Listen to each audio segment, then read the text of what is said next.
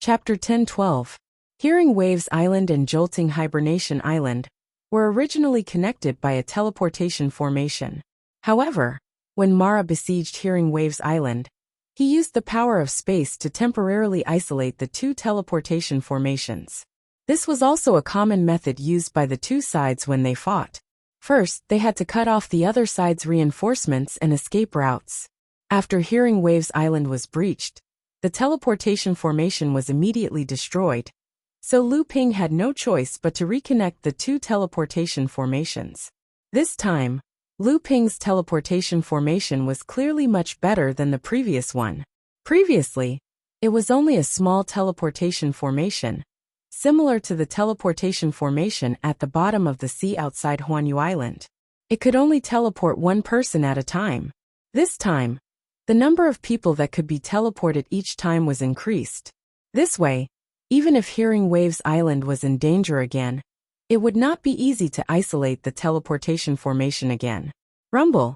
Under Daoist Xianpeng's control, the teleportation formation connected to Hearing Waves Island was finally opened. However, the moment the teleportation formation was opened, the entire teleportation formation plate was already suffused with the light of teleportation. Everyone was puzzled. Who was so impatient? Could it be that something happened on Hearing Waves Island again? After the light flashed, a little girl in her teens appeared in the teleportation formation. Ignoring the strange gazes of the surrounding cultivators, she opened her mouth and shouted, "Brother Xian, where are you?" The surrounding Jinling disciples looked at each other. Lu Ping held his forehead with one hand and thought, "Ji Xian, you scourge, even I can't save you now." Tian Kong Laozu looked into the distance and narrowed his eyes slightly. He said, "Mixed human and demonic fox bloodline. Ji Xian is so bold and has such high taste. Is he going to repeat Yin Xuanchu's mistakes again?" Lu Ping hurriedly said, "Grandmaster, please calm down. Perhaps he's just a child who doesn't know any better and can't be taken seriously." At the edge of the teleportation formation in the distance, Ji Xian practically leaped and ran. He arrived before Du Jiawei in a flash and said with a sullen face, "Little ancestor, why did you come here? Who told you to come?" Du Jiawei scoffed, "I was worried about you." The surrounding Jinling cultivators could not help but laugh. As Ji Xian comforted the little ancestor, he repeatedly bowed to his fellow disciples and said, "Didn't senior brother Tianping go to Soundwave Island? Doesn't that mean I'm fine?" Xianpeng, Daoist Xianheng, and the others laughed as they turned to leave. Then, they heard Du Jiawei's voice coming from behind them again. "How can you be at ease when he didn't see you? Aren't wives always so concerned about their husbands?" "Ha ha hee hee." All sorts of strange laughter rang out. Even Ji Xian, who had always been thick-skinned, couldn't help but turn red at this moment. Let's go. I'll bring you back first. We can use the teleportation formation to leave." He knew Du Jiawei's identity and didn't dare to cause any trouble here. However, he heard Du Jiawei shake her head and say, No, I want to play here. This place is even bigger and more beautiful than Soundwave Island." Humph. Tian Kong Laozu's cold snort exploded in their ears. Not only Du Jiawei, even Ji Xian was shocked.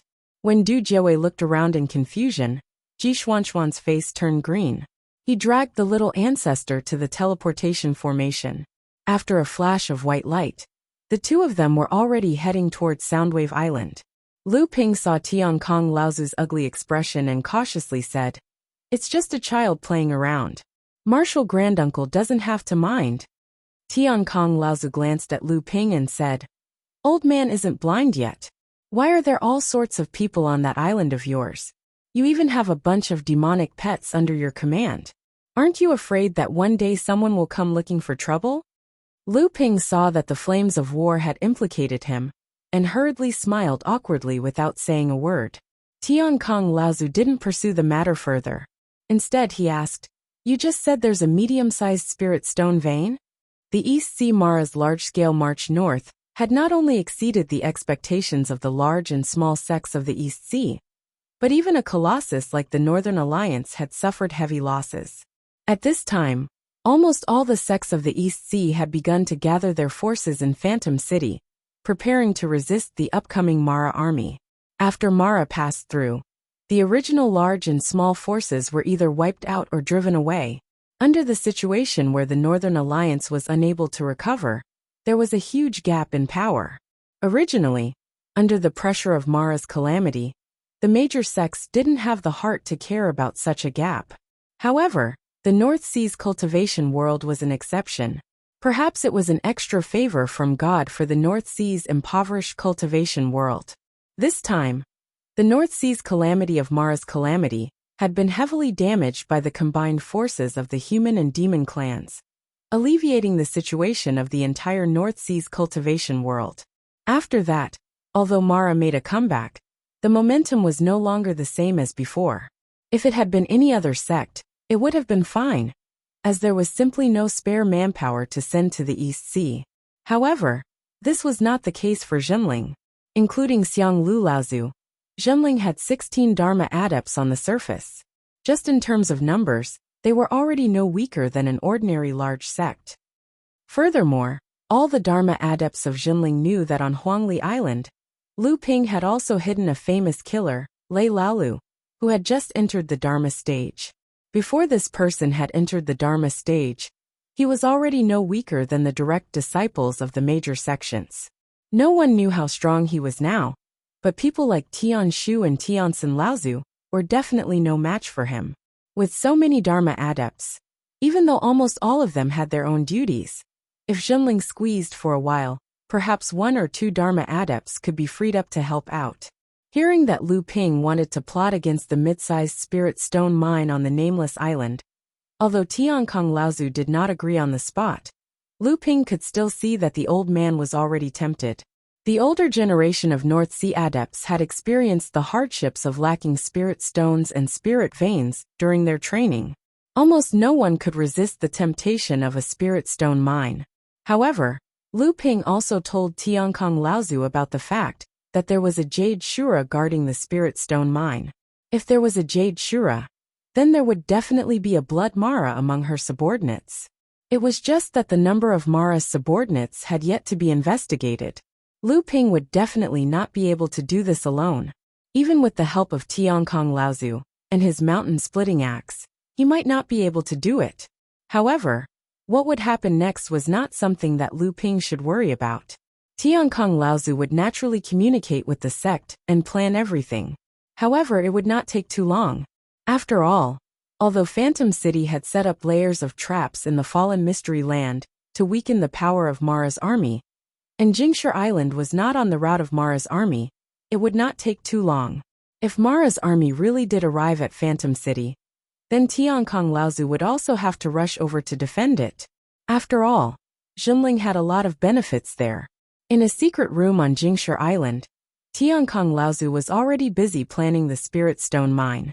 Therefore, most of the spirit veins on the island had been drawn into Lu Ping's secret room. The battle with the Fire Shura was the most exhausting battle that Lu Ping had ever had.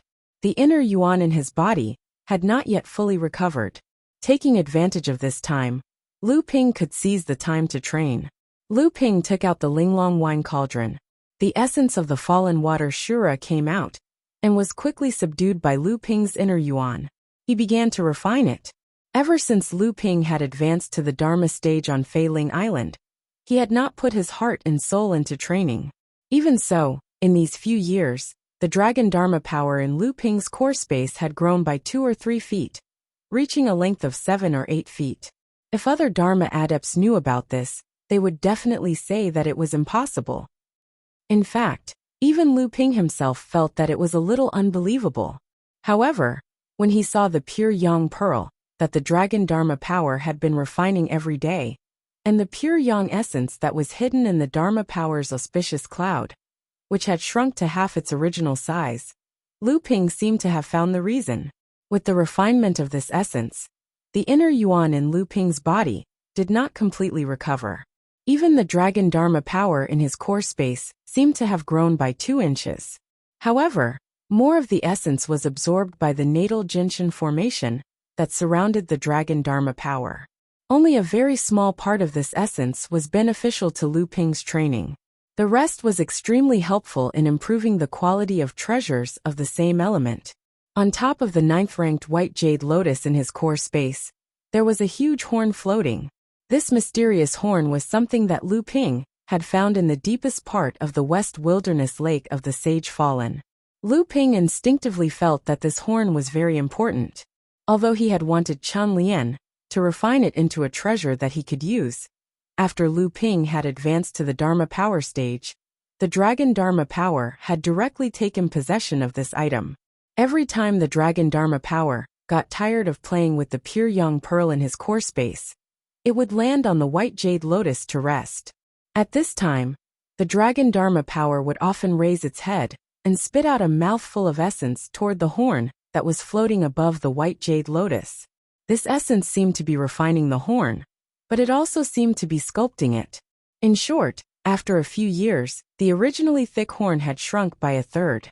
However, the surface of the horn had become more and more lustrous.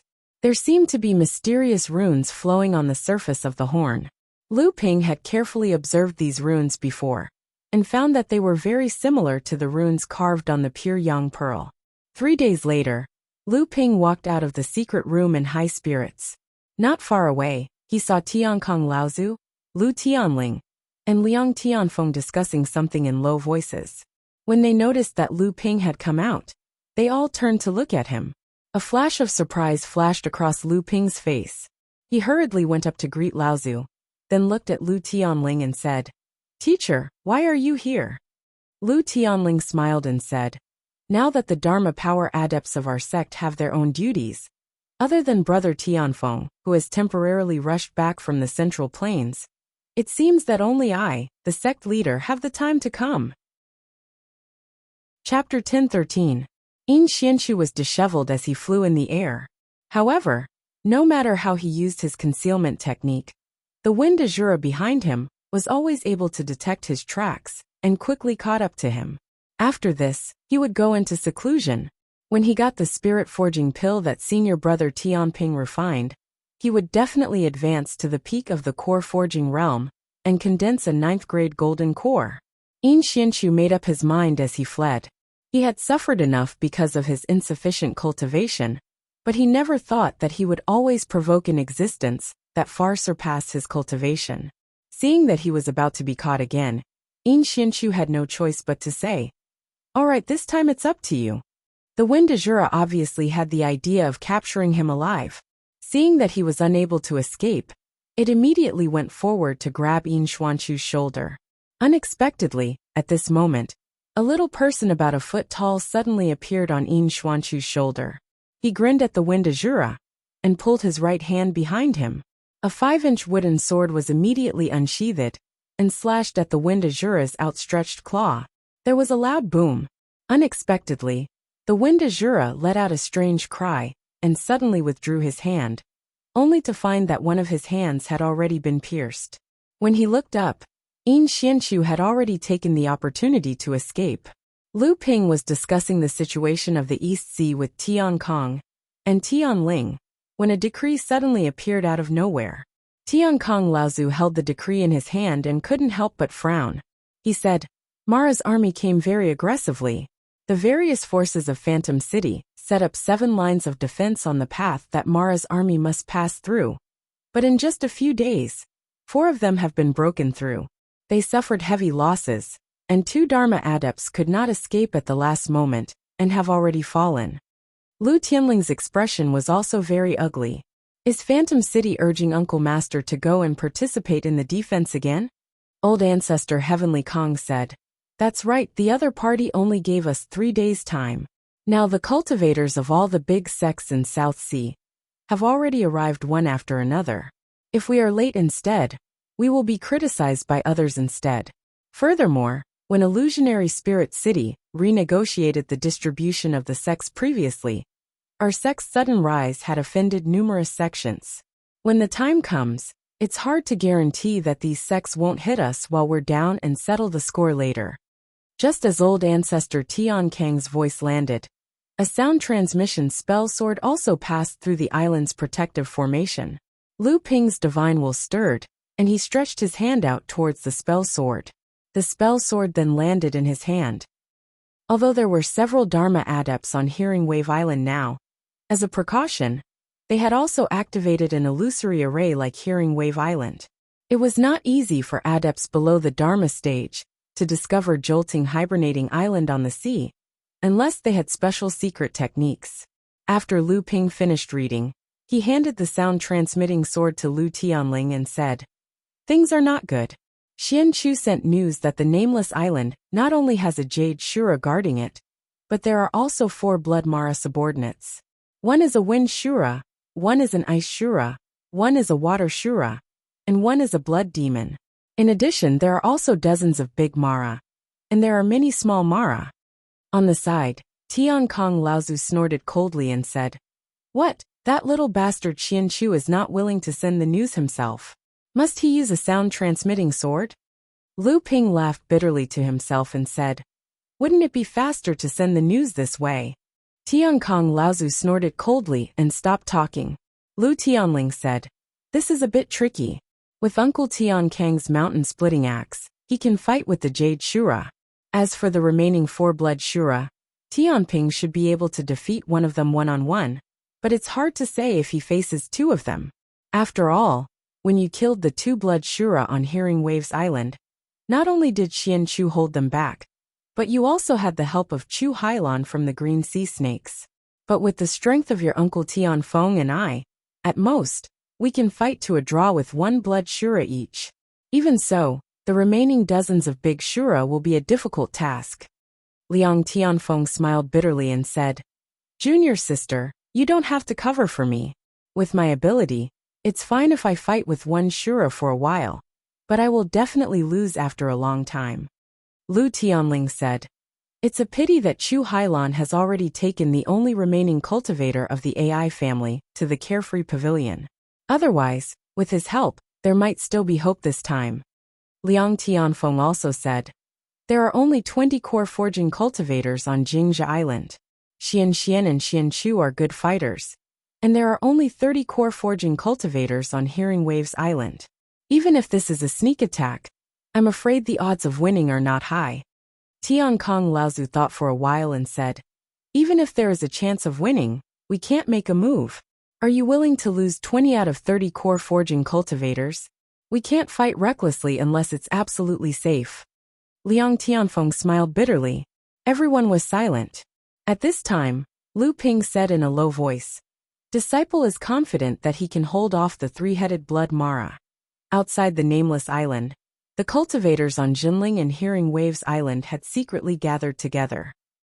The few people in the lead were the second-generation cultivators, Spiritual Master Xian Su, Spiritual Master Xian Tong, Yao Yong, Du Feng, Xian Ling Ji Xian Xian, Yin Xian Chu, Wei Xuanheng, and other late-stage core forging cultivators. Behind them were the cultivators from Jingzha Island and Hearing Waves Island. But at this time, the cultivators all turned their attention to a giant tortoise floating on the surface of the sea. On top of the giant tortoise, there were a few monster cultivators that they couldn't see clearly. Aside from the giant tortoise, the chubby young man, and the young girl dressed in cyan and red clothes, who Yao Yong and the others recognized as Lu Qin, De Gui, De Bao, and Lu Ping's mount, the others looked to be around 14 or 15 years old. None of them knew who they were, especially the 4 with the highest strength, not to mention Lu Qin. The other 3 were at the 8th stage of core forging, but their surging auras made Ji Xianxian secretly think that if he were to encounter any one of them, he would most likely lose. In the sky above the nameless island, Tian Kong Laozu and the others were floating in the air. On the island, Mara seemed to have sensed something and curled up in the spirit vein. Old ancestor Tian Kong opened his mouth and wanted to dissuade Lu Ping again, but after a second thought, he realized that even he himself couldn't see through Lu Ping's strength. Thus he could only say, "You have to think this through. If 3 blood demons join hands, even I will have to retreat if I see them. Even if I have an avatar to help me, I will still have to act within my means. Your safety is of utmost importance to our sect. Not to mention 1 mid-sized spirit stone mine. Even if it's 2 or 3, we won't exchange it." Lu Ping was touched and said, "Don't worry, Martial Uncle, I understand." Lu Tianling knew that his disciple always planned before he acted, and would never do something he wasn't sure of. Although he was surprised that his disciple had grown so much, he still said, "In that case, we have a chance of winning this time. I have the Thunder Spirit Whip, so I'll deal with the remaining Blood Shura. This way, senior brother Tianfeng can free up his hands to kill the late-stage, core-forging Big Mara first, and then help me break the stalemate." Seeing Liang Tianfeng nod, Lu Tianling continued to make arrangements. "This time, we're only going for the Spirit Stone vein. If you can expel the Mara inside, don't kill it, so as to avoid unnecessary casualties." Tiankong Laozu took out the mountain-splitting axe, and the aura that he restrained suddenly surged toward the nameless island under his feet. He let out a long roar, and an unparalleled power with a strong sense of provocation rolled toward the Jade Shura hiding in the Spirit Stone vein. Roar! A roar that didn't want to be outdone sounded from underground, and the wind and clouds surged in the sky. A deep hole that seemed to have crossed an unknown space from underground reappeared in the sky, and a Jade Shura flew out of the door, rushing straight toward Tiankong Laozu. The mountain-splitting battle-axe in old ancestor Tiankang's hand cleaved out, and the huge power forced the Jade Shura to temporarily dodge this full-power strike. Old ancestor Tiankong took the chance to circle around, and at the same time, he lured the Jade Shura far away from Nameless Island. Although the high-level Mara also had intelligence, it was still a lot lower than the humans and demons. After the Jade Shura was provoked by Laozu, the Mara in the Spirit Stone vein on the Nameless Island was also alarmed. For Blood Mara rushed out of the ground at the same time, and the black clouds around the Blood Demon rolled, and a sharp roar spread out in all directions. "Not good, stop it!" Lu Tianling shouted, and at the same time, he swung a whip in the air, and a few bolts of lightning struck toward the black clouds. Without waiting for Lu Tianling's reminder, Lu Ping also had a treasure in his hand, and he flew into the sky. Lu Tianling and Liang Tianfeng knew that Lu Ping had a 7-treasure thunder calabash, but this was the first time they had seen it. The mouth of the thunder calabash flashed, and a thick bolt of lightning fell. It split into 4 in the air, and 4 blood Mara were taken. At the same time, a golden rock flew out of Lu Ping's body, and clouds gathered after the rock flew past, forming a giant sail that covered the Jinling and Soundwave Island cultivators behind Lu Ping and the others. The Blood Demon's soul-devouring magic was blocked by the golden rock circling above the clouds. Yin Xianchu, Ji Xianxian, and the others under the clouds only felt a sting in their ears, and then they were unaffected. The lower-level cultivators behind them only felt dizzy, and they only needed to use their divine will to wake up. Although at the level of the Blood Demon, normal lightning magic didn't have much of an effect on it. It was first attacked by Lu Tianling's lightning whip, and then the 7-treasure thunder calabash used another lightning magic. The 2 lightning magic were used in a hurry, but the people who used it were Dharma adepts. The Blood Demon didn't dare to take it head-on, and could only let out a strange cry, and a cloud of black fog quickly retreated. At the same time, Lu Ping's divine will rushed toward the Blood Demon, like a flood that had opened the floodgates, and it brought up a gust of wind in the sky. However, the strange thing was that every time the surging divine will splashed like a wave, a layer of invisible but real flame would burn above the divine will. Chapter 10:14. Lu Ping's divine sense seemed to have frightened the Blood Demon. It retreated twice as fast as before. At the same time, a pale hand reached out from the pitch-black smoke and waved the staff in front of the Xiao Mo. The black smoke around the Xiao Mo rolled back and formed a black smoke shield around the Xiao Mo's body. The Xiao Mo's eyes widened, and the black smoke around the Xiao Mo immediately turned into a black smoke shield. Lu Ping's expression froze. This was the first time he had seen the Blood Demon use the accompanying spiritual treasure in its hand to cast a spell. Whoosh! The huge wave of Lu Ping's will collided with the shield, stirring up a violent wind that raged wildly in the sky. The layer of flame attached to the will burned the black fog shield with a chi-chi sound. It kept melting, but it was never able to burn through the shield. Instead, more and more black fog kept repairing the melted shield. Just as the other 3 Blood Demon clones were dispelling the attack of Lu Ping's 7 Treasures Thunder Calabash, Lu Ping pointed his finger at one of the blood demon. With two crisp clangs, the thin water-long stream sword was unsheathed and attacked the blood demon from both sides. The blood Azura was not afraid at all. It rolled up a gust of wind and clashed with the pair of flying swords.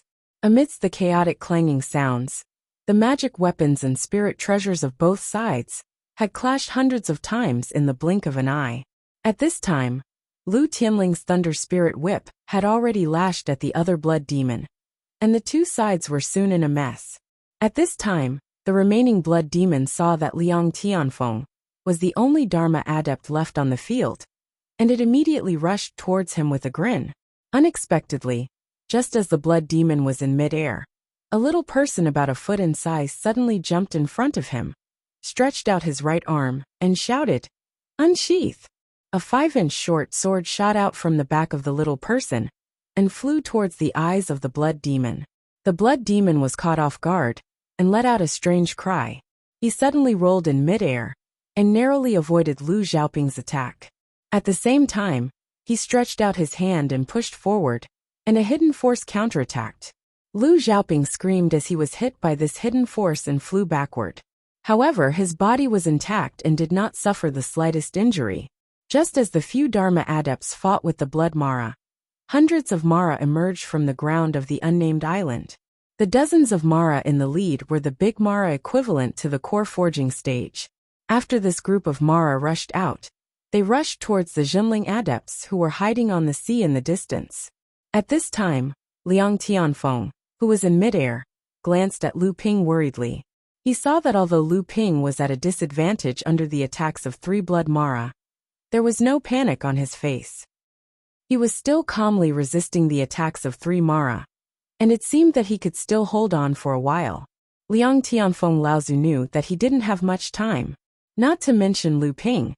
Even if Tiankong Laozu would not be defeated in a short period of time, he was afraid that something might happen if time dragged on. However, the situation on Lu Tianling's side was beyond his expectations. Lu Tianling, with the Thunder Spirit Whip in her hand, was suppressing the blood demon. Junior sister Lu's strength had actually reached such a level. He didn't think much of it when he heard that she was sneak attacked by Zhang Xi, but now it seemed that junior sister Lu's strength was already above junior sister Tianqin's. Liang Tianfeng looked at Lu Tianling with a complicated expression, and then swept up a whirlwind and rushed towards the great Shuras, who were running at the front of the unnamed island. Liang Tianfeng's arrival clearly caused the demonic Luos that had rushed out to panic. However, the demonic Luos were indeed a race that did not fear death. Very soon, over a dozen of the strongest great Azuras flew out from the ranks and charged toward Liang Tianfeng. Without the obstruction of the strongest great Shuras, the pressure on the Jinling side was greatly reduced. Qi Lianying reached out and took out a treasure the size of a bell. The bell expanded to 2 feet in the air. It was a copper bell. Dang! The copper bell was struck by Qi Lianying's quintessential essence as a hammer, and the huge roar created layers of strange sound waves. In the ears of cultivators, it was only a little ear-piercing after using quintessential essence to block it, but in the ears of the charging Mara, it was like a stick to the head. Almost half of the dozens of great Shuras charging at the front were instantly shattered, and one by one, they began to fall from the sky. The ones that could still maintain their bodies were also scattered, and during the process of flying, they appeared to be in a state of stagger. As for the little Mara that followed behind the group of great Shuras, it was even more unbearable. Like dumplings, they splashed on the surface of the sea, creating one bubble after another. Xiansu, Xiantong, Yin Xianchu, Ji Xianxian, Lu Qiner, Samling, and the other late-stage core forging cultivators took the opportunity to attack from above and below the sea. In just a moment, 7 or 8 great Shuras had fallen. At this time, Qi Lianying struck the copper bell in his hand for the second time. This time, some of the weak little Mara's figures completely collapsed, and many of them completely fainted. However, the great demonic auras were prepared this time. Although they still roared loudly in pain when the bell rang, they did not cause large-scale chaos again.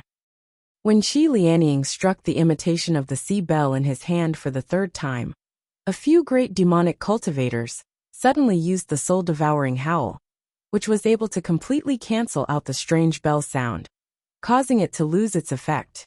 When Qi Lianying saw this, he flicked his sleeves and drew a beautiful trajectory in the air. The Taishian thorn, which shone with a cold light, was hidden in his sleeves and shot towards the group of great Mara. Under the joint attack of 2 blood shuras and 1 blood demon, Lu Ping kept retreating to the distance of the nameless island. The cloud sail turned into a cloud and hid Lu Ping, making Lu Ping look like an immortal from afar. However, at this time, Lu Ping seemed to be in a sorry state. Although most of the attacks from the 3 blood shuras had been neutralized by Lu Ping and blocked by the cloud sail, the remaining force was enough to make Lu Ping retreat again and again. Even the vigor shield around his body had been weakened to a thin layer. If not for the fact that Lu Ping's body had been strengthened by various elixirs, he might have suffered internal injuries by now. These 3 Mara were actually more anxious than Lu Ping at this time. They had already noticed the battle that was taking place on the nameless island behind them. Although Jinling's side did not have as many people as the Mara tribe, one of the Dharma adepts on Jinling's side had freed up his hands, and in an instant, he had restrained more than 10 of the strongest fighters on the Mara tribe's side. When the strange bell rang, the low-level members of the Mara tribe were almost slaughtered without any resistance. Even the big Mara who were less affected, despite having the advantage in numbers, were defeated by the few late core forging adepts on Jinling's side. However, every time one of the 3 Mara tried to escape from the battle, the human adept opposite them would always be able to display a powerful technique that they had never seen before. They had no choice but to fight back with all their might, and thus were once again pulled back into the battle. Strange, it was just too strange. 3 blood demons and 3 accompanying spiritual treasures. If these forces were to join forces, even 2 or 3 mid-Dharma adepts would have a hard time dealing with them. However, they were actually being held back by an early Dharma adept in front of them. At this moment, these 3 blood Mara did not intend to push them away. Instead, they began to join forces with all their might, intending to get rid of this annoying human adept before them first. At this time, Lu Ping looked around and realized that they were actually dozens of miles away from the nameless island. The battle in the distance could no longer reach here. He muttered to himself, "Looks like it's about time." At this time, the 3 Mara suddenly exploded. The blood demon hidden in the black fog suddenly let out a low growl. As it waved its jade staff that extended out of the black fog, dozens of invisible sound blades that could only be detected by divine will slashed at Lu Ping from all directions. At the same time, the wind Shura also shook a wind bag in its hand. Dozens of wind blades strangely merged with the sound blades, causing Lu Ping's divine will to be unable to distinguish which were the sound blades and which were the wind blades. At this time, if an ordinary adept rashly used his divine will to block the attack, he might be ambushed by the wind blades. If he only focused on blocking the wind blades, then the sound blades would have an opportunity to strike. As the wind Shura was coordinating with the blood demon to attack, the body of the remaining ice Shura began melting rapidly. While Lu Ping was still in a state of shock, a massive ice palace had taken shape in midair. The massive palace enveloped Lu Ping and the 3 Mara. Everything within the palace was carved out of ice and snow. A chilling power condensed within the palace, and Lu Ping felt as though his breathing was about to freeze. Every move he made became stiff. As for the wind blades and sound blades, they became even more untraceable under the cover of ice and snow. This was originally an exquisite cooperation between the Mara. Although they did not know how many unknown tricks the person in front of them had up his sleeves, when the 3 Mara joined forces to besiege him, even someone as powerful as Lu Ping could not help but show a hint of solemnity on his face. A milky white halo suddenly flickered under Lu Ping's feet, and a huge 9th-grade white jade lotus slowly bloomed in the sky. As the lotus bloomed, the boundless auspicious clouds spread out in all directions at the same time. When the white jade lotus bloomed under Lu Ping's feet, the boundless sea of flowers began to appear in midair, due to the spirit energy that gathered. Countless spirit energy petals began to fall from the sky. Although dozens of powerful sound blades and wind blades eventually shattered the outermost layer of auspicious clouds, They were knocked down by the countless falling petals of the white jade lotus. The ice Shura was holding an ice ball that shone with a chilling light in its hand. It slowly condensed from the center of the ice palace. The chilling ice palace became even colder, as though the boundless sea of spirit energy flowers was about to wither in the bitter cold. However, 4 cold stars suddenly shot out from Lu Ping's body, almost sealing off the space where the ice Shura could dodge. The ice Shura let out a sound that sounded like a sneer and disappeared from the ice palace. When it reappeared, it was already on the other side of the ice palace. In this ice palace, it was the master. However, at that moment, it saw 4 more cold stars shooting out from Lu Ping's body. This time, it was not aimed at it, but at the wind Shura. This time, it saw clearly that the 4 cold stars were actually 4 sparkling and translucent pearls. However, at that moment, another 4 cold stars shot out from Lu Ping's body toward the blood devil. This time, not only the ice Shura, but the wind Shura and the blood devil also felt that something was wrong. Chapter 10:15. The 3 Mara had already noticed that something was wrong. Although Lu Ping had initially used the 12 crystal clear pearls as a means of attack, after the 3 Mara dodged them, the 12 pearls strangely floated around them, forming a vague circle that surrounded the 3 Mara. The 3 Mara turned around and was about to escape the circle formed by the 12 gentian pearls when they heard Lu Ping say coldly, "Since you've come in, how can you leave so easily?" The white jade lotus under Lu Ping's feet shone brightly, and countless runes flowed on each petal, gradually forming a huge formation. This formation resonated with the 12 gentian pearls around it, forming a huge space in the ice hall that was covered in blue light, imprisoning the 3 Mara within the gentian. The ice ball, a companion spiritual treasure, floated in the hands of the ice Shura, collided with the layer of blue light, and a layer of crystal white frost spread along the arm guard formed by the gentian formation with the ice ball as the center. But then the 12 gentian pearls suddenly shone brightly, and countless blue light pressed against the spreading frost. Bang! The ice ball bounced back, and the ice Shura took a few steps back with the ice ball in his hands, before he could stabilize himself. The wind Shura and the blood demon saw that the situation was not good.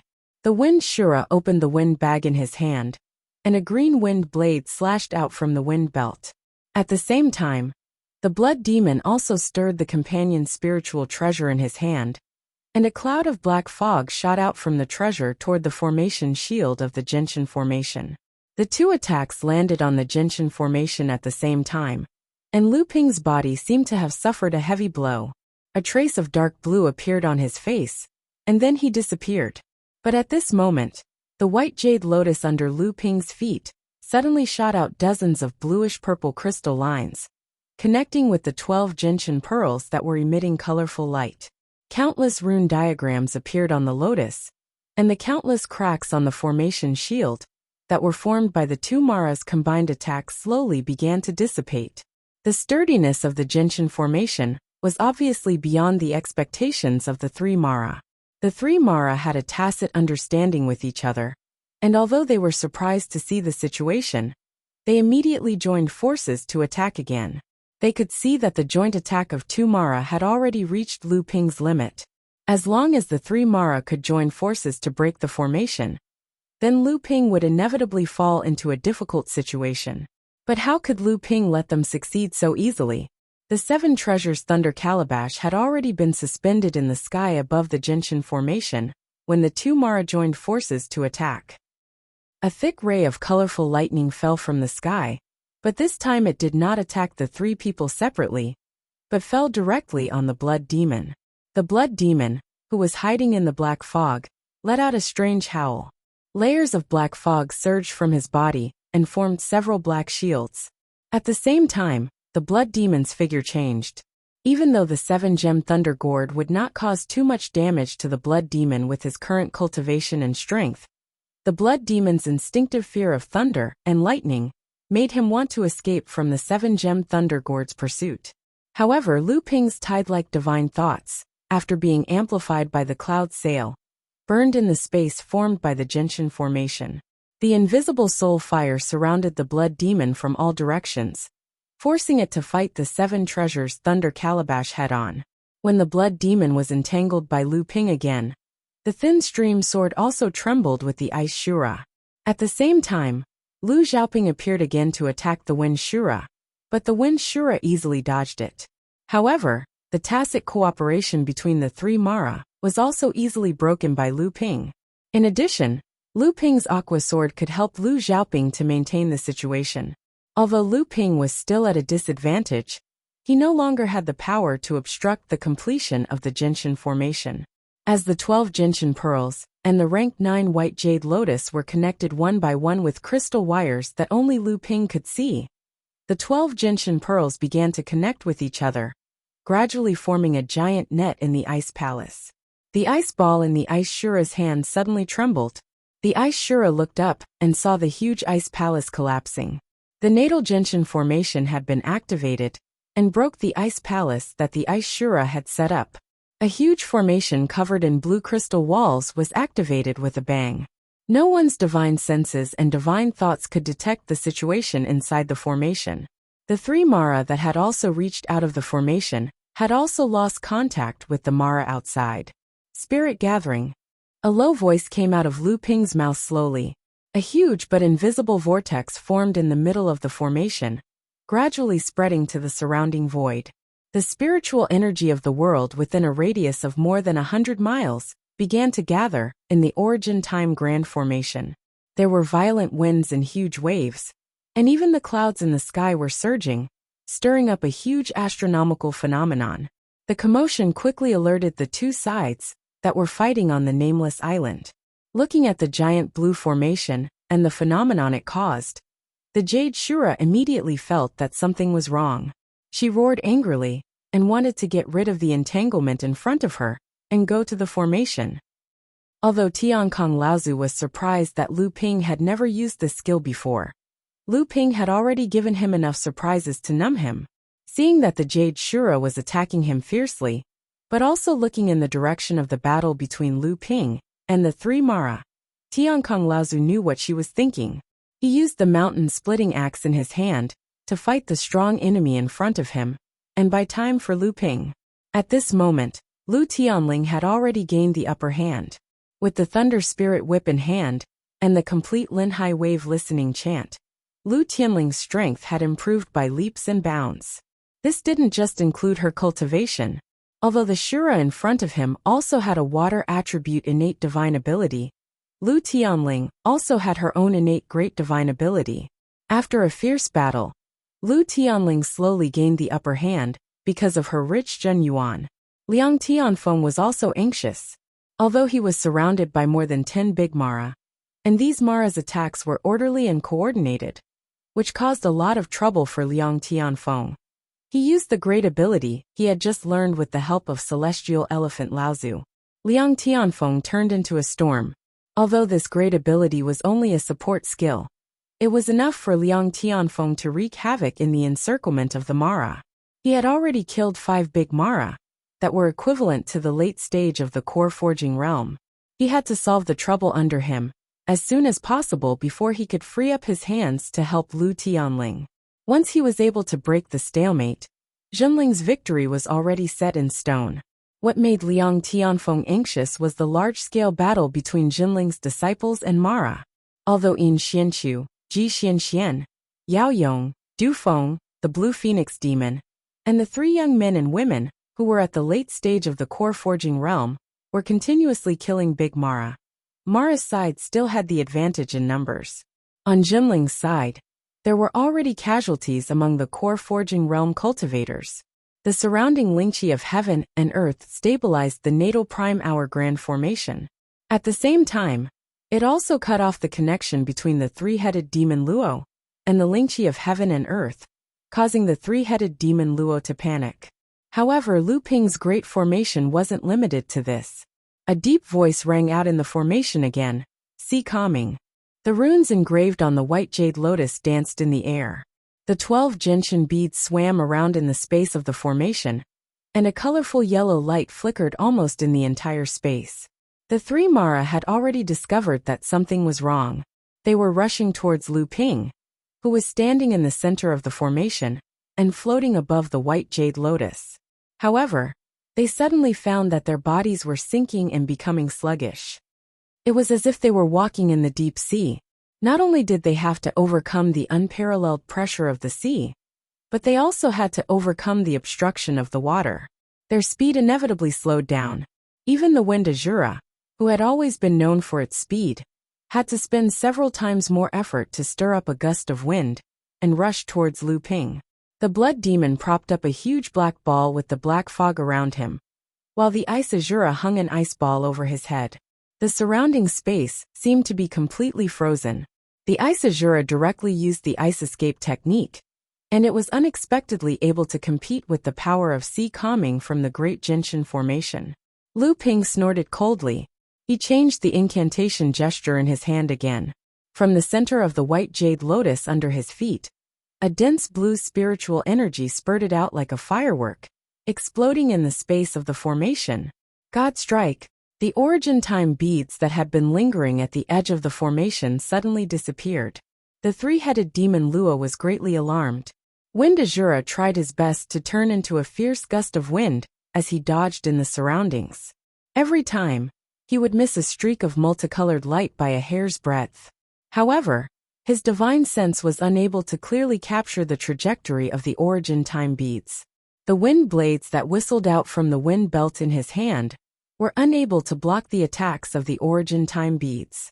However, in the space of the formation, the wind Azura used up a lot of energy to cast its innate magical power. Every time the wind Azura stopped for a short time, Lu Ping could already see that the wind Azura was exhausted. Even its body began to lose its rich green color and become a little transparent. The ice Azura, on the other hand, set up a thick layer of black ice around its body to fight against the gentian pearl. Loud rumbling sounds constantly sounded in the formation, and the black ice that was broken by the gentian pearl was immediately repaired by the ice Azura. At this time, the blood demon seemed to be a lot more relaxed. Surrounded by the black fog, the gentian pearl shuttled back and forth several times, but it never hit the blood demon's body.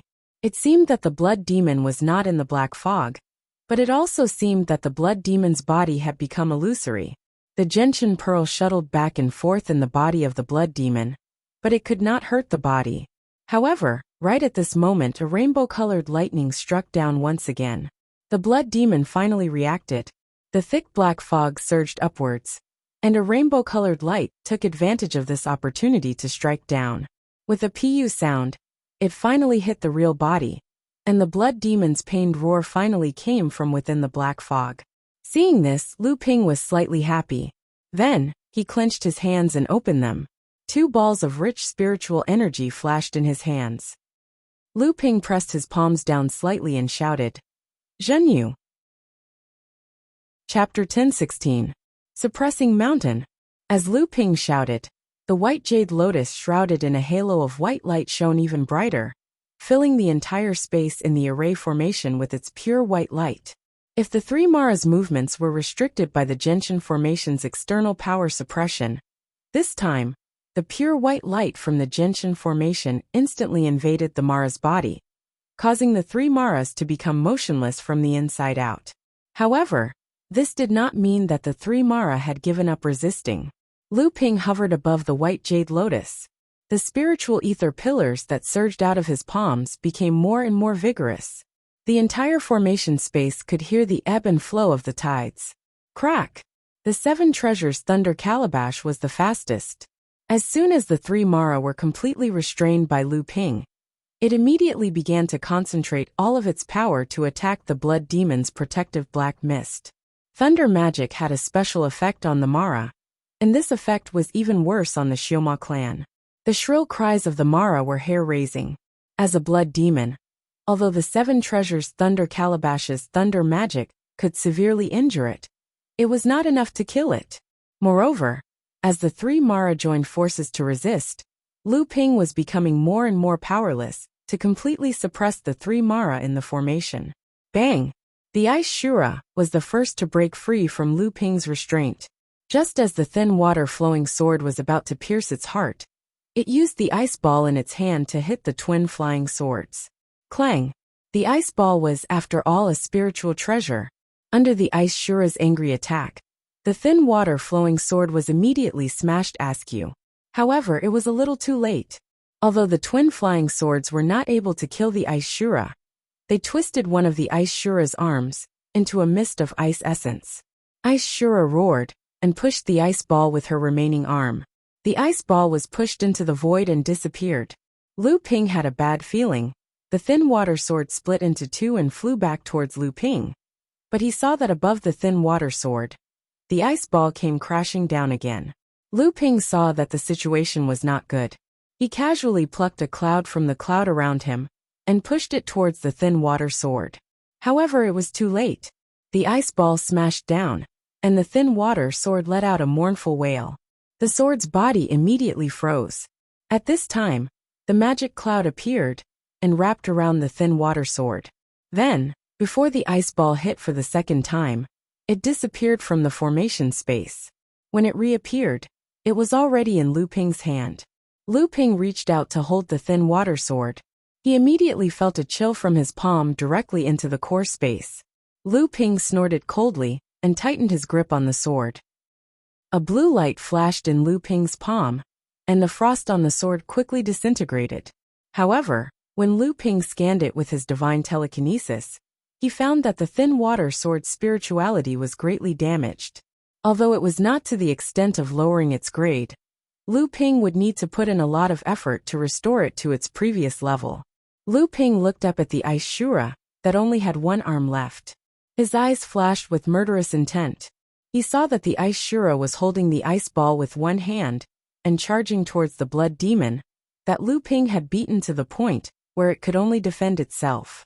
Although the other wind Shura had been completely imprisoned by Lu Ping and allowed Lu Xiaoping to take the opportunity to blind one of its eyes, it still managed to break free when the other thin water sword slashed at it. The wind bag in its hand blew out a gust of wind, blowing Lu Xiaoping far away in the air. The wind Shura also noticed the blood demon's predicament and leaped over to help. At this time, Lu Ping would not allow the three of them to join forces again.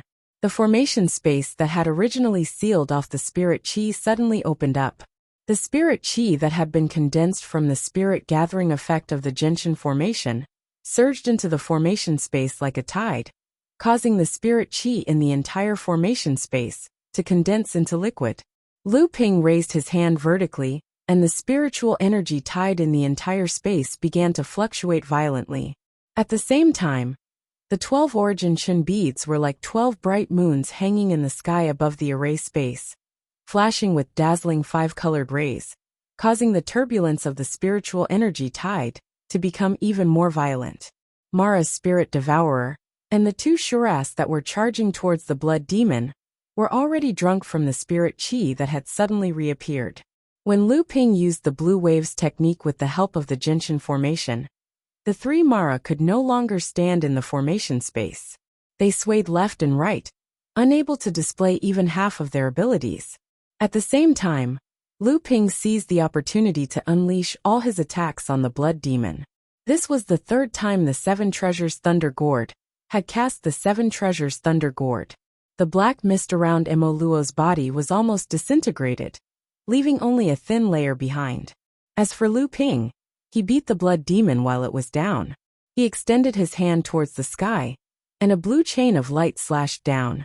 His innate great divine ability, Sunflower Divine Lightning, under the amplification of the Genshin formation, was not weaker than the Seven Treasure Thunder Calabash's Rainbow Lightning.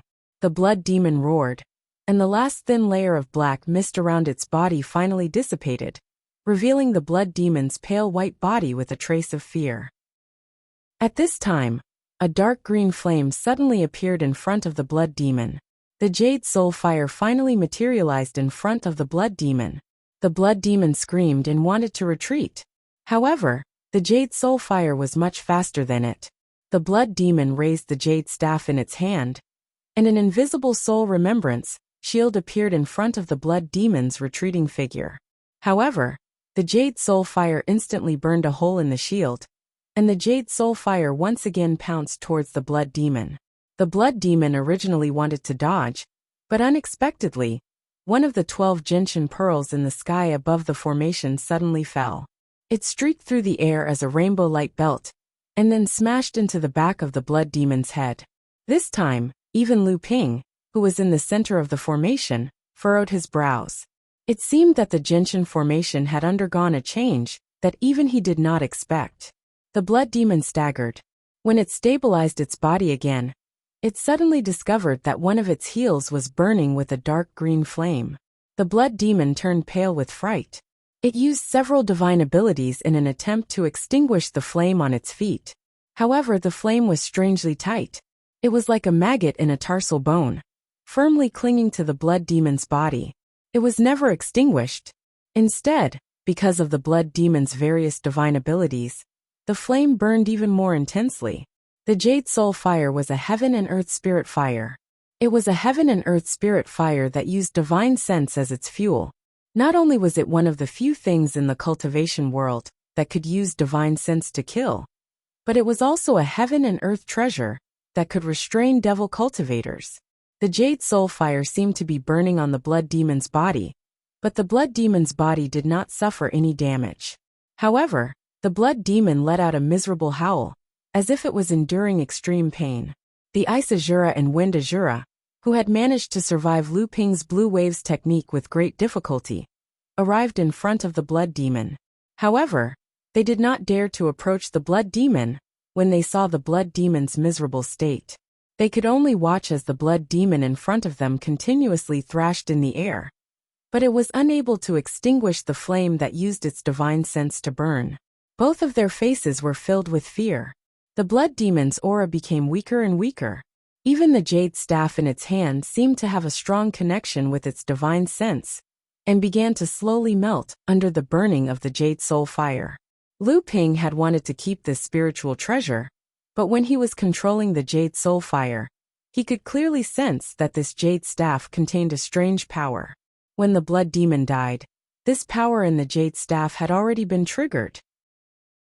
However, because the Jade Soul Fire was burning, this strange power had an outlet, so it did not self-destruct. Once Lu Ping withdrew the Jade Soul Fire, this jade staff would definitely explode along with the blood demon's death. Just when the blood demon no longer had the strength to struggle, the Ice Azura and Wind Azura, who were terrified by the blood demon's tragic death, had already started to attack the Gentian formation in a frenzy. They wanted to break the formation and retreat. At the same time, on the other side of the nameless island, Lu Tianling was bleeding from the corner of his mouth. However, he tightly gripped the lightning spirit whip in his hand, and the other end of the whip was tightly wrapped around the neck of the Water Azura. The Water Azura struggled fiercely, but was unable to break free from Lu Tianling's grasp. Liang Tianfeng let out a long roar, and his natal magic treasure turned into a 3-foot-long wind wheel. He slashed at Water Azura with all his might. Water Azura finally let out a scream of fear before it died. The companion spirit treasure in its hand tried its best to block the attack, but Lu Tianling, who was behind it, sealed its innate magical power with the Thunder Whip, so it couldn't unleash any of its power. Cha! The Water Azura was cut in half by the wind wheel. Lu Tianling let go of the Thunder Spirit Whip and quickly retreated. At the same time he said to Liang Tianfeng, "Run!" Liang Tianfeng also realized something at this time. His body flashed and appeared above the battle between the Jinling cultivator and Mara. Amidst the loud bang, the huge impact caused by the spiritual treasure's fall reached the Jinling cultivator, but it was blocked by Liang Tianfeng with all his might. At this time, Lu Tianling's Thunder Spirit Whip whistled through the air at the same time, immediately helping Liang Tianfeng resolve the damage caused by the spiritual treasure's explosion.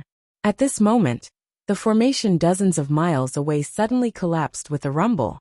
Wind Azura, who had been blinded in one eye, flew out of the broken formation with one hand holding the wind bag spirit treasure. Ice Azura, who had lost both arms and the ice ball spirit treasure. Ice Azura, who had lost both arms and the ice ball spirit treasure, and flew toward the northern sea without looking back. In the distance, Jade Azura attacked several times with the spiritual treasure in her hand, forcing Tian Kong Laozu to retreat. She looked at Lu Ping, who was suspended in the air after the formation was broken, and turned around to fly toward the northern sea. This time, Tiankong Laozu did not attack again. Dozens of miles away, Lu Ping looked at the gentian bead in his hand in surprise. The blue light in his eyes easily saw through the colorful light on the surface of the gentian bead. A green flame was jumping inside the gentian bead. Chapter 10:17. Just as the blood demon Psyche was burned to death by the jade phosphorus soul fire in the gentian formation, the gentian pearl that had fallen from the sky above the formation had somehow appeared in front of the jade phosphorus soul fire. As the controller of the formation, Lu Ping could clearly feel the state of this gentian pearl. It seemed like it wanted to merge with this jade phosphorus soul fire. How could this be? Lu Ping frowned, a little confused. This gentian pearl had already rushed into the jade phosphorus soul fire. For some reason, Lu Ping did not stop it immediately. Then, under Lu Ping's shocked and stunned gaze, the gentian pearl completely disappeared. Perhaps it did not disappear, but was melted by this jade phosphorus soul fire, or rather merged with it. Therefore, when Lu Ping tried to operate the gentian formation, he did not notice the disappearance of this gentian pearl. The entire gentian formation was still operating smoothly, and the gentian pearl that did not disappear, in Lu Ping's perception through the formation, was actually this jade phosphorus soul fire in front of him. How could this be? At this moment, there was a loud bang, and Lu Ping was shocked. He saw that after the two Shuras tried to break the gentian formation repeatedly, but to no avail, the ice Shura saw that Lu Ping was actually operating the formation again. Thinking about the strange way that the blood demon had died, in his shock, he actually detonated his companion's spiritual treasure, the crystal clear but rather powerful ice ball. The exploding companion's spiritual treasure broke the gentian formation in one fell swoop, while Lu Ping was distracted.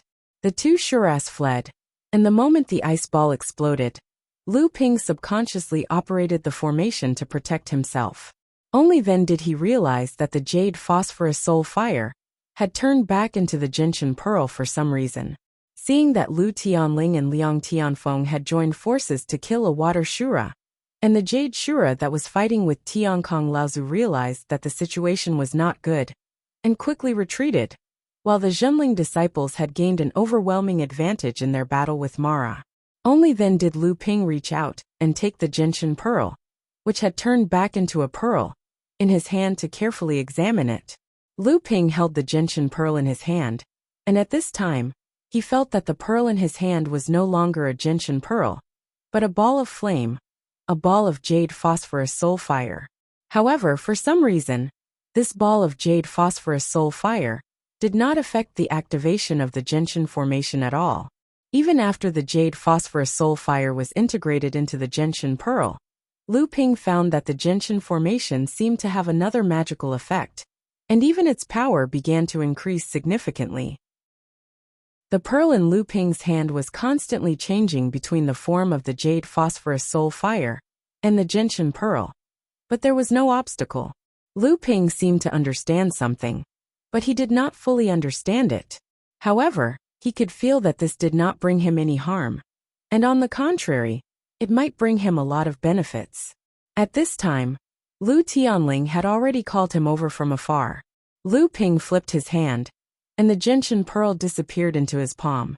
Lu Ping took a step forward, and in an instant, he was already above the nameless island. After gathering a few clouds in the sky, they quickly formed a cumulonimbus cloud. When the raindrops fell, they turned into flying blades. Those Mara that had not yet fallen or were hiding under the art of traveling through clouds and summoning rain, none of them could escape with their lives. Tiankong Laozu and Liang Tianfeng had already brought spiritual master Xianwei, who had already arrived before, but was nowhere to be seen during the battle just now. They entered the underground spirit stone vein of the nameless island to check, and began to arrange a traction formation. Only Lu Tianling and Lu Ping were left in the sky on guard. Seeing Lu Ping coming over, Lu Tianling frowned and said to Lu Ping, "Xianchu seems to have a deep prejudice against the sect." As soon as the battle ended, he left with a group of cultivators on your Sound Waves Island. Lu Ping couldn't help but be startled when he saw a few rays of light on the sea in the distance. The expression on his face kept changing. Fortunately, Lu Tianling and Lao Zu's attention was not on him, so they didn't notice the fluctuations in Lu Ping's expression. Even if Yin Xianchu didn't want to meet the high-level cultivators of the sect, he still had to greet his friends like Yao Yong, Du Feng, and Xianling. Leaving in such a hurry was probably not only because of Yin Xianchu. Could it be that Qi Lianying decided to leave on her own? At this time, the cultivators of Jinling also began to gradually leave. After Mara was expelled and killed, there was nothing left for them to do. In order to avoid being discovered, they began to secretly evacuate to Jingzha Island. With a rumble, the entire nameless island shook, and 3 rays of light flew out from the island. Lu Tianling asked Tiankong Laozu, "Martial uncle, are you ready?" Old ancestor Heavenly Peace pointed at spiritual master Xianwei, who was behind him, and said, "Ask this brat. Heavenly Wind and I are just grasping blindly inside. We are all listening to this brat's commands." Lu Ping thought about Taoist Master Xuanwei's clueless method of setting up the formation, and found it a bit funny. However, ever since Taoist Master Xianwei obtained the inheritance of the Crystal Palace's mind-seeking master, his position in the sect had been rising steadily. Although his identity couldn't be exposed in the sect, everyone in Jinling, Laozu, took good care of him. Taoist Master Xianwei said confidently, "Laozu, don't worry. Disciples' formation is different from others. Not only does it make the movement of the spirit vein extremely quiet during the process of moving, it also reduces the risk of being discovered by others through the movement of the spirit vein. It also reduces the consumption of cultivators by a lot, and the process of moving will also speed up a lot." Lu Tianling nodded and said, "If that's the case, then let's not delay any further. Let's move it into the Dao Grotto Heaven now, in case anything unexpected happens." Lu Tianling took out a piece of jade that had been hollowed out. It looked like an ordinary piece of jade, had a peerless precious treasure hidden within it. Then, the peerless precious treasure was taken out from the jade, and the ordinary jade was thrown away like a shoe. Lu Ping looked at the jade and couldn't help but be startled. He said, "Teacher brought the Jade Grotto Heaven out from Tianling Mountain?" This seemingly tattered jade stone was Zhenling sect's 2nd and 3rd Grotto Heaven mystic treasures. Back then, Lu Ping had found the 5-elemental cloud cloak, a spirit-nurturing mystic treasure passed down in the listening wave manner. However, after Lu Ping advanced to the manifestation stage, his cultivation, divine ability, and strength all increased greatly, and this magic treasure was rarely used by Lu Ping in fights. Now, Zhenling's 2nd Grotto Heaven was the abundant void mirror in the hands of Jiang Tianlin Laozu. This Grotto Heaven magic treasure was integrated with 8 layers of Grotto Heaven restrictions, and it was second only to the true Spirit Grotto Heaven in Zhenling's Grotto Heaven. However, the abundant void mirror was not only a Grotto Heaven magic treasure, but also an extremely powerful offensive treasure. Otherwise, it would not have been carried by Jiang Tianlin Laozu all the time.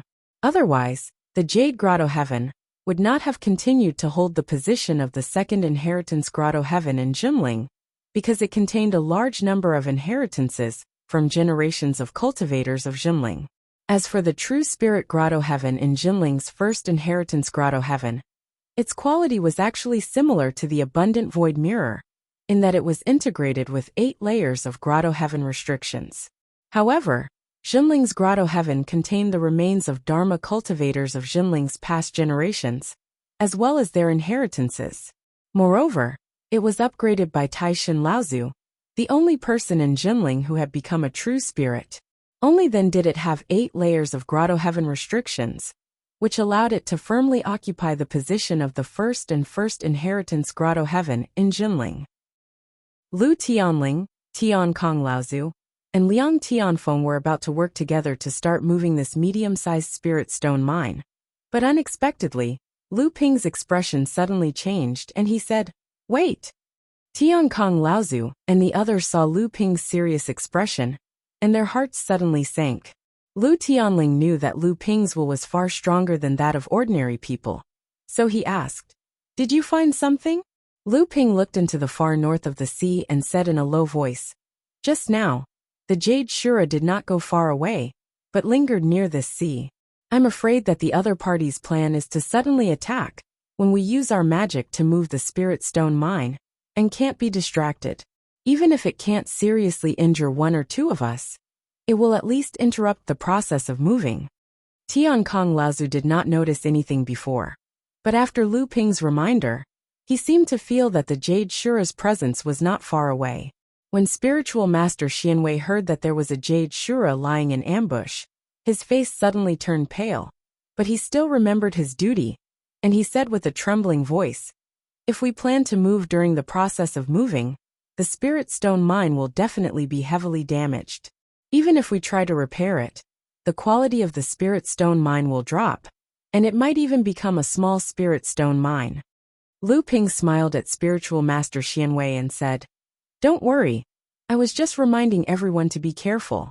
Since we have already discovered its presence, as long as one of us can restrain it, it will naturally not appear, unless we are confident of success." As expected, Lu Ping did not participate in the movement of the spirit stone mine from beginning to end.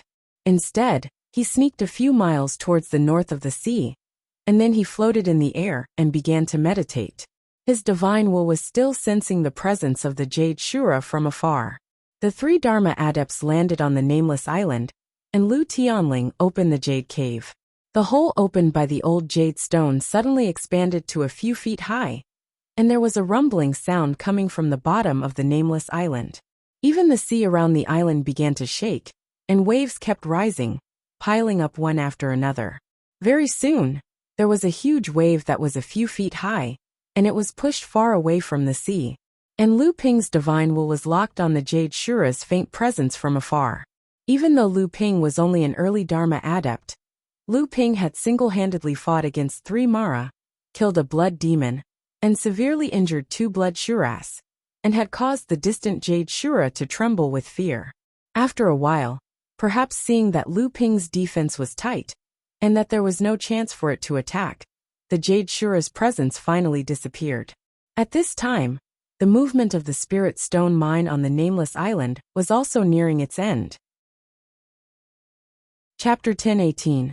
With the successful migration of the spirit stone vein, the mine tunnel under the nameless island suddenly collapsed, and nearly half of the nameless island was submerged by the sea.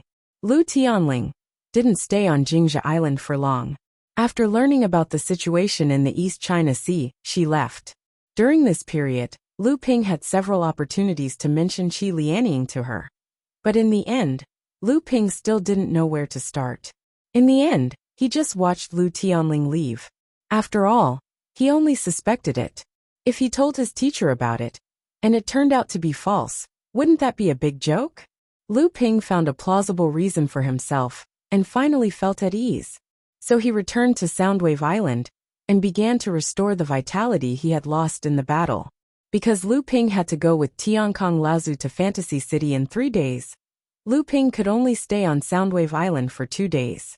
After giving a bit of the essence that Linglong had absorbed from the companion spirit treasure of the Ice Azura to Lu Linger, Lu Ping began to restore the lost qi in his body, while nurturing and repairing the thin water sword that had been damaged in the battle.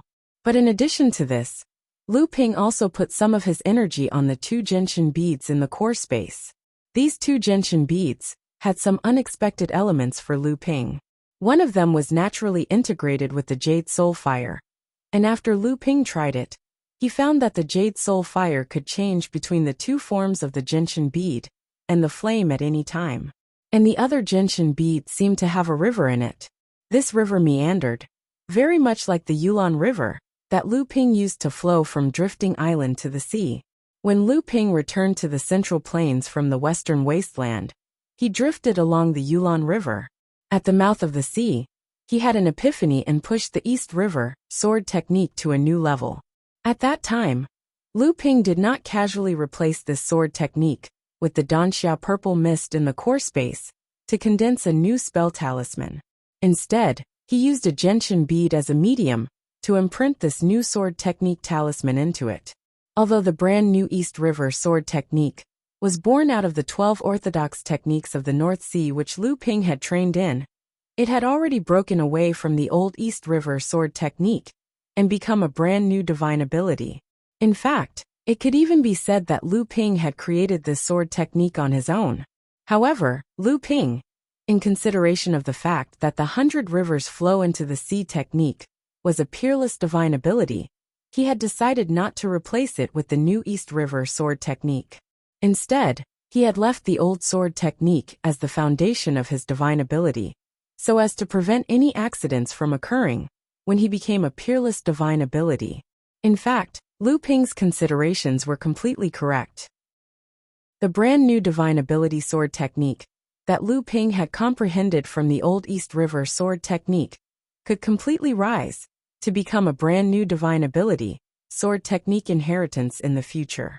If he replaced the new sword technique with the 12 orthodox techniques, the power of the sword technique might skyrocket in a short period of time.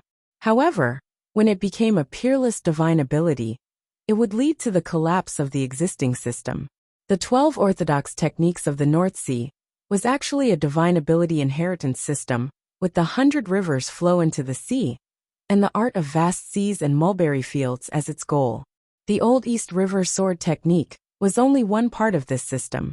In order not to affect the 100 rivers flow into the sea sword technique, Lu Ping had copied the new divine ability sword technique he had created into the Gentian Pearl.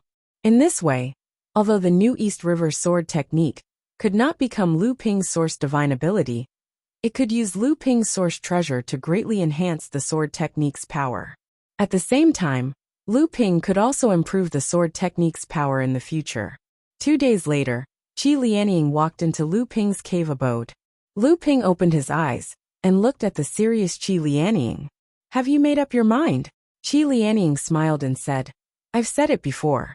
You must be the first to see my face, and you are the only one who can remove this seal for me." Lu Ping was silent, and Qi Lianying did not speak either. After a while, Qi Lianying said, "Don't worry, I won't make things difficult for you." Lu Ping was stunned, but he did not know what to say. Qi Lianying closed her eyes and sat cross-legged in front of him. Lu Ping looked at the delicate face in front of him and couldn't help but sigh inwardly. Who would have thought that there would be another face hidden under such a beautiful face? It's been a long time. The process might be painful, and it might even affect your original appearance. Qi Lianying frowned and said, "Disfigurement. You have to have some confidence in me. It won't be disfigurement, but there may be wrinkles and aging," Lu Ping said helplessly. Qi Lianying's frown deepened as soon as Lu Ping said that.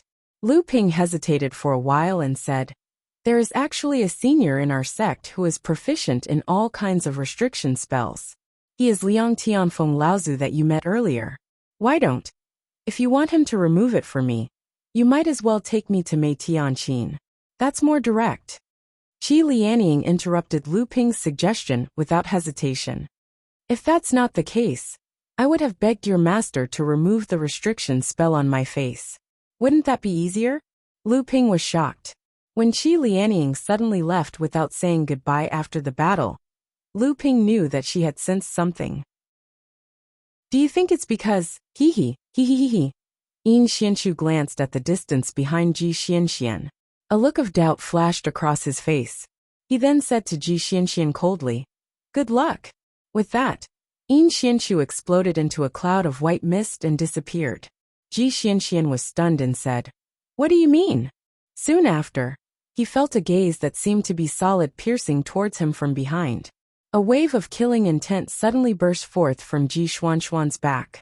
Ji Xuanxuan's mind raced and he thought to himself, "Oh no!" He rushed forward. At the same time, when he looked back, he saw Qi Lianying, whose appearance had not changed in the slightest, standing at the entrance of the cave abode. The killing intent on her body was not concealed in the slightest. A pair of daggers had already slashed towards her hands, and her entire body was already flying towards him. Ji Xianxian let out a strange cry. He leaped onto a bald-tailed wooden bird and fled towards the sky with all his might. However, he was puzzled in his heart.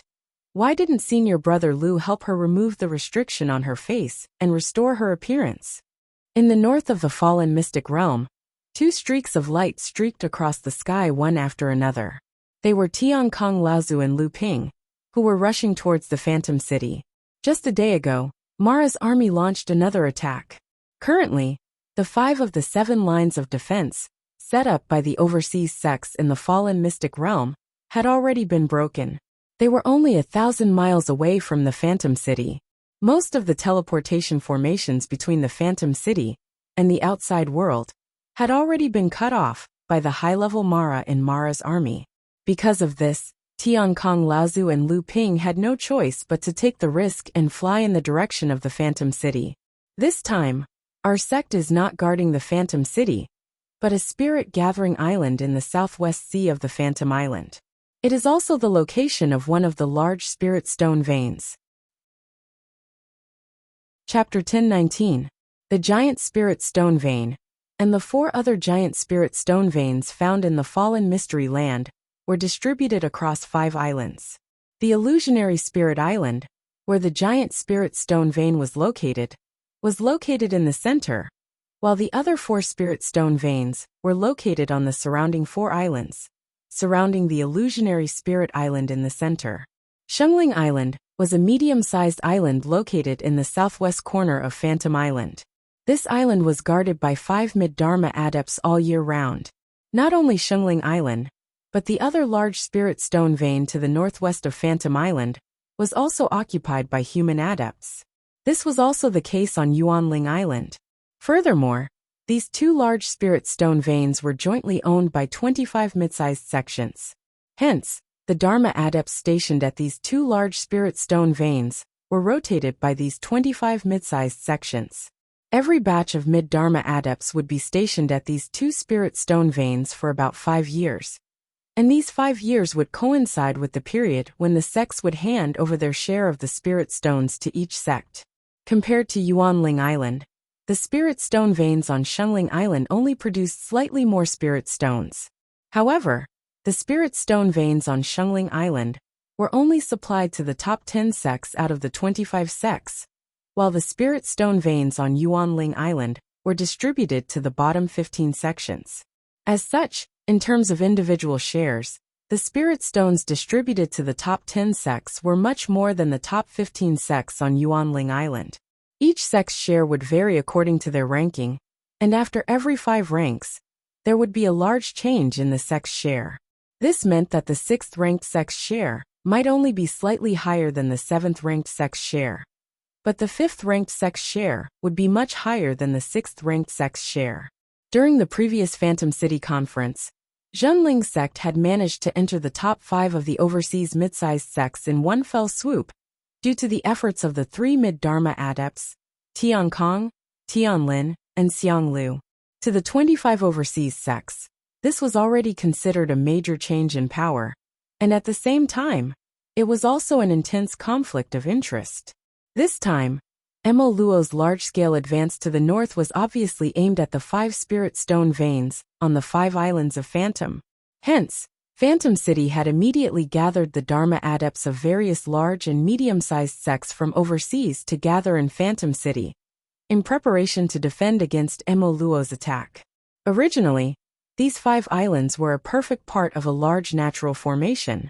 However, after the war between humans and demons, the 2 large spirit stone veins on the east of Phantom Island were occupied by the demons. After that, the humans and demons came to a compromise.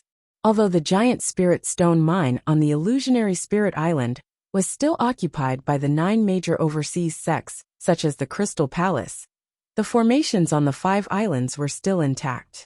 At the same time, as the hub of the large-scale formations on the 5 islands, the illusionary spirit city had become the largest city in the overseas cultivation world, where humans and demons mixed together.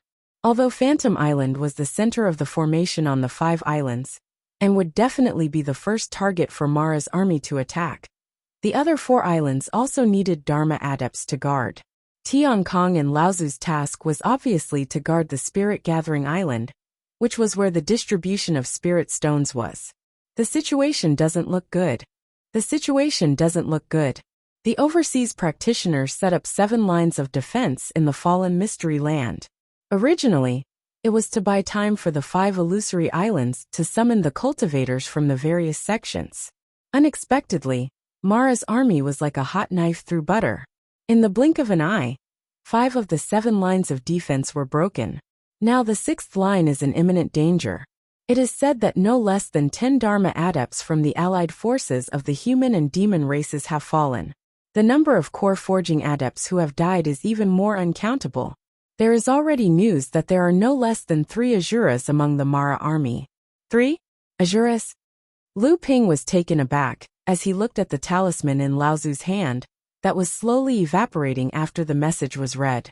Although these one-time use talismans required the use of spatial energy, they were, after all, only used to send messages. Even though Mara had interfered with the spatial energy around the 5 islands, he still could not completely stop the transmission of these spatial talismans. However, activating the teleportation formation could not be so risky. Tiankong Laozu nodded and said with a serious expression, "Indeed, it seems that Mara's army is determined to win this time. However, you don't have to be so surprised. The Crystal Palace and the 9 sects are not to be trifled with. This time, the situation is so serious that at least 5 of the 9 sects will send their great adepts. The Crystal Palace may even send more than 1 great adept. The 3 major races, the Green Sea Snake, Fire Phoenix and Kuan, will also send their great adepts. When the time comes, both sides will probably have no less than 12 great adepts. With the power of the formation, it may not be possible for Mara to break through the 5 islands of the illusionary spirits." As Lu Ping listened to such a large lineup, he could not help but be speechless. In the North Sea, a gathering of more than 10 Dharma adepts was already a big event that would shake the entire North Sea training world. Here there were 12 Dharma adepts. As for the other adepts at the early Dharma stage, how many would there be? Lu Ping felt his mouth go dry as he said bitterly, "This is really a big scene. Even if the Dharma adepts have a long life, how many times can they experience such a big scene in their lifetime?" Tiankong Laozu also let out a long sigh and said, "Indeed, in such a big battle, powers like yours and mine are already insignificant. The ones who really have the right to speak are the Crystal Palace, the 9 sects, and the 3 major demon tribes of the East Sea. We just need to be careful and not be used as cannon fodder." Lu Ping could hear the lament in Tiankong Laozu's tone. There was a sense of helplessness towards his own level of practice, and also helplessness towards Xinling's low status. Tiankong Laozu paused and said, "Fortunately, Xian Su, Xian Heng, Xian Peng, Xian Yong, Xian Feng, and Xianling have already entered Phantom City 3 days ago. However, Mara's army has yet to break through the 5th line of defense, and the teleportation array with Phantom City has yet to be cut off." Lu Ping hesitated for a moment, but still asked, "Granduncle, the power on Jingling Island is almost gone. What if Mara finds out?" Tiankong Laozu smiled and said, "Don't worry, your uncle Tianfeng will always be on Jingling Island. At the same time, a batch of core forging disciples from the North Sea should have arrived by now." Hearing this, Lu Ping was slightly relieved.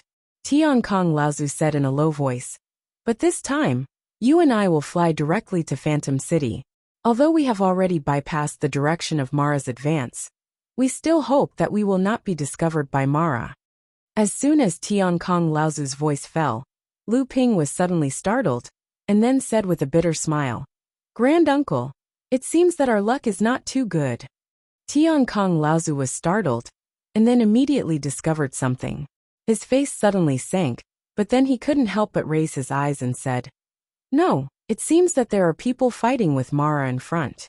We have already bypassed the route of Mara's advance. Maybe they just ran into Mara's patrol team. Maybe they are also cultivators rushing to the Phantom 5 Islands like us.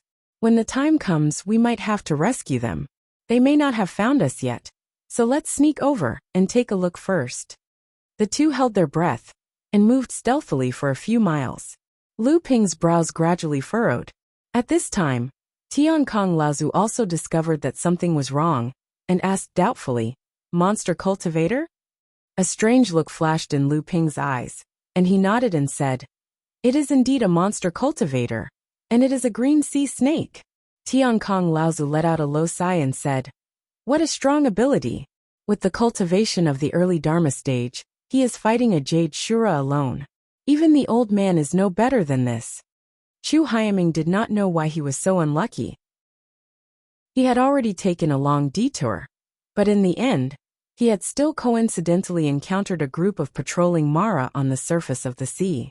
But before Chu Hyaming could kill the group of Mara, a troublesome thing came out of the group. If it had been a normal Shura, he would have been afraid, even if it had been a blood Shura. And even if there were two of them, Chu Hyaming was confident that with his own strength, he would be able to fight the enemy that was chasing him. But it was a Jade Shura that was chasing him. The two of them fought a few times, and Chu Hyaming was defeated every time. But this Jade Shura had targeted him, and left the patrolling group behind to chase him. Chu Hyaming used 99% of his skills, but he still could not get rid of the Jade Shura. And as time went on, Chu Hyaming felt that the spiritual yuan in his body was running out. If he did not think of a way, the Jade Shura wouldn't even need to do anything. He would die from the exhaustion of his spiritual yuan. Chu Hyaming touched the treasure in his hand. If he activated the treasure, the elites of his clan would immediately come to his aid. At the very least, he would be able to scare away the annoying thing in front of him. But this time, he had come to the perished mystery land in private. His clan had not agreed to it, and had even given him a stern warning. If he used up this life-saving treasure, he would be ridiculed by his clan members. Especially that bastard Chu Hai. He was the most detestable one. Chu Hyaming gritted his teeth. He seemed to have a deep grudge against Chu Haitian. Damn Chu Haitian. If he hadn't provoked me, I would not have come to the fallen mystery land. Damn Jade Shura. Why does she have to target me? Chu Hyaming knew that if he did not do something soon, he would not even have enough spiritual yuan to activate the treasure. But compared to his own life, he could not afford to lose face. The Jade Shura seemed to have sensed that Chu Haitian was at the end of his tether. She was wielding a companion spirit treasure even more fiercely. Even though the water Shura was on the surface of the sea, and could refine a large amount of water essence to replenish itself, the past few days of tracking Chu Haitian had taken a toll on it. Chu Hyaming tried his best to dodge the Jade Shura's attacks. The spirit cultivation treasure in his hand was full of cracks, and the huge impact had made Chu Hyaming bleed. He could not wait any longer. Chu Hyaming's hand glowed with a golden light. He was about to pour his spiritual yuan into the treasure. At this moment, there was a long scream from the sea. A pair of flying swords flew across the sea like two dragons, leaving two deep trenches. The water on both sides quickly swallowed them up. When the Jade Shura saw the two flying swords coming at her, she screamed and swung her companion spirit treasure. There were two loud noises, and the two flying swords were sent flying back. The Jade Shura didn't seem to be in a good position, either, as she was sent flying dozens of feet away from the surface of the sea. Chapter 10:20. A beam of light shot out from the surface of the sea, and Lu Ping stepped out of it. He looked at Chu Hyaming, then focused all his attention on the Jade Shura a few hundred feet away. The thin water-flowing sword was like a pair of fish swimming around Lu Ping's body. The unparalleled sword was always pointed at the Jade Shura in the distance. Although he was only at the early Dharma stage, Lu Ping's unparalleled power exploded from his body. Chu Hyaming, who was next to him, was secretly shocked. How could the person in front of him be the same as Chu Haitian? He stood in front of others with an aura that was blinding. However, Chu Hyaming could feel the surging demonic aura on Lu Ping, as well as the faintly discernible aura on his body. He secretly breathed a sigh of relief, and he put away the secret treasure in his hand. It seemed that this time it was more frightening than dangerous. His luck wasn't too bad after all. Lu Ping's aura made the Jade Shura in front of him afraid, especially after the attack of the thin water-flowing sword. It made the Jade Shura want to retreat. Just the demonic practitioner from before had already caused it so much trouble, and the one in front of it was obviously more difficult to deal with than the one before. Moreover, Shura had a keen intuition for danger. Although its divine sense only detected Lu Ping and the beast cultivator's aura, it always felt as if there were other dangers lurking nearby. If it was surrounded by the three of them, even it might not be able to break out of the encirclement. The Jade Shura made a prompt decision.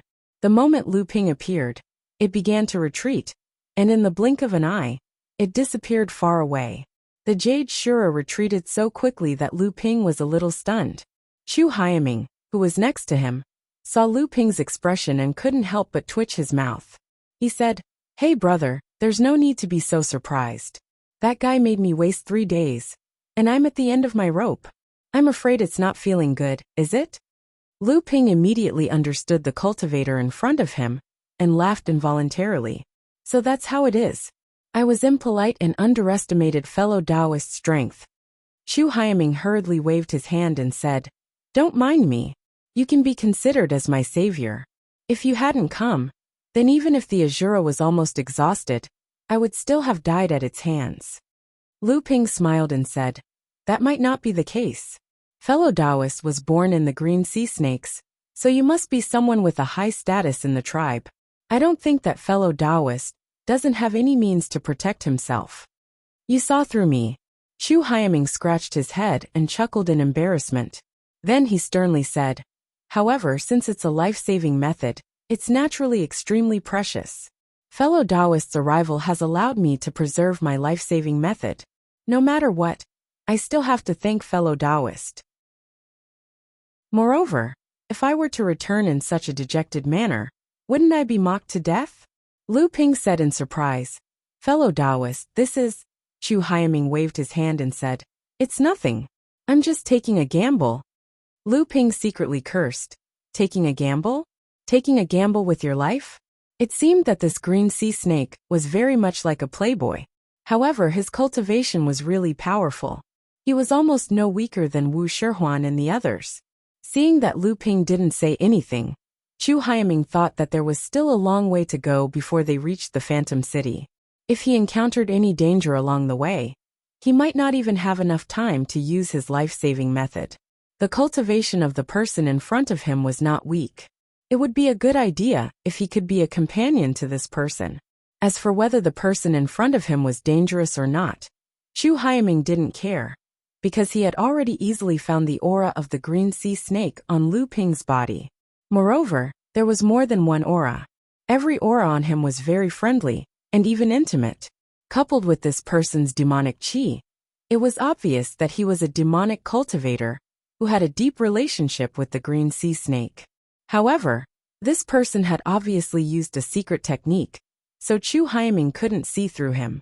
Chu Haiming opened his mouth and asked, "I'm Chu Haiming. May I know how to address you, fellow Taoist? Where do you plan to go?" Lu Ping saw a trace of expectation in Chu Haiming's eyes, so he said with a smile, "I'm Lu Jiu, a rogue cultivator. This time, I heard that Mara is going to besiege the Phantom City. I want to go to the Phantom City to help." Chu Haiming's eyes lit up. He said, "Aha, I'm also going to the Phantom City. Brother Lu, can you come with me?" Lu Ping laughed and said, "That's my wish, but I wouldn't dare to ask you." Not long after the two of them left the sea, another ray of light landed in the place where the two of them were. Tian Kong Laozu looked at the direction in which the two of them left, and shook his head helplessly. He turned around and diverted the two of them, heading towards the Phantom City on another path. Chu Haiming and Lu Ping's ray of light merged into one. Then, he took out a top-grade spirit stone, and began to restore the depleted qi in his body. He asked, "Brother Lu, you seem to have a deep relationship with the green sea snakes?" With Lu Ping's current means, he naturally had several ways to conceal the aura of the green sea snakes on his body. However, he deliberately did not conceal it this time. At first, he only wanted to avoid any misunderstandings, and then find a way to get closer to this green sea snake. He did not expect that Chu Haiming would trust him so easily, and want to accompany him to the Phantom City. This made the few excuses that Lu Ping had prepared before useless. Lu Ping smiled and said, "I've met fellow Taoist Chu Hailan several times. Sister Lan." Chu Haiming looked happy. He looked at Lu Ping and said, "Brother Lu actually knows Sister Lan? Oh, that's right. Sister Lan has been running around all these years. It's normal for her to know a lot of people." Lu Ping's heart skipped a beat. He asked tentatively, "I heard that fellow Taoist Chu Hailan went to the North Sea a few days ago. After that, She seemed to have a conflict with Wu Shihuan and the others from the Crystal Palace. After that, there was no news of her. Some people said that she has been jointly trapped by the Crystal Palace and Xianling sect on the newly appeared Scarlet Mist Island in the North Sea. Is this true? Chu Haiming looked at Lu Ping in surprise and said, "You seem to be very familiar with Sister Lan. You actually know so many things about her."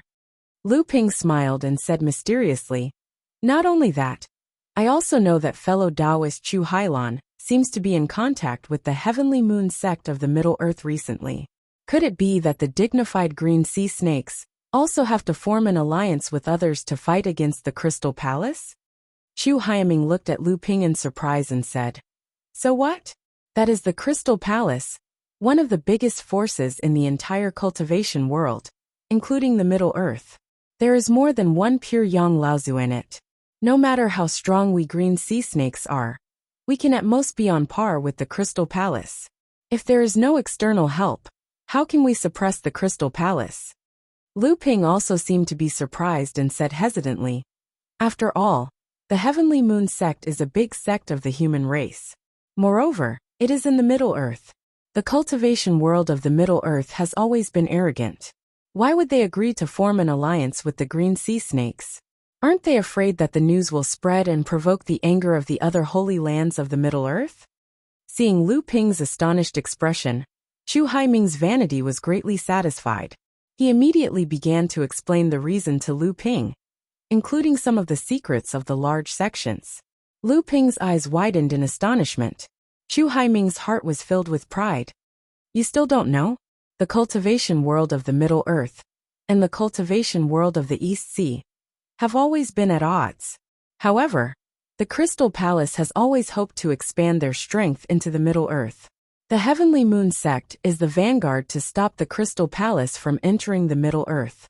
Previously, although the Heavenly Moon sect was a big sect, they had the support of the entire Middle Earth's cultivation world, so they were able to stop the Crystal Palace's infiltration. You know this, right?" "What? Only one part of it?" "Sigh, alright, I'll tell you. However, several decades ago, for some reason, the big sect of the Middle Earth, the Heavenly Mystery sect, suddenly formed an alliance with the Crystal Palace. This change caught the cultivation world of the Middle Earth unprepared. With the help of the Heavenly Mystery sect's power, the Crystal Palace quickly moved south. The Heavenly Moon sect was attacked from both front and back, so they immediately gave up 3,000 miles of coastline. The Crystal Palace expanded 500 miles inland before they were once again blocked by the Heavenly Moon sect. Do you know about the recent outbreak of Mara in the Middle Earth? You don't even know about this?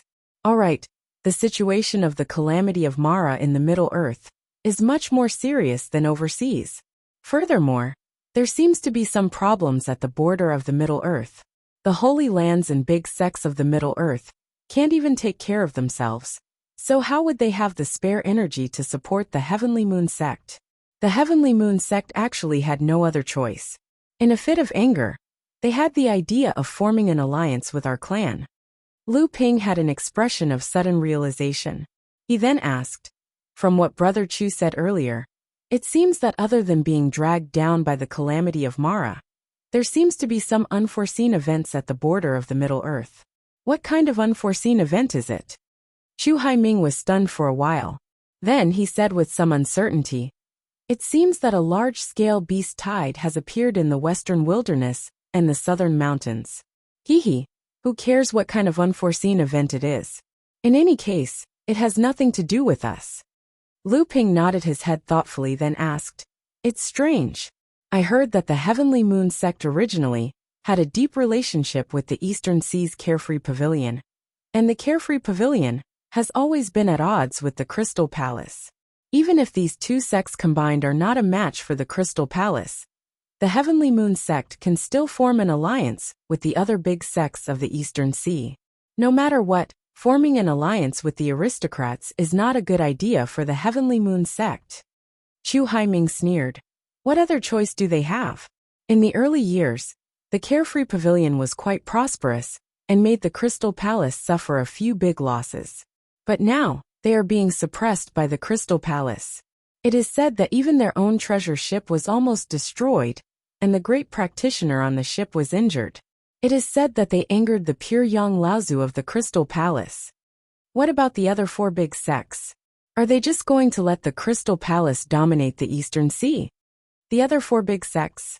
Skyrend is tough, but it's a pity that Skyrend is not a native sect of the Eastern Sea. It is said that it was driven out of the Middle Earth thousands of years ago, so its roots in the Eastern Sea are not deep. More than 100 years ago, because of the death of the grandson of a great practitioner of the Kuan Fish clan, it triggered a war between the two sides. The hatred between the two sides deepened. Until now, they are exhausted and have no strength left to fight against the Crystal Palace. When Lu Ping heard this, the 7 treasures Thunder Calabash in his core space jumped involuntarily. Lu Ping asked, "Just for the grandson of a great practitioner? Isn't this too much of a joke?" Who said it isn't? Chu Haiming was also a little confused and said, "There is also a legend that seems to say that Skyrend took a great treasure from the Kuan Fish clan, which caused the Kuan Fish clan to take revenge so crazily. However, the Kuan Fish clan has never admitted it." Chapter 1021. To be able to force Skyrend out of Middle-earth to go overseas, what kind of power would that be? Lu Ping asked in surprise. Chu Heiju enjoyed Lu Ping's constant surprise, bewilderment, and astonishment at the secrets he revealed. All of this made Chu Heiju feel a kind of joy that he had never felt before among the green sea snakes. Of course it's the Ziyang Palace.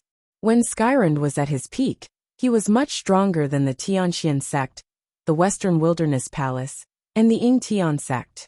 Swordsmen are known as the best cultivators of the same level in terms of attack, and Skyrend was known as the #1 sword sect in the world. This is a direct slap in the face to the Ziyang Palace. Don't you think that Skyrend is seeking death?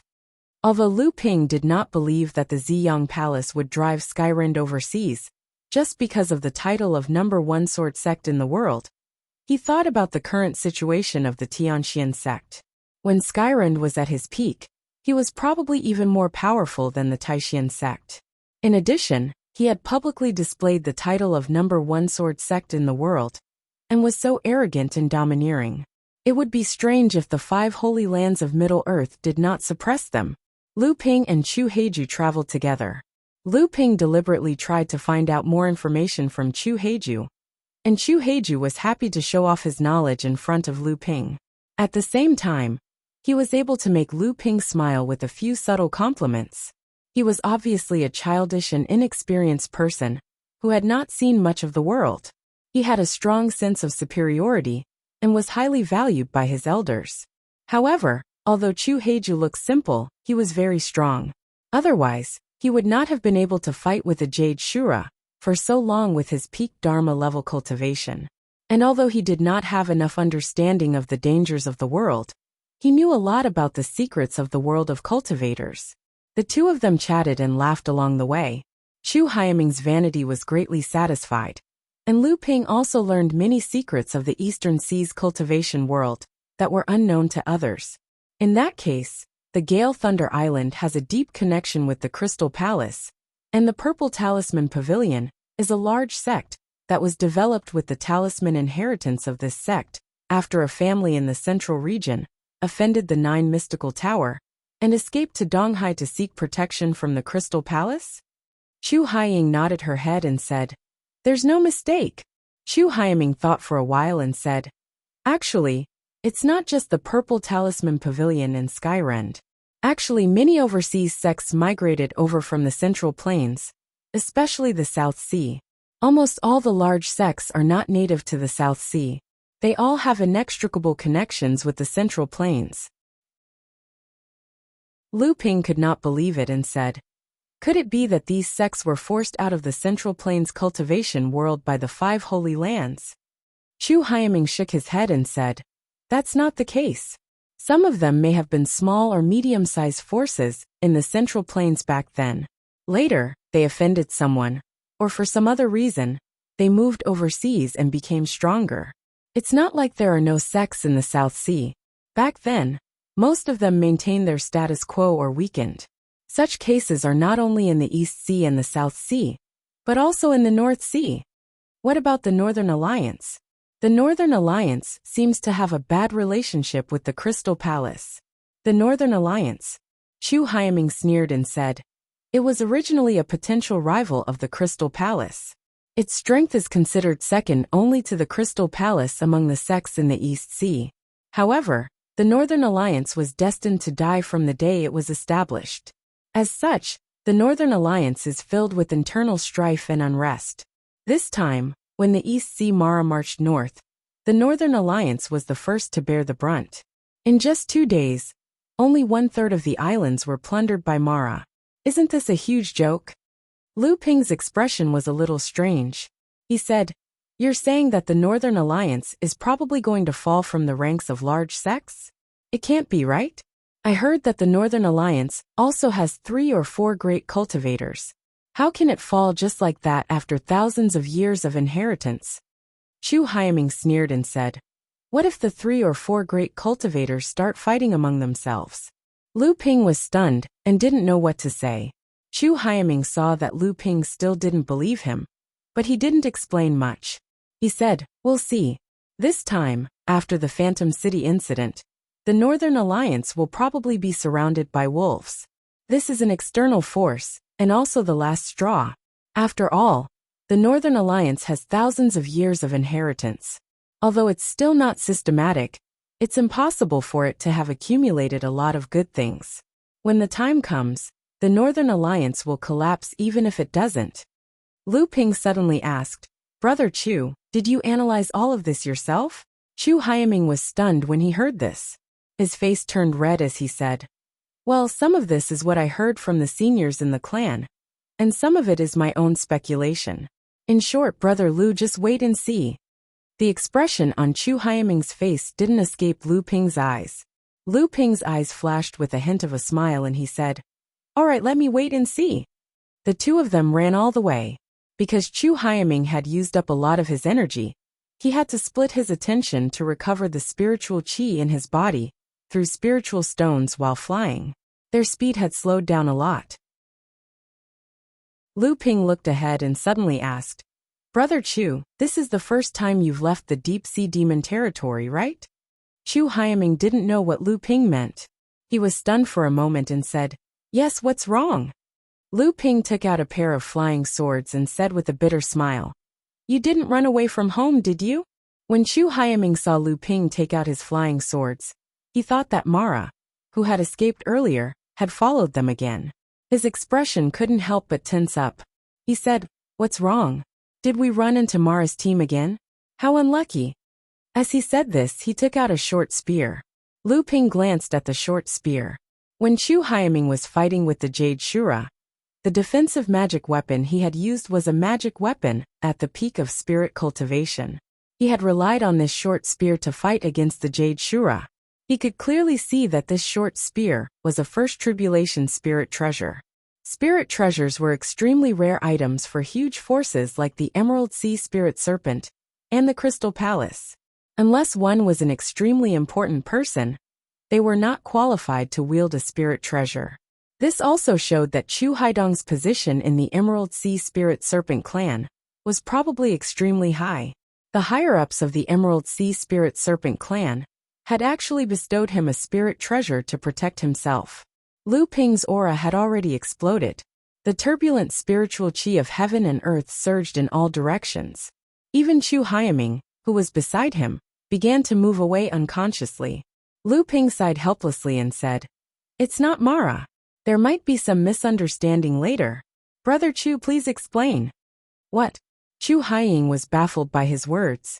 However, just as he finished speaking, a sharp sound of something tearing through the air suddenly rang out from the distant sea. Chu Hyaming abruptly raised his head and looked into the distance, only to find that a long sword had already appeared in front of Lu Ping. Chu Hyaming looked at the long sword that had suddenly appeared in front of Lu Ping. His eyes suddenly lit up. Then he thought of something and was about to open his mouth to shout, but he suddenly heard a strong sound of metal clashing. Clang! Lu Ping's expression changed. The thin water-flowing sword wailed. In the end, The long sword that had suddenly appeared was blocked by Lu Ping. However, a huge force of spiritual essence came from the two swords. Lu Ping stretched out his hand and pushed forward. The thin water-flowing sword flew to the sides, breaking free of the huge force attached to the swords. At the same time, as Lu Ping withdrew his palm, a wave immediately formed in front of Lu Ping. It collided with the hidden force in midair, immediately stirring up a spiritual qi tsunami that was dozens of feet high. The clouds in the sky were instantly pierced through, and a huge hole appeared. Sunlight shone through the hole, and a pillar of golden light shone down. Lu Ping pressed his hands down, and the surrounding spiritual qi storm was immediately suppressed. Even the sea under his feet suddenly became as smooth as a mirror. There was not a single ripple. Lu Ping stood in the same place from beginning to end. Only the two flying swords returned to Lu Ping's body and danced around him. The soft sound of the swords seemed to be complaining of infinite grievances. Chu Haiming, who had been shocked by the previous attack, suddenly thought of something. He hurriedly flew in front of Lu Ping and waved his long arms in the direction of the previous sharp sound. He shouted, "Blue Sky Sword, it's Blue Sky Sword. Big Brother Tsunami, is that you? Brother Lu is my good friend. Don't misunderstand." Lu Ping narrowed his eyes. Tsunami? Could it be Chu Haitian? The one known as the strongest disciple of the third generation of the green sea snakes? Chu Haitian? A tall cultivator in his 20s, dressed in green clothes, walked over the sea. His cold and solemn face carried a dense killing intent. However, when he looked at Lu Ping, there was a hint of surprise in his eyes. Lu Ping knew very well what that look meant. It was the joy of meeting a worthy opponent. "Big Brother Tsunami, why are you here? I was going to Phantom City to look for you."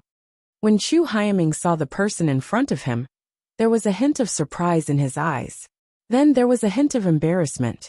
However, he still hurriedly went forward to greet him. A smile suddenly appeared on his cold and solemn face. The chill immediately dissipated. Chu Haitian glanced at Lu Ping and said to the approaching Chu Haiming, "You're quite bold. Not only did you secretly escape from the deep-sea demon region, but you also stole Uncle's blue scale spear. Just wait to be punished by the Laozu when you return to the tribe." Chu Haiming's face turned bitter. Then he chuckled and said, "I'm just bored in the tribe. I heard that Big Brother is going to fight Mara in Phantom City, so I rushed over to help Big Brother and contribute to the tribe. However, when the time comes, I'll have to ask Big Brother Xiao to put in a good word for me. The tribe's elders are most obedient to Big Brother." Chu Haitian's face turned cold. He said, "I don't have that kind of face. Do you know how much chaos you've caused in the tribe by going out on your own? If you encounter danger or someone with ulterior motives, you won't even know that you've been tricked by someone who doesn't understand how sinister people can be." As Chu Haitian spoke, his eyes were fixed on Lu Ping. Clearly, the person with evil intentions was Lu Ping. Chu Haiming didn't realize it himself. He said, "Don't look down on me. This time, I fought a Jade Shura." Chu Haiming told Chu Haitian what had happened after he left the Green Sea Snake tribe. In the end, he said, "If Big Brother Lu hadn't come this time, I'm afraid I would have been at a disadvantage.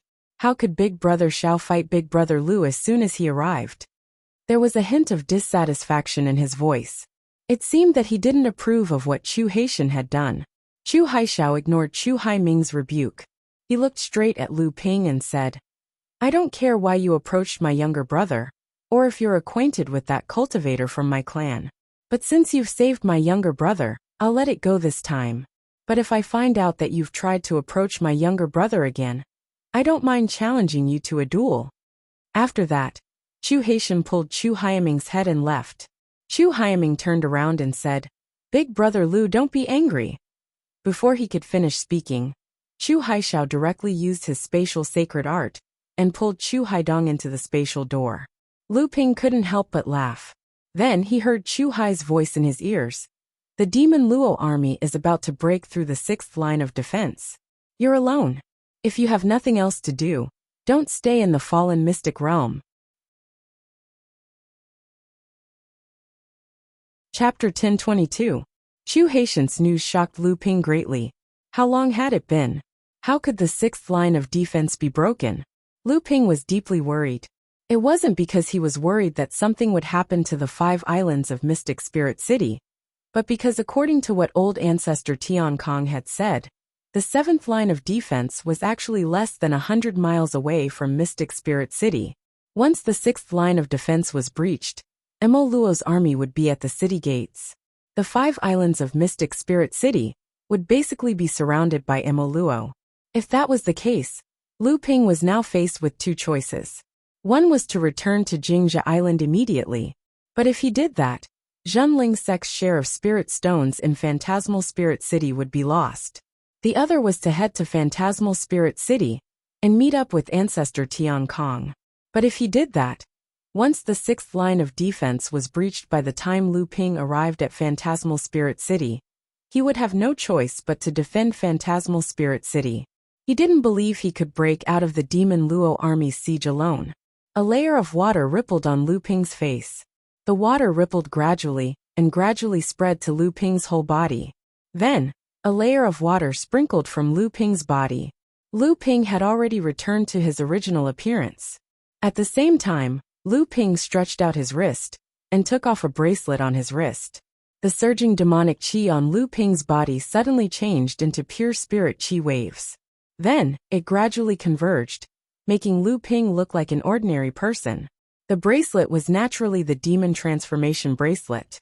With this bracelet, a human cultivator could disguise as a demon cultivator and would be extremely difficult to recognize. Similarly, when it was worn by a demon cultivator, it would also be extremely difficult for a human to recognize it. Previously, on a whim, Lu Ping decided to rescue Chu Hiren alone and let Tiankong Laozu rush to Phantom City first. However, just in case, Lu Ping still did not reveal his true identity.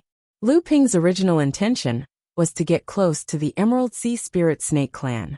But who knew he would meet someone like Chu Hai, who clearly had a high status in the Emerald Sea Spirit Snake clan, but wasn't a scheming person. Naturally, Lu Ping was more than happy to learn more secrets about the East Sea's forces from him.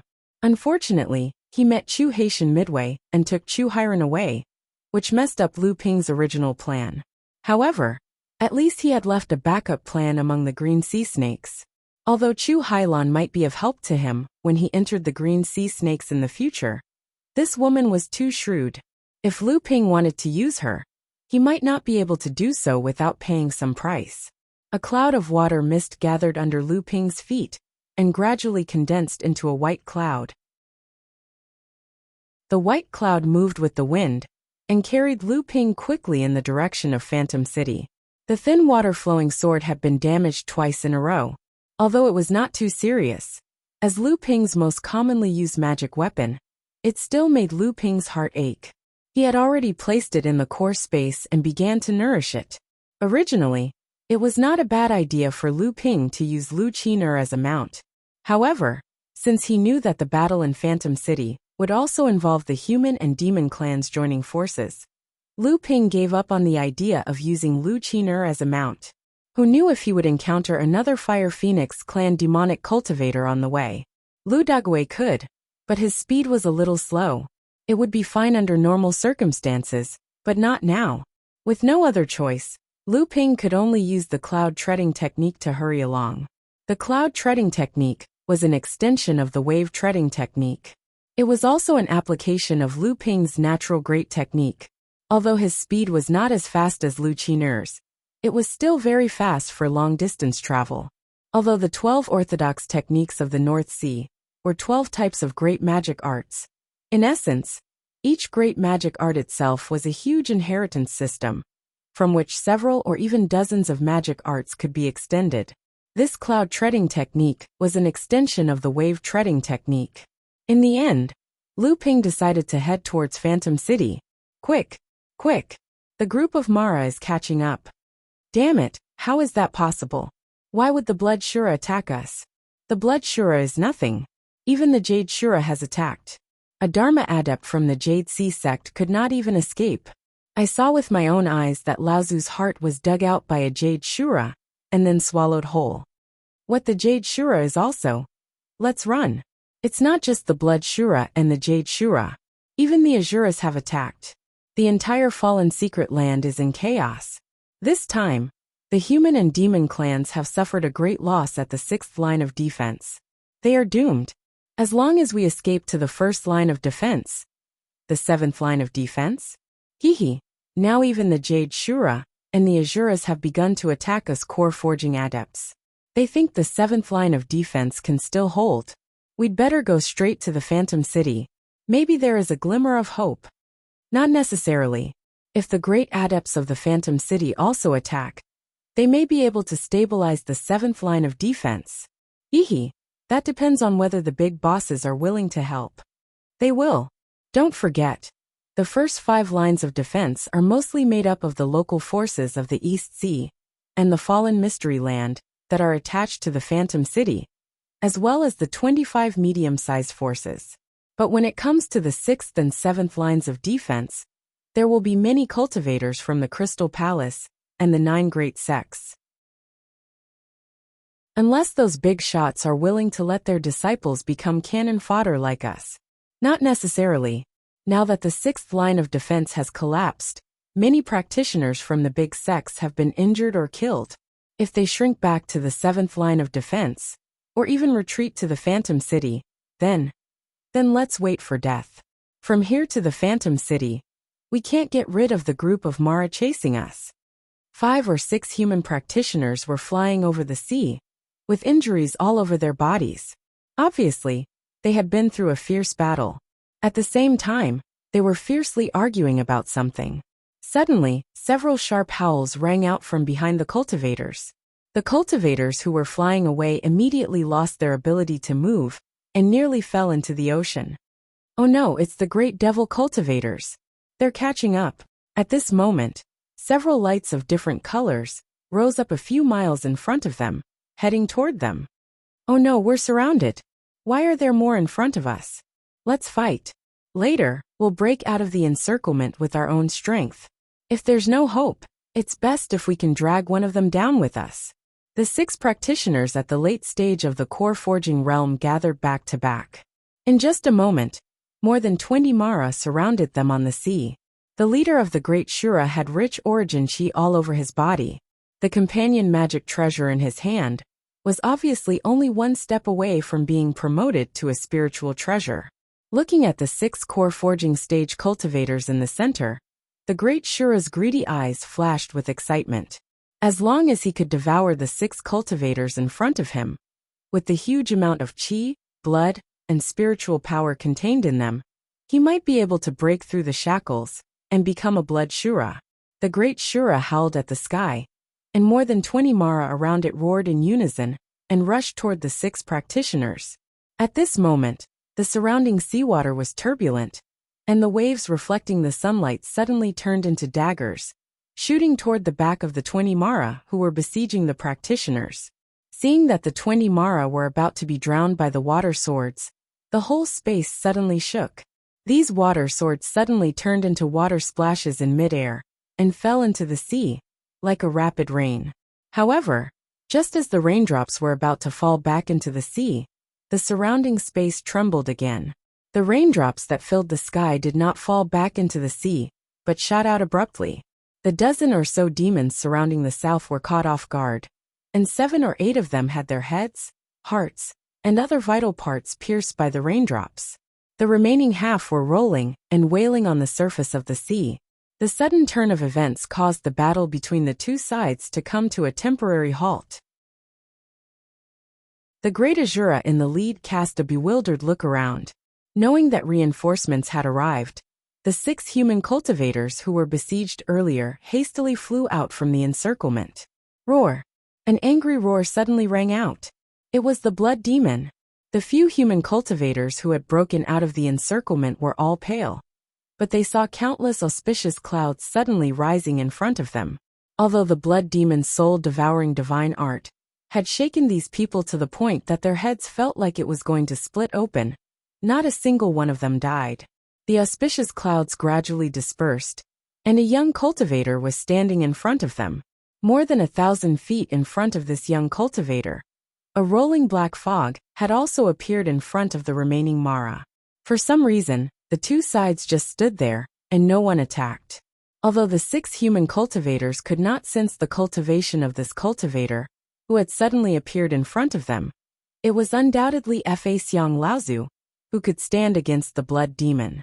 Among the 6 human cultivators, the one with the highest cultivation was a peak core forging cultivator. With a thought, he hurriedly said, "Let's retreat first." With that, he flew back first. The other 5 cultivators also seemed to wake up at this moment, and they hurriedly followed.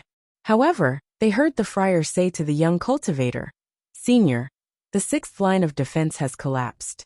The Mara's army is large-scale encirclement and suppression of the human and demon cultivators who have fled. We can't stay here for long."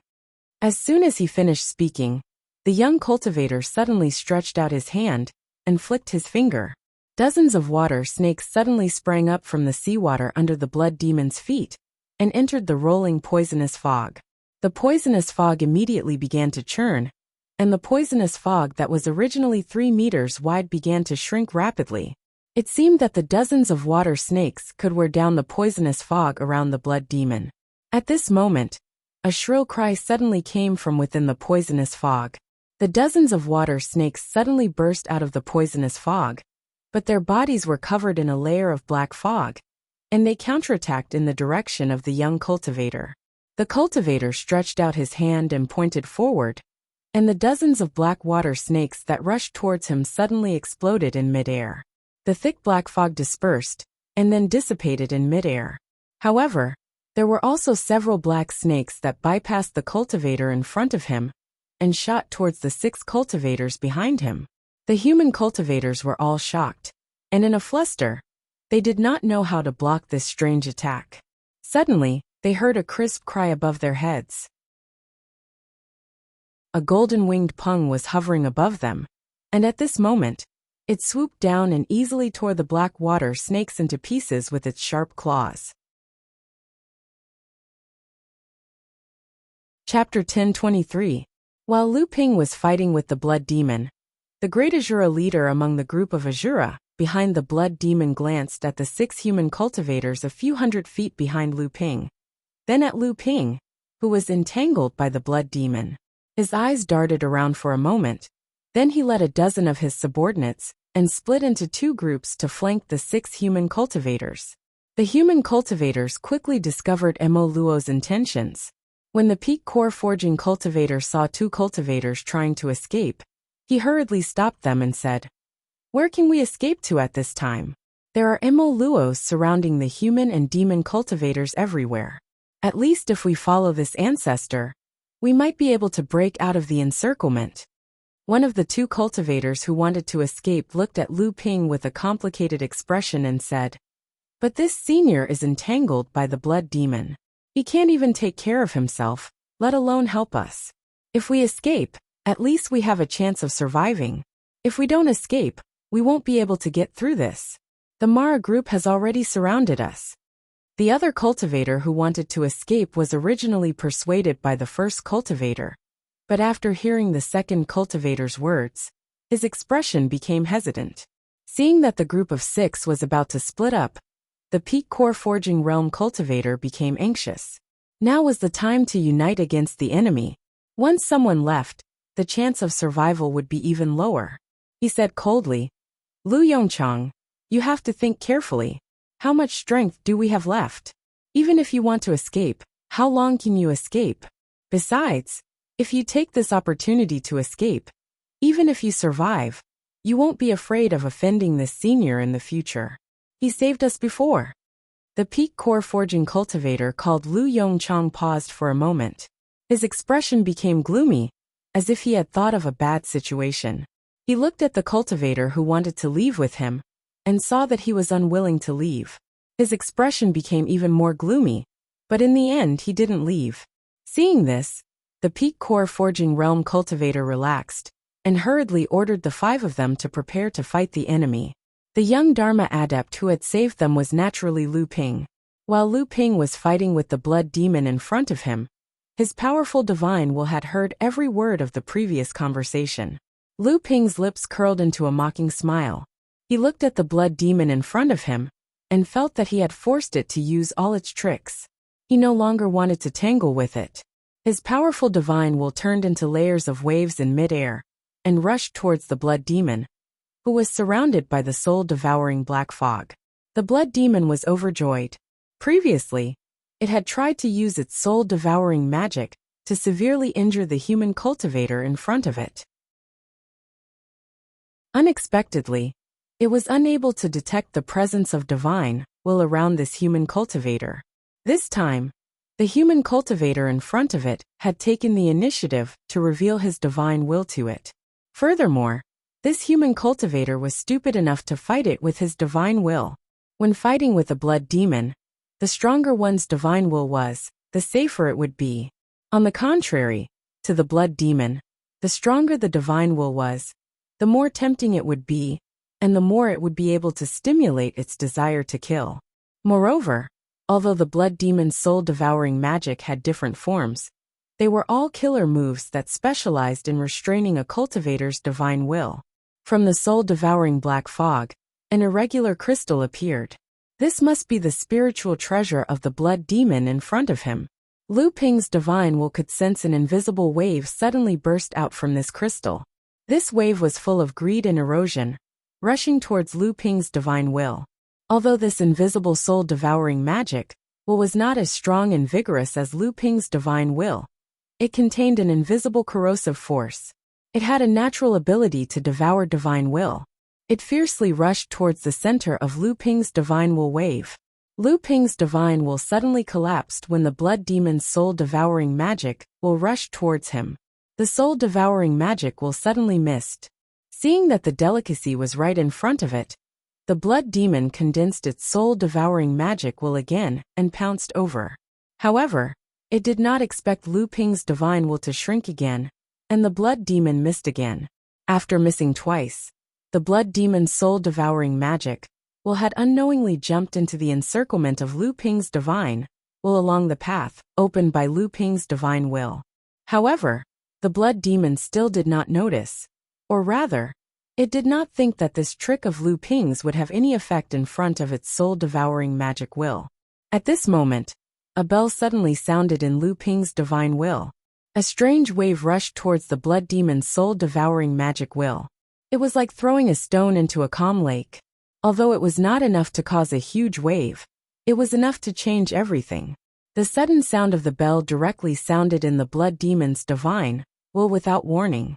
This caused the blood demon's soul-devouring magic will to have an imperceptible pause in the process of casting it. However, at this moment, it was enough for Lu Ping's divine will to cut off the soul-devouring magic will's escape route. A flame suddenly ignited in Lu Ping's divine will. The flame spread rapidly, and in the blink of an eye, it completely surrounded the soul-devouring magic will. At this moment, the blood demon finally realized that something was wrong. This flame that directly affected the soul-devouring magic will could actually threaten it. The crystal stone once again floated up from the soul-devouring black fog, and waves of invisible waves rushed towards Lu Ping again. It seemed to want to rescue the soul-devouring magic will that was trapped by Lu Ping's green phosphorus soul fire. Unexpectedly, a small banner suddenly appeared in Lu Ping's hand. The small banner gently waved in Lu Ping's hand, and a group of auspicious clouds formed outside Lu Ping's divine will. The invisible waves that the blood demon couldn't resist immediately destroyed half of the auspicious clouds. However, the auspicious clouds seemed to be endless. The more they were destroyed, the more they formed. The blood demon's divine will was no longer able to pose a threat to Lu Ping's divine will. A bead that emitted a multicolored light floated up and down in Lu Ping's divine will. The multicolored light suddenly converged, and a layer of green light emerged from the bead. A flame flickered more and more violently in the gentian bead. The green phosphorus soul fire attached to Lu Ping's divine will suddenly expanded, and from all directions, it pressed towards the soul-devouring magic will that was trapped inside. A mournful howl suddenly came from the soul-devouring black fog. Whether it was the cultivators behind Lu Ping, or the dozens of Mara that were outflanking them, all of them were shocked. Then, they felt as if a sharp knife had suddenly pierced into their brains and twisted them ruthlessly. The blood demon suddenly pounced towards Lu Ping. The black fog surrounding its body suddenly expanded, and like a layer of black sky, it covered Lu Ping. Lu Ping was unmoved. The green phosphorus soul fire in his divine will rose again. The soul-devouring magic will was like a lit candle, and it quickly began to melt. Then, the green phosphorus soul fire suddenly appeared, and the soul-devouring magic will also began to burn, and the burning became more and more vigorous. Under the worried gazes of the cultivators, the soul-devouring black fog around Blood Demon was about to envelop Lu Ping. But suddenly, like snow under a bright light, the soul-devouring black fog melted away even faster than it rose. The mournful howl still came out from the black fog, but it no longer had the soul-tearing feeling from before. Instead, there was a panic and helplessness, as if the end of the world was approaching. Bang! A green flame suddenly ignited from the remaining soul-devouring black fog. However, there was no more howl coming from the black fog.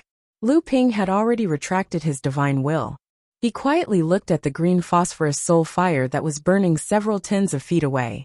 In fact, the blood demon's innate skill was destroyed by Lu Ping's jade phosphorus soul fire, using his divine sense as bait. Now what was burning was only the blood demon's body and the cloud of soul mist. Above the blood demon's burning body, a faintly discernible bead floated in midair. Ha!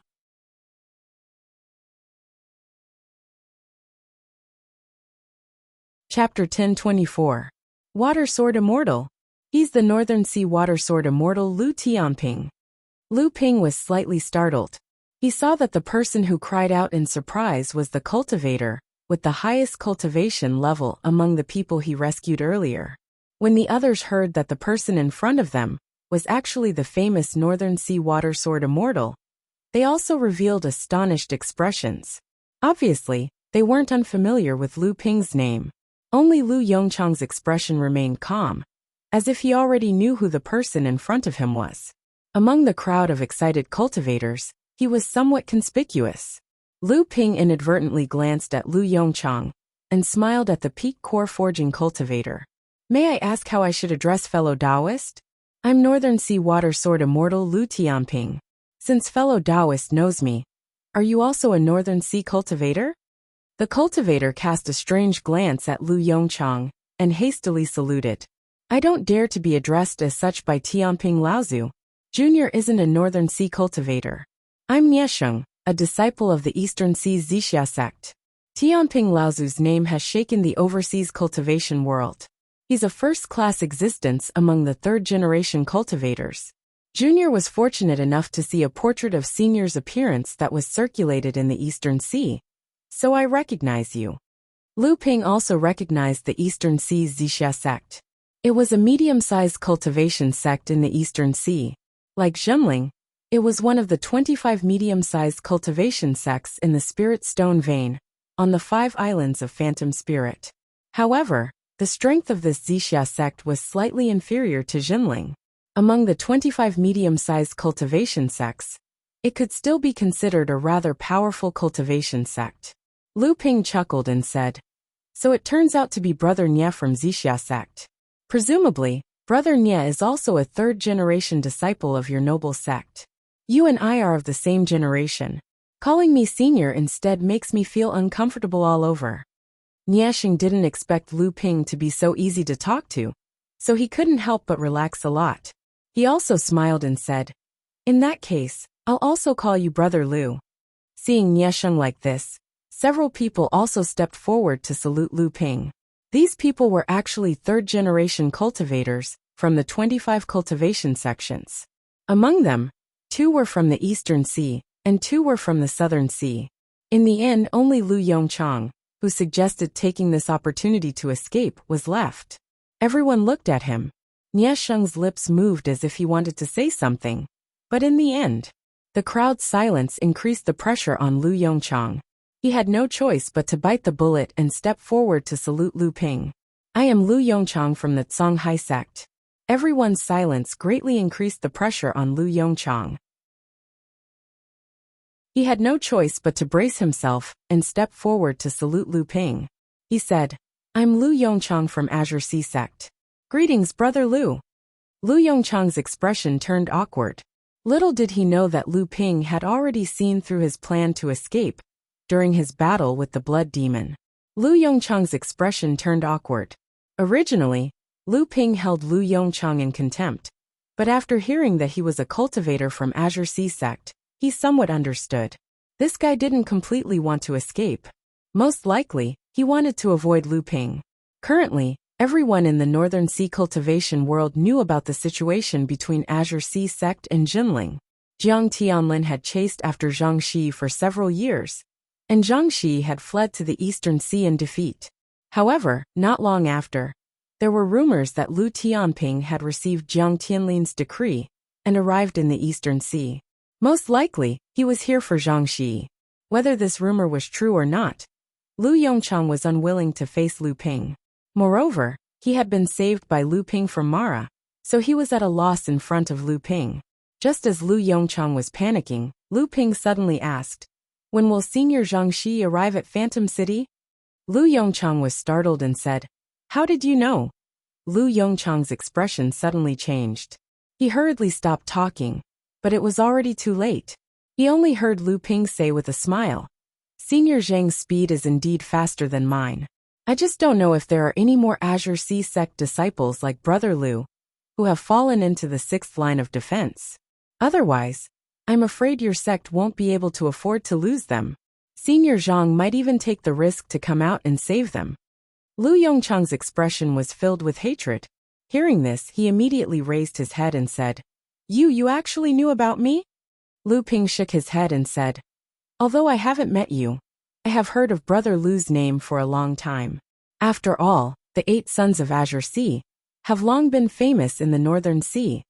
Lu Yongchang was restrained in front of Lu Ping, so he simply snorted coldly and said, "I can't compare to Brother Lu." Nie Sheng, who was at the side, also understood at this time that these 2 sects of the Northern Sea were obviously not on good terms.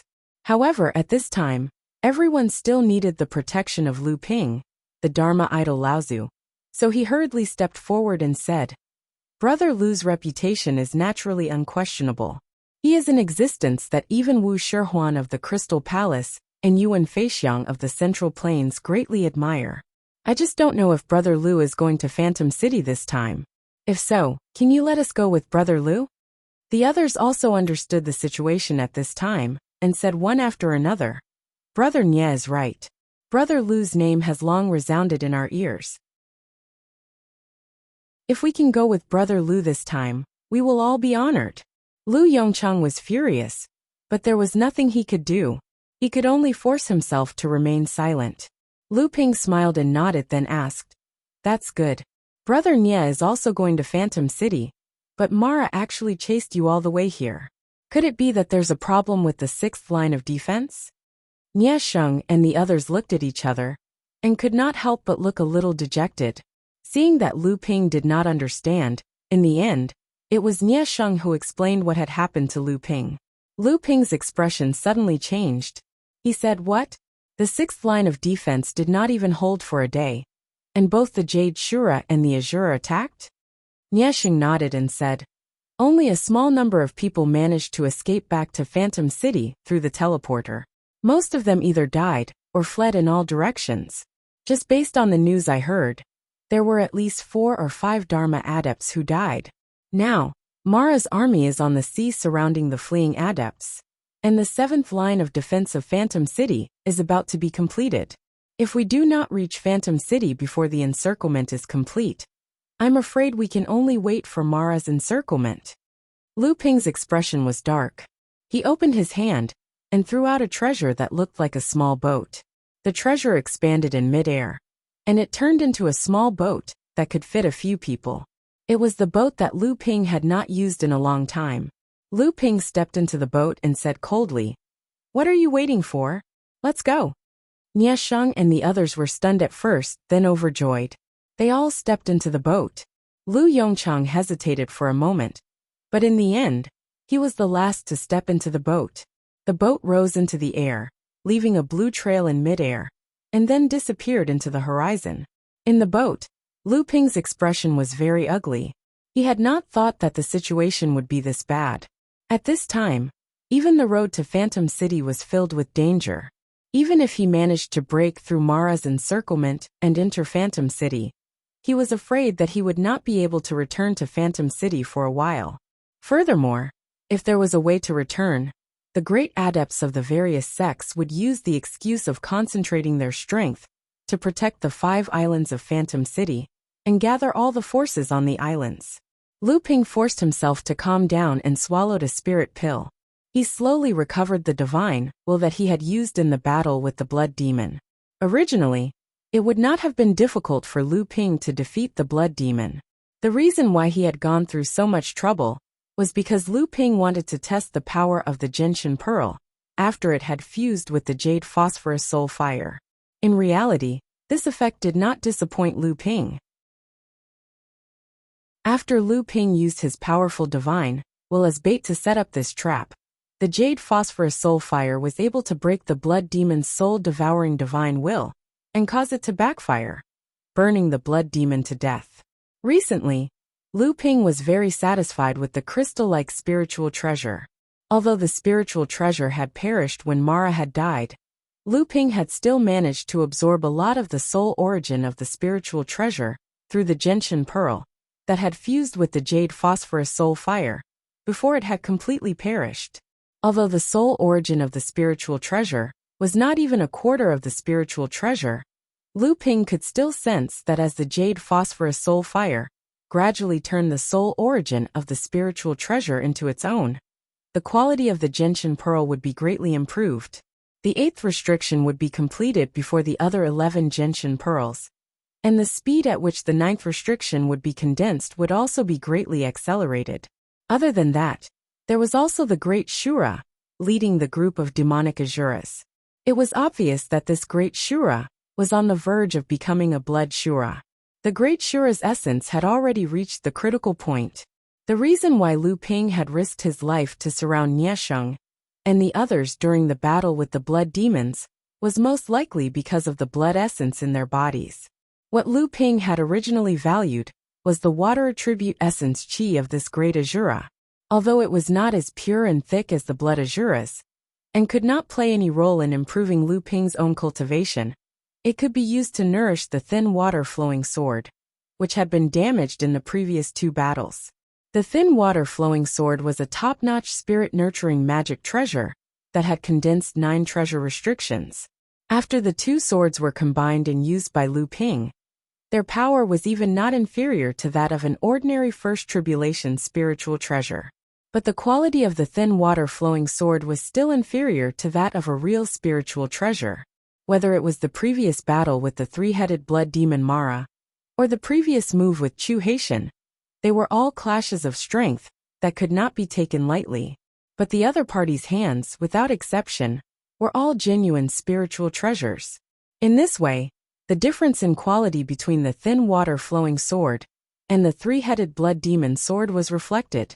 If Lu Ping's real essence had not been pure and explosive enough to make up for the shortcomings of the thin water-flowing sword, perhaps the damage to this pair of flying swords would not have been able to be recovered by Lu Ping through the nourishment of the essence chi of the water attribute.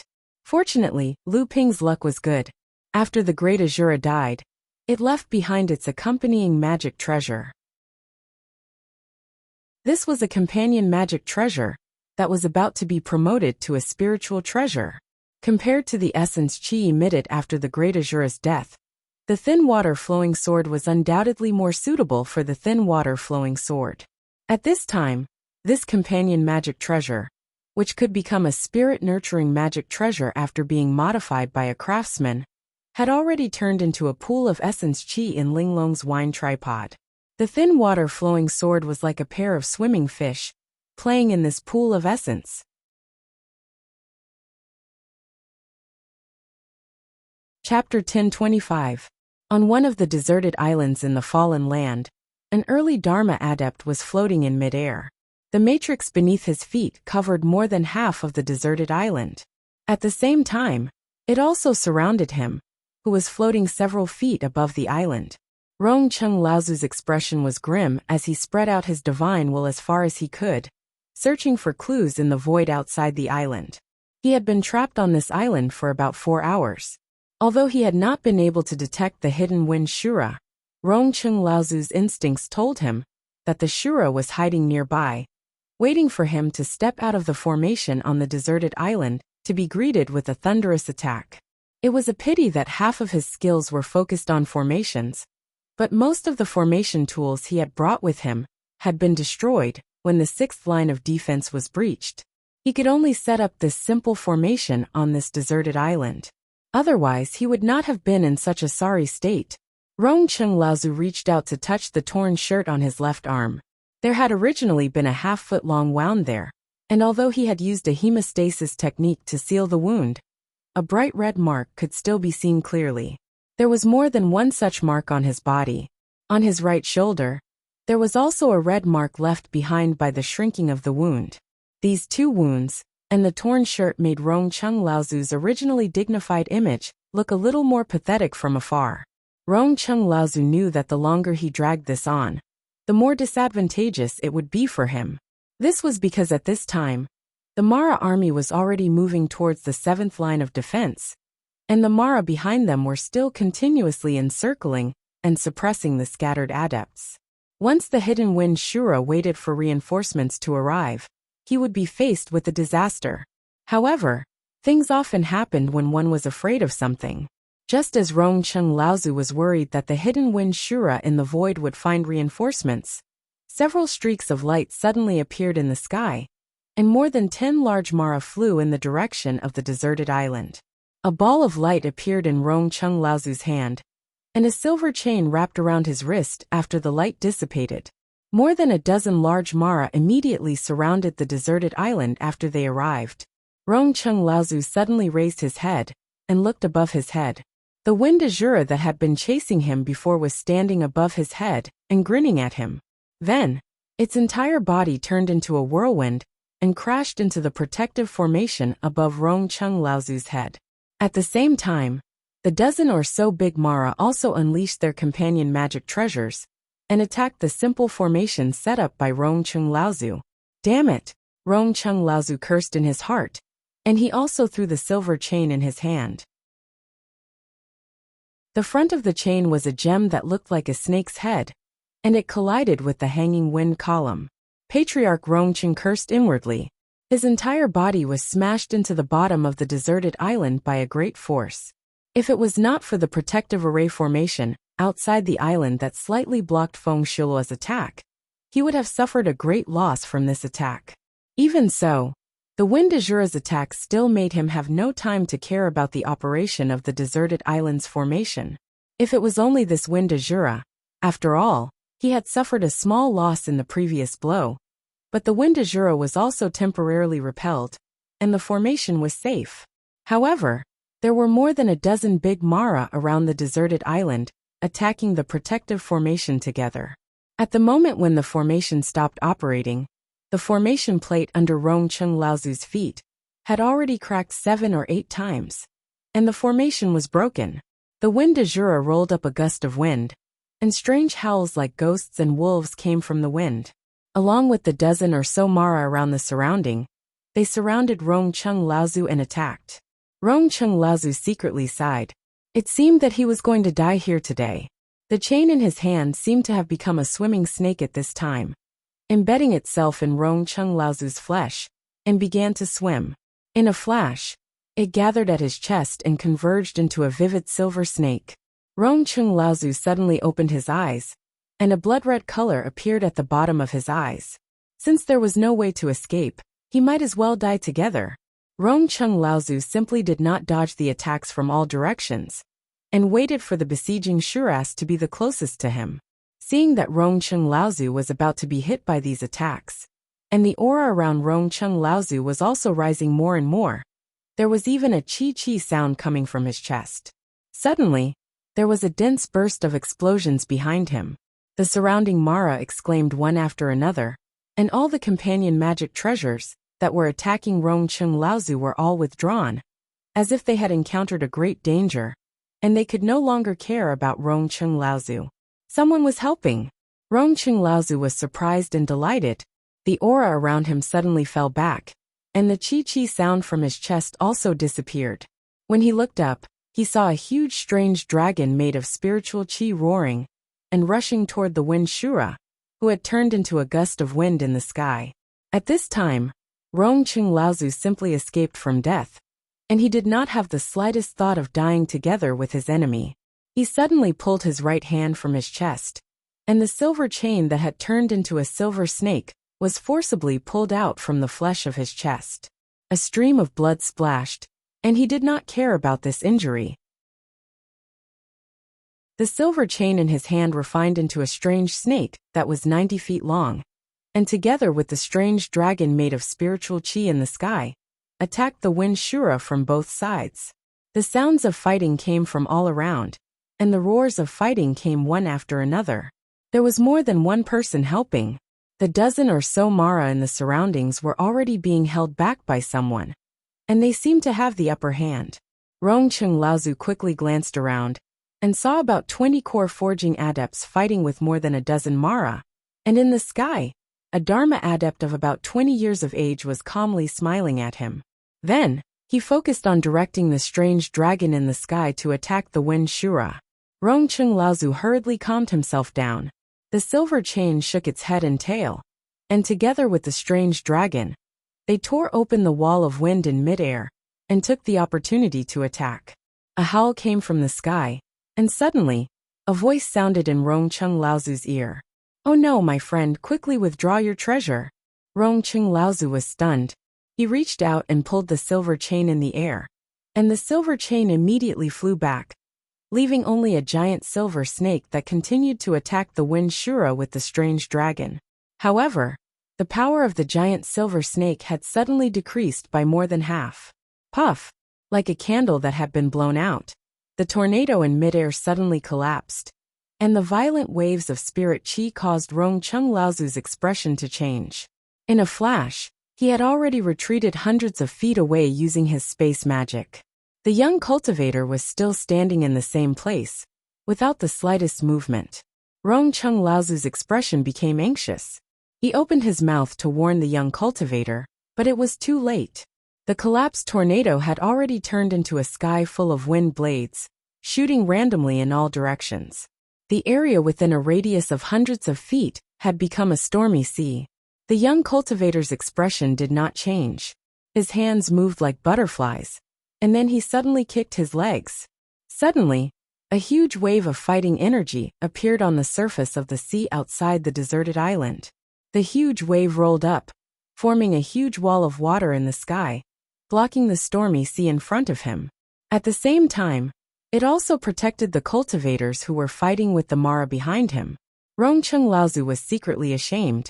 The silver chain in his hand shook, and he rushed into the middle of the cultivators who were fighting with the Mara, strangling the scattered Mara.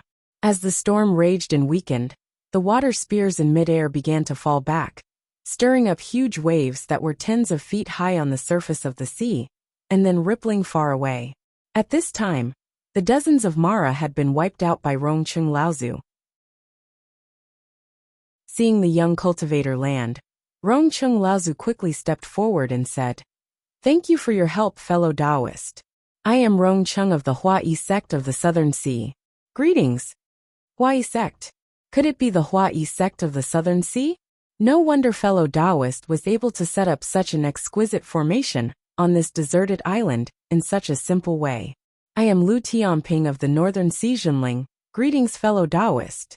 The young cultivator was slightly surprised, and then suddenly came to a realization. At the same time, he introduced himself to Rongcheng Laozu.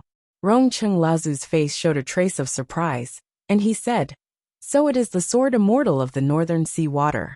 No wonder you easily forced the blood Shura to detonate its accompanying spiritual treasure and escape. I admire you." After the two exchanged greetings for a while, Lu Ping said bluntly, "This is not a place to stay for long. If it is convenient for fellow Taoists, please travel with us. This place is not far from the Phantom City. If fellow Taoists can help, I believe we can break through the siege of Mara more easily and reach the Phantom City." Rongcheng Laozu did not expect Lu Ping to be so straightforward. When he saw the more than 20 cultivators behind Lu Ping all looking at him expectantly, he could not help but smile bitterly, and said, "Fellow Taoist is too modest. I am afraid I will be a burden to fellow Taoist when the time comes. If fellow Taoist doesn't mind, I am willing to travel with fellow Taoist." Lu Ping was overjoyed. As he handed 2 jade bottles to Rongcheng Laozu, he said, "These are some spirit pills that I have refined. I can see that fellow Taoist's injuries are not light, and your spiritual essence has been greatly consumed. I am afraid that the journey will not be smooth, so fellow Taoist should take the time to recover." Rongcheng Laozu opened the jade bottle and took a sniff. His eyes suddenly lit up, and he praised, "I have forgotten that Lu Daoyu is also an alchemy grandmaster." Lu Ping laughed and said, "With fellow Taoist's help we will have a greater chance of success." Lu Ping waved at the sea behind him, and a giant boat broke through the waves. Everyone boarded the boat, and Rongcheng Laozu saw that there were still a few unconscious cultivators on the boat. Moreover, when they were besieging the dozens of Mara, Rongcheng Laozu had already discovered that the core forging cultivators, who came with Lu Ping, had uneven cultivations, and there was a mix of humans and demons. Seeing the puzzled look on Rongcheng Laozu's face, Lu Ping explained, "These are the cultivators of the human and demon clans that I have gathered along the way from the 6th line of defense. This time, the Mara is coming aggressively, and if the human and demon clans don't join forces, they will not be able to get out of this predicament. Unfortunately, many of the cultivators are already injured, and they are barely holding on. After being rescued by me, they were exhausted and fainted." Rongcheng Laozu saw that about half of the cultivators on the boat had injuries of varying degrees, and even the remaining half had pale faces. Obviously, they had consumed a lot of spiritual essence. How could they not know that Lu Ping's so-called gathering and rescue were just polite words? These people were probably saved by Lu Ping from the hands of Mara. Rongcheng Laozu's face showed a trace of admiration, and he sighed. "Fellow Taoist is benevolent and righteous. North Sea Water Sword Immortal really deserves his reputation."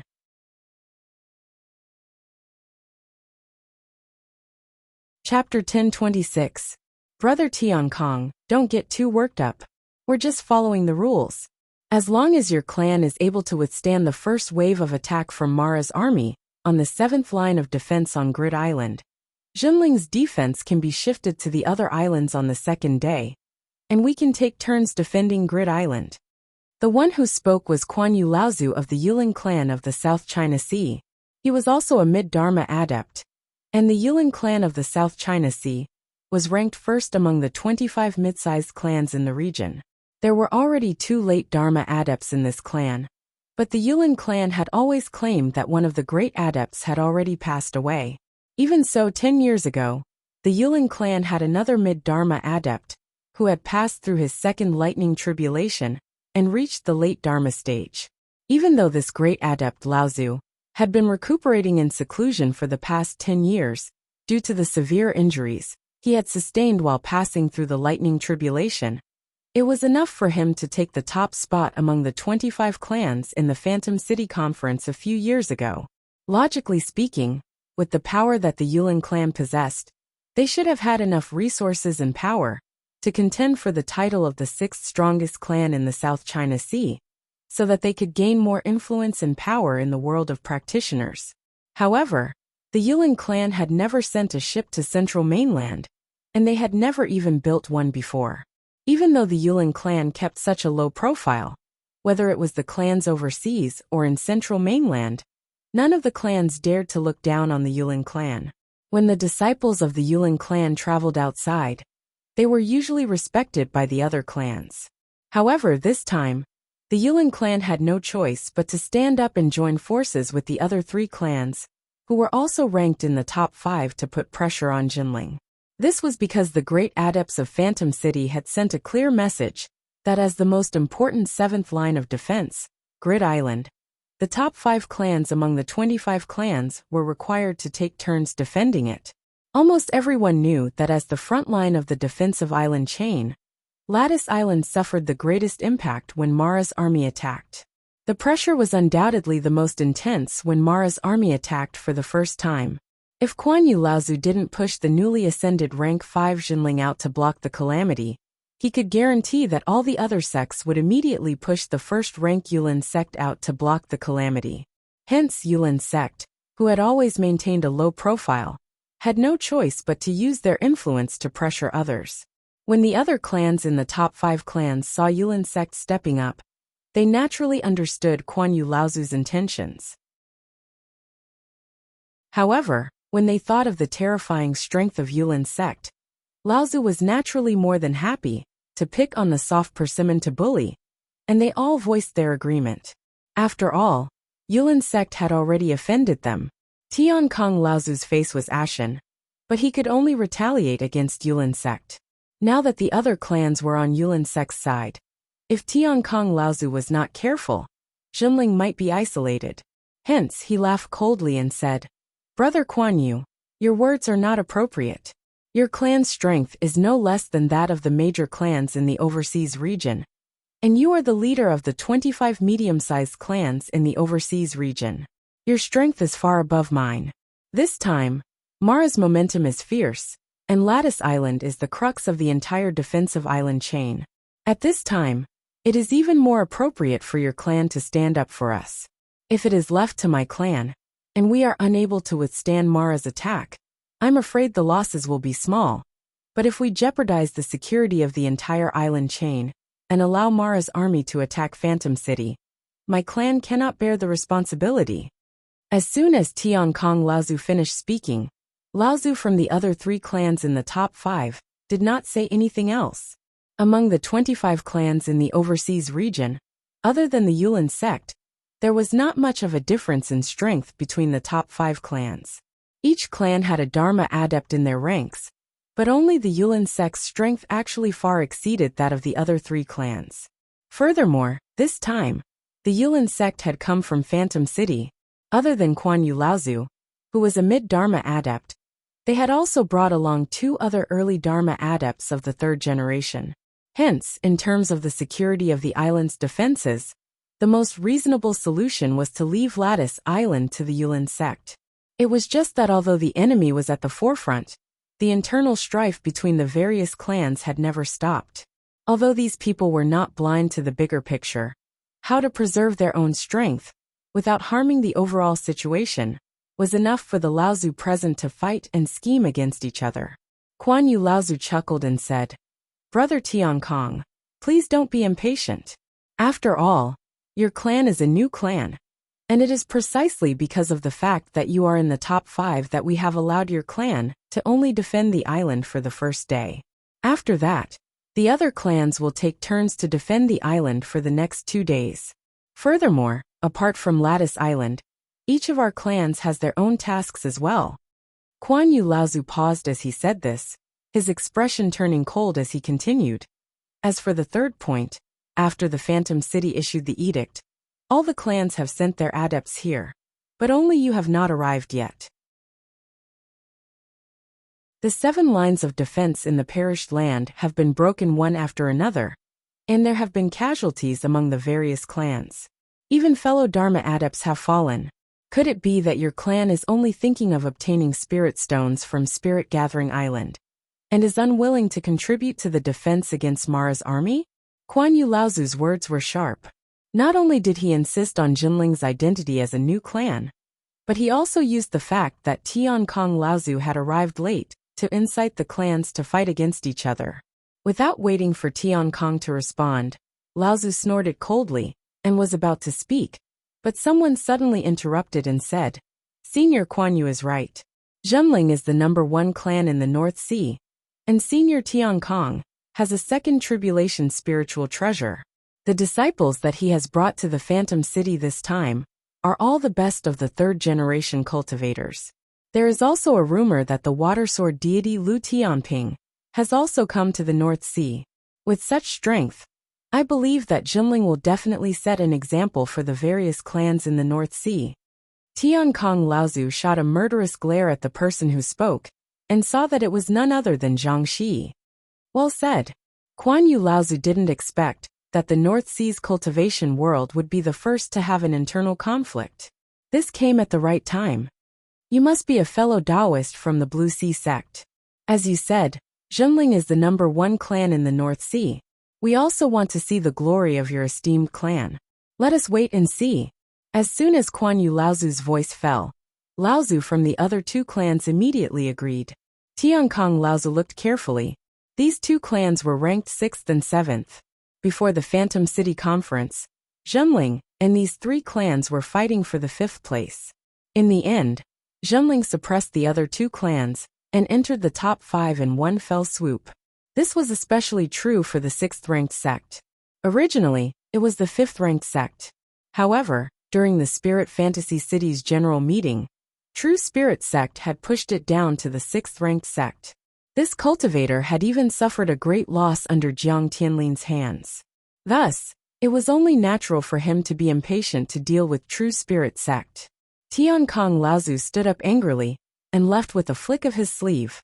Dozens of miles away from the Phantom City, there were dozens of irregular small and micro islands, forming a sparse island chain that surrounded more than half of the Phantom City. Lattice Island was located in the center of this island chain. Behind Lattice Island was the Phantom City. Therefore, Lattice Island was the 7th line of defense in the entire island chain. Even if Lattice Island called it the Phantom City's bridgehead, it would not be an exaggeration to say that Lattice Island was the Phantom City's bridgehead. Ever since Tiankong Laozu came out of the Phantom City, his complexion had not been good. Shi Xianling looked at her grandfather's face, which had aged faster and faster in recent years. She couldn't help but feel sad. She walked up and softly said, "Grandfather." Tiankong Laozu turned around and saw it was Xianling. A trace of a smile immediately appeared on his face. He said, "How is it? Are there any loopholes in the island's formation?" Xianling shook her head and said, "There are no loopholes. We are already strengthening it. Grandfather, Mara's army is coming. At this time, you should rest and build up your strength." Old ancestor Tiankong patted Reverend Xuanling's shoulder dotingly and said, "This battle is abnormally dangerous, and even grandfather doesn't have much confidence. Previously, I left you in Illusionary Spirit City, but you refused no matter what I said. If the battle goes badly, you must escape back to Illusionary Spirit City with Xian Yong, Xian Feng, and the rest of the 3rd-generation disciples." Xianling's expression changed. "Grandfather." Tiankong Laozu stretched out his hand to stop Taoist Xianling from speaking.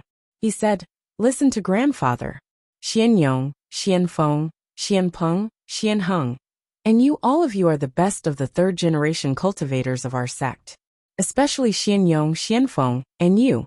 Although you can't compare to Tianping, you are still the true direct disciples of our sect.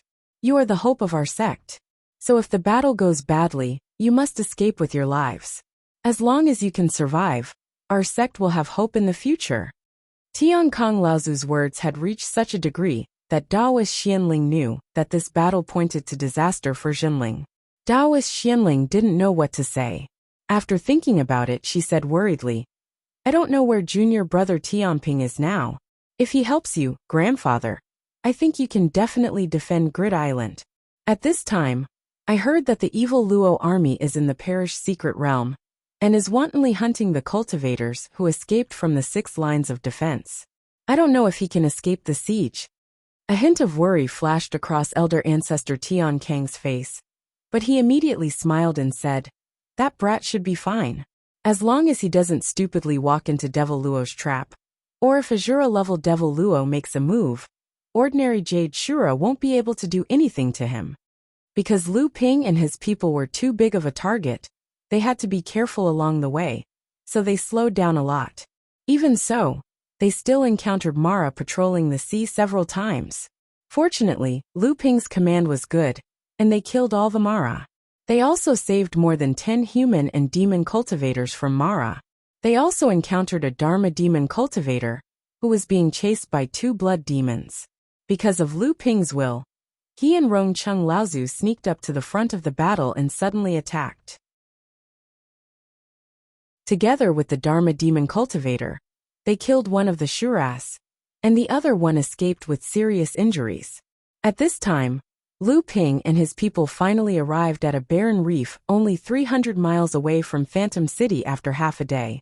At this time, Mara's army had already advanced to the 7th line of defense. The humans and demons had joined forces to fight on the 7th line of defense. The thunderous roars and strong spiritual chi waves could be felt even by Lu Ping and his people, who were 300 miles away.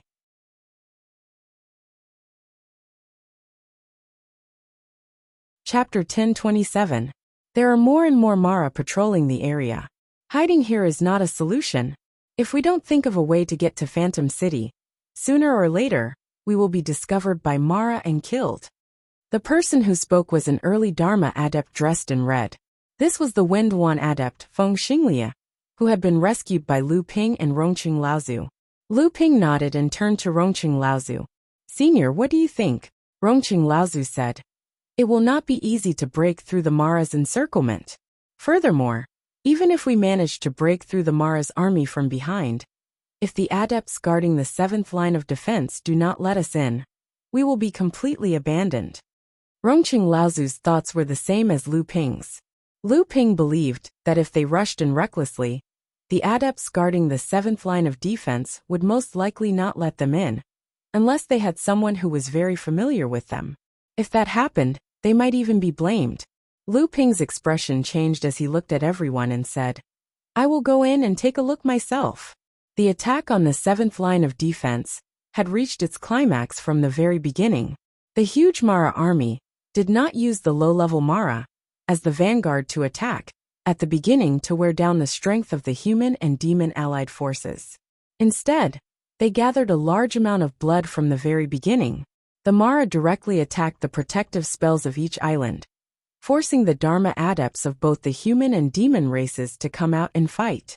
Even the Jade Shura joined in the attack.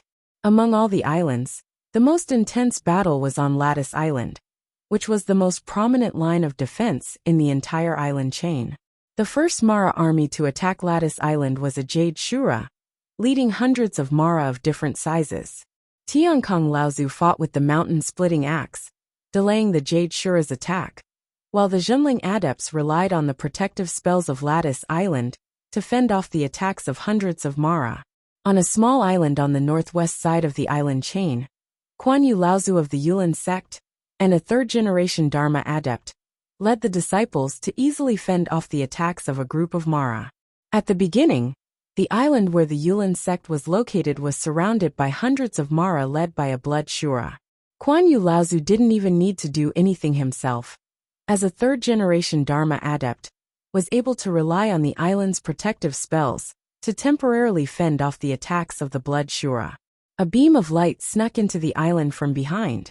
Kuan Yu Laozu seemed to already know who it was, as he asked without turning his head, "What's the situation on Lattice Island?" The person who had come was another early Dharma adept from the Yulin sect.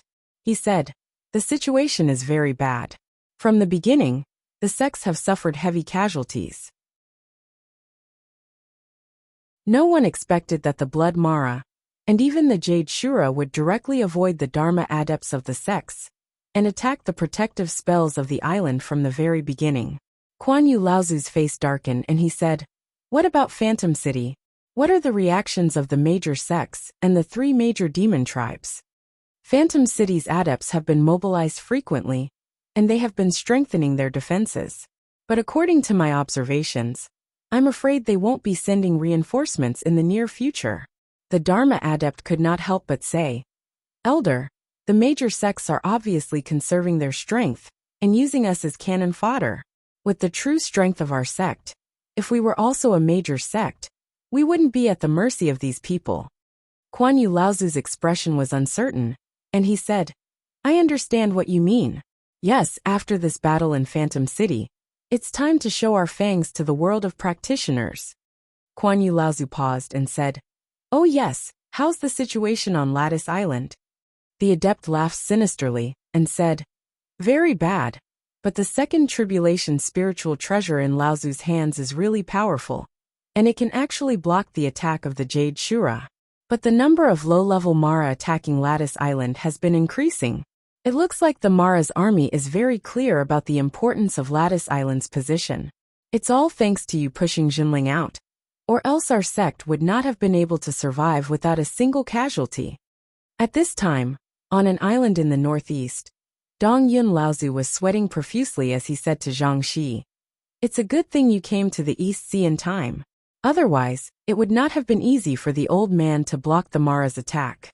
I'm afraid there would have been many more casualties among our disciples."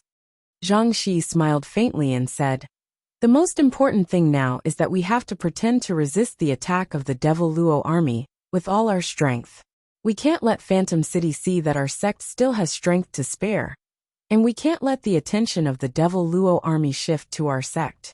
This is also the reason why I was unwilling to besiege the Blood Demon outside the island with Martial Uncle." Dong Yun Laozu's expression changed, and he said, "Are you saying that the Mara's army still has strength to spare, and that their attack might increase?" Zhang Shi smiled bitterly and said, "I'm afraid so. But don't worry, Martial Uncle. Although the sects of Phantom City have bad intentions, they won't go too far. They won't let the 7th line of defense be easily broken. They will still come to our rescue at the critical moment. Now it depends on how long we can resist." Dong Yun Laozu was also helpless, but then he asked, "If Mara sends more troops, will he increase the attack on us?" Zhang Shi hesitated for a moment and said, "It's not impossible. But with the cooperation of me and Martial Uncle, even if another blood demon comes, we can easily resist it. But if Mara sends more troops, the first thing he will deal with is not us, but—" Dong Yun Laozu followed Zhang Shi's gaze, and the two of them laughed coldly in a low voice at the same time. On the Lattice Island, Xian Yong used a fire elemental divine art to incinerate the 5 little and little evil Luos, who were attacking the island's protective formation. Then he turned around and said, "Senior brother Xian Peng, how is the modification of the formation going? When can we use the mother-child traction formation?" Xian Peng Jinren was lying on the formation board of the island's protection formation. He was sweating, but he didn't dare to wipe it off. He focused all his energy on the small knife that was used to carve the formation. He didn't even lift his head when he heard Xian Peng Jinren's question and said, "It's almost done." Spiritual Master Xian Su's face was as gloomy as water. After Patriarch Heavenly Peace went out to stall Jade Shura, the defense of the entire Grid Island was handed over to him. Spiritual Master Xian Su was very worried. Xian Yong and the rest might not be clear about Patriarch Heavenly Peace's situation, but Spiritual Master Xian Su knew very well that Patriarch Heavenly Peace's lifespan was reaching its end. Every time he fought with all his might, it might consume Patriarch Heavenly Peace's lifespan, which was already running out. Xian Suzhenren could feel that, after fighting the Jade Shura on the Nameless Island, Tian Kong Laozu had aged a lot. Dong! Dong! Dong! Suddenly, the heavy sound of drums came from the back of the Devil Luo army. The Devil Luo reinforcements had arrived once again. Not only Zhenling's sect, but also the 25 medium-sized sects and demon clans on the island chain that were defending at this time, all had a change of expression on their faces. Perhaps it was because Tian Kong Laozu was able to block the Jade Shura's attack, even though it was a second disaster treasure. Or perhaps it was because Mara's army had realized the importance of Grid Island.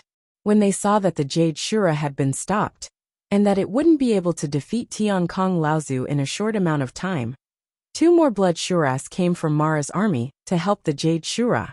They wanted to kill Tian Kong Laozu. This time, even Xian Suzhenren couldn't stay calm. He didn't care if the spell formation was successful or not, so he rushed out of Grid Island with Xian Ling, Xian Yong, and Xian Feng. The 4 of them knew what it would mean if 2 more Blood Shura joined the fight to kill Tian Kong Laozu. If Tian Kong Laozu died, Grid Island would be in danger, and Jinling's army of Phantom City cultivators would be annihilated. At this moment Xian Pengzhenren shouted, "It's done!" A halo spread out from the formation plate. Xian Pengzhenren quickly took out 5 supreme-grade spirit stones from the dozen or so Tian Kong Laozu had left for him, and embedded them into the formation plate. The halo spread out along the formation plate's protective barrier, and after a while, It fused with the island's original formation.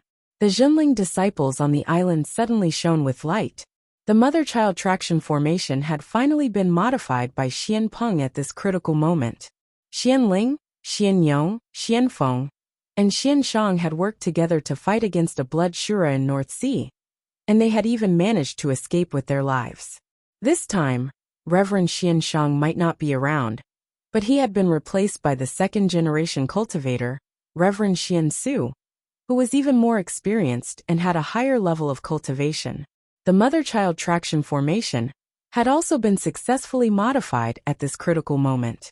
The four of them immediately went forward to stop a blood Shura that was attacking Tian Kong Laozu. However, the other blood Shura that had been stopped by the five of them still joined the fight between Tian Kong Laozu and Jade Shura. At that moment, everyone could tell that even though Tian Kong Laozu could still fight against the blood Shura with his second tribulation spirit treasure, it was only a matter of time before he lost. Besides, Grid Island and the Zhenling disciples were also holding him back.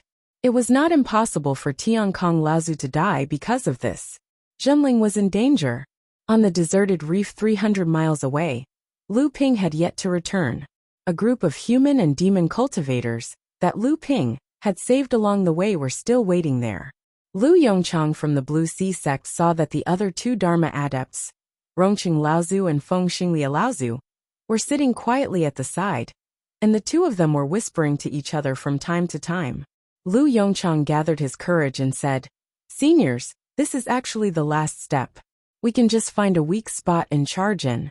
With our combined strength, even if the cultivators guarding the island do not dare to let us in, we can still stand guard outside the island for a while. As long as we verify our identities, we will be fine. Why do we need to stay here for so long? If we are discovered by Mara, I am afraid we can only wait for our fate of being surrounded and killed." The two Laozu's conversation was not pleasant. Rongqing Laozu looked at Lu Yongchang coldly and did not speak. Feng Xinglia Laozu, on the other hand, snorted coldly and said, "Idiot."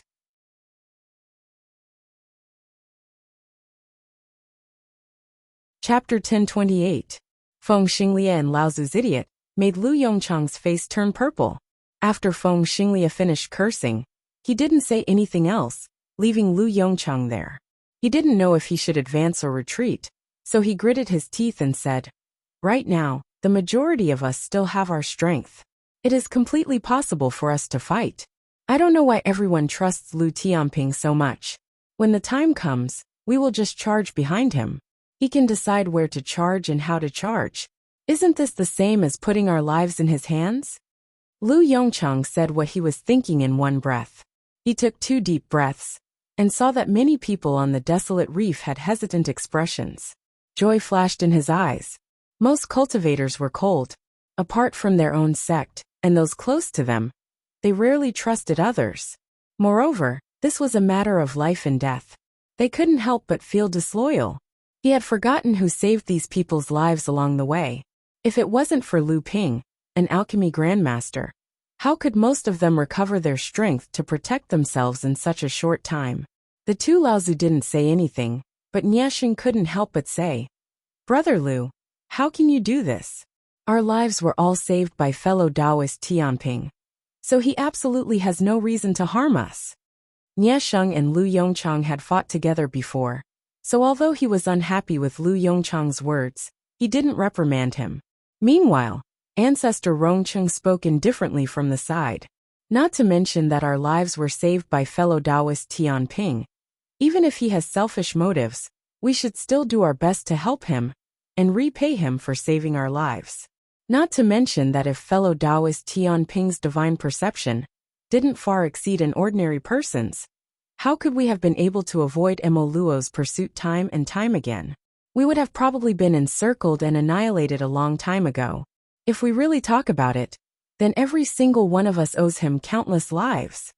Lu Yongchang was just short of being scolded for being ungrateful. However, at this moment, he decided to throw caution to the wind and said, "We've fought many battles along the way. If it wasn't for our help, how could we have won?" Feng Xinglia Laozu was furious and scolded, "You bastard, Lu Dao, you helped us several times. If it wasn't for our safety, with Lu Daoyou's ability, he would have arrived at Phantom City before Mara's army attacked the 7th defense line. He wouldn't have been slandered by you. Rongcheng Laozu looked at the rest of the core forging cultivators behind him, and then said to Lu Yongchang, "Fine. Since you only talk about benefits and benefits, the old man will also be a villain for once. Otherwise, someone will be bewitched by you and still be able to speak with justice." After Rongcheng Laozu said this, a few cultivators behind Lu Yongchang couldn't help but lower their heads. Rongcheng Laozu didn't expose them and said, "Right now, Mara's army has gathered at the 7th defense line. Behind us, Mara's army is still rushing over. It is impossible to turn back. The only way to survive is to move forward. Everyone knows this, but I don't know if you have thought about it. If we want to charge into Phantom City, we can only rely on fellow Taoist Tianping's powerful divine sense to get as close to Mara's army as possible without being discovered. Only then can we guarantee the success of the surprise attack and the survival of our fellow Taoists.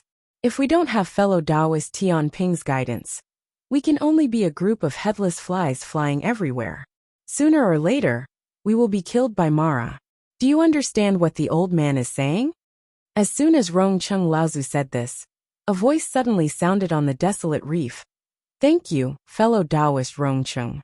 However, I'm afraid that even if fellow Taoists say that I am being selfish, I can't care too much about it."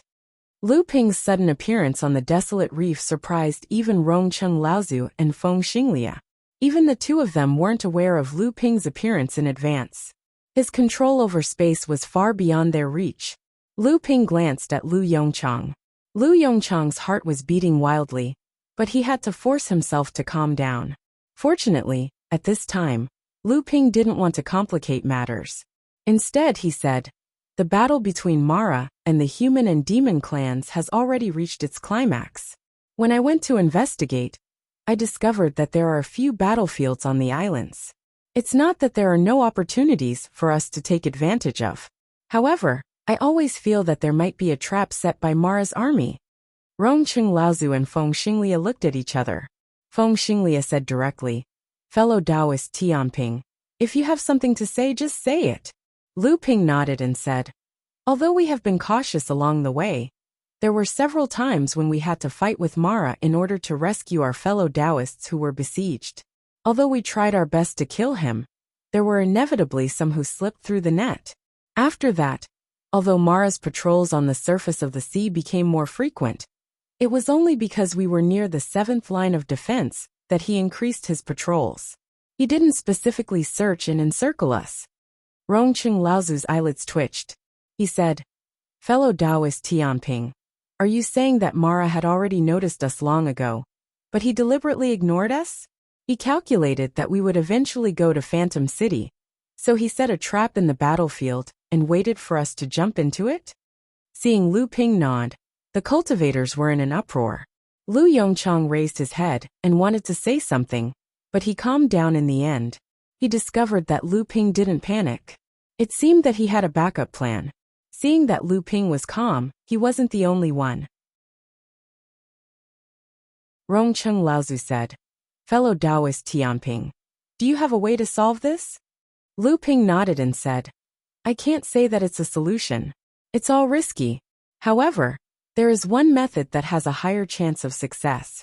Of course, if there are any fellow Taoists who suspect my intentions, you don't have to participate in this operation." When Lu Ping said "of course," he coldly glanced at Lu Yongchang. Everyone knew who Lu Ping was talking about. Lu Yongchang's forehead was covered in cold sweat. He felt that he was about to be abandoned by everyone.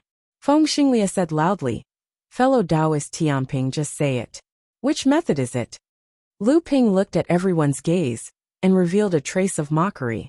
He said, "Sneak attack the back of Mara who is attacking Grid Island." What? Many people were shocked at first. However, they quickly came to their senses.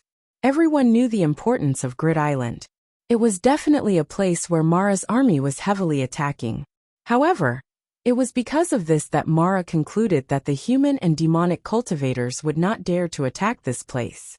Lu Ping seemed to think that his information wasn't enough to challenge everyone's bottom line. The mockery on his face became even more obvious. He said, "Also, the cultivators guarding Grid Island are our sects Tiankong Laozu and his disciples." Lu Yongchang suddenly raised his head. However, he didn't dare to look at Lu Ping. Instead, he turned around and looked at the cultivators behind him. The meaning in his eyes was very clear. "Look, I was right." Lu Ping's calm voice sounded from behind Lu Yongchang. He said, "I told you, I won't force you to stay or leave. You can go and find an island where the situation is relatively peaceful." Tiankong Laozu had seen through life and death more than 100 years ago. Now, he only had a few dozen years left to live. It didn't matter to him how long he had to live. He was very calm about the situation.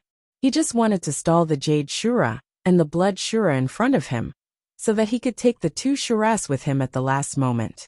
That way, he could buy time for his disciples to evacuate and for the reinforcements from Phantom City to come. He knew that the higher-ups of the big sects in Phantom City were paying close attention to the situation on the island chain.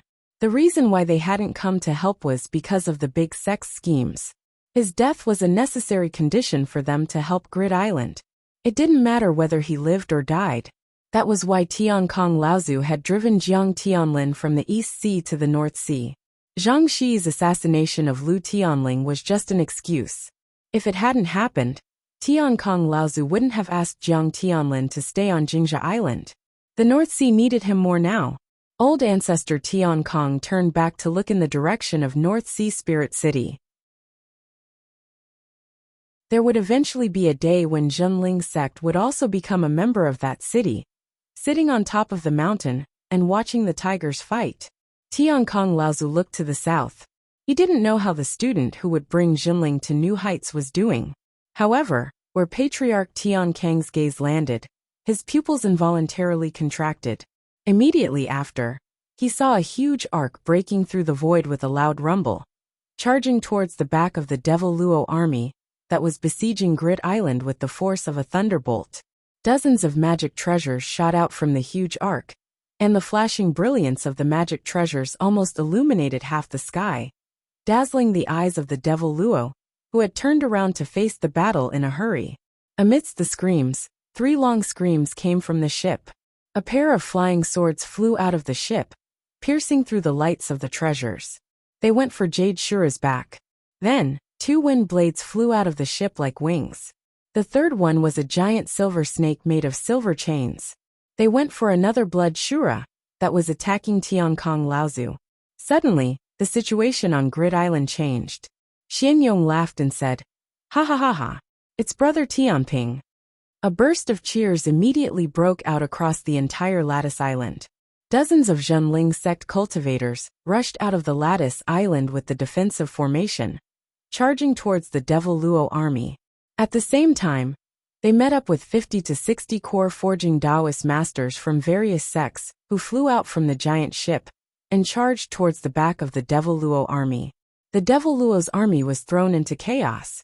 The cultivators of Zhenling's sect and the other sects joined hands, and nearly 100 enlightened masters of core forging realm took advantage of the situation to launch a surprise attack. The Devil Luo's army that was besieging the Lattice Island suffered heavy casualties. In less than the time it took to brew a pot of tea, the entire Devil Luo's army had been annihilated by the joint forces of both sides. The two sides even joined forces and retreated back to the Lattice Island as quickly as possible. It was only at this moment that the angry roars of Mara could be faintly heard from the surface of the sea that was several hundred miles away from both sides. They had already discovered the great changes on Lattice Island, but it was too far away for them to do anything.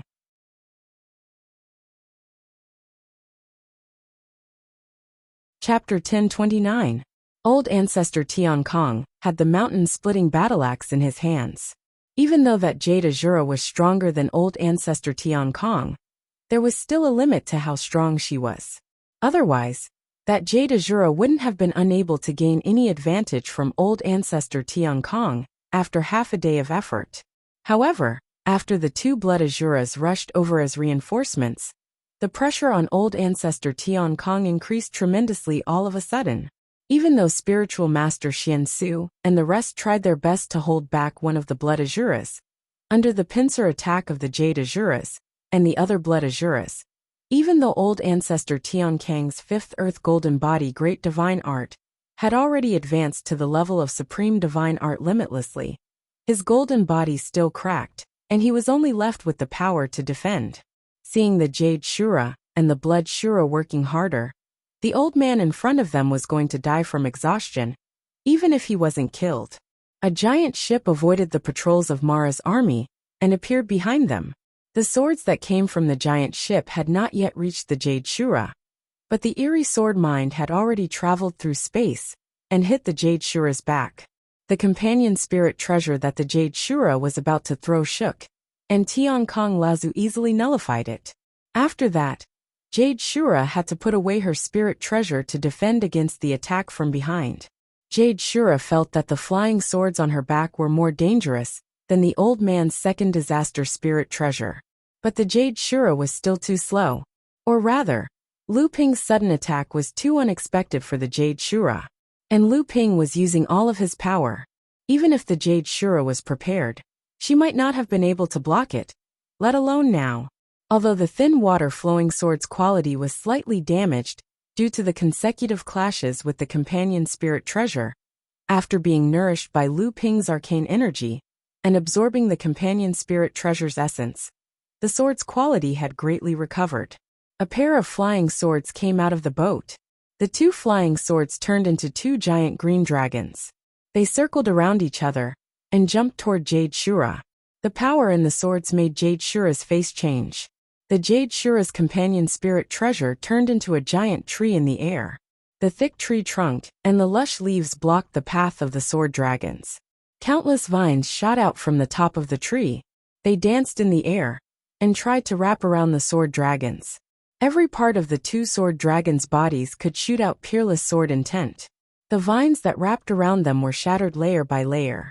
However, even more branches and vines shot out from the huge trees. It was as if they were weaving a huge net in the sky, continuously neutralizing the power of the two sword dragons. At this moment, a huge axe fell from the sky, chopping the branches and vines along the way into pieces. The remaining force didn't stop, and directly chopped into the towering tree. Almost half of the huge tree crown was chopped off, like the umbrella cover of an umbrella that was suddenly broken, becoming a sieve that leaked rain. The companion spirit treasure was connected to the Jade Shura deeply. The companion spirit treasure was damaged, and the Jade Shura was hurt. With a scream of pain, the Jade Shura knew that she was surrounded by two people. She couldn't fight them, and there were no reinforcements nearby. So the Jade Shura decided to run. Lu Ping jumped out of the ship. He knew what the Jade Shura was planning from midair. He coldly said, "You want to run? That depends on how good you are."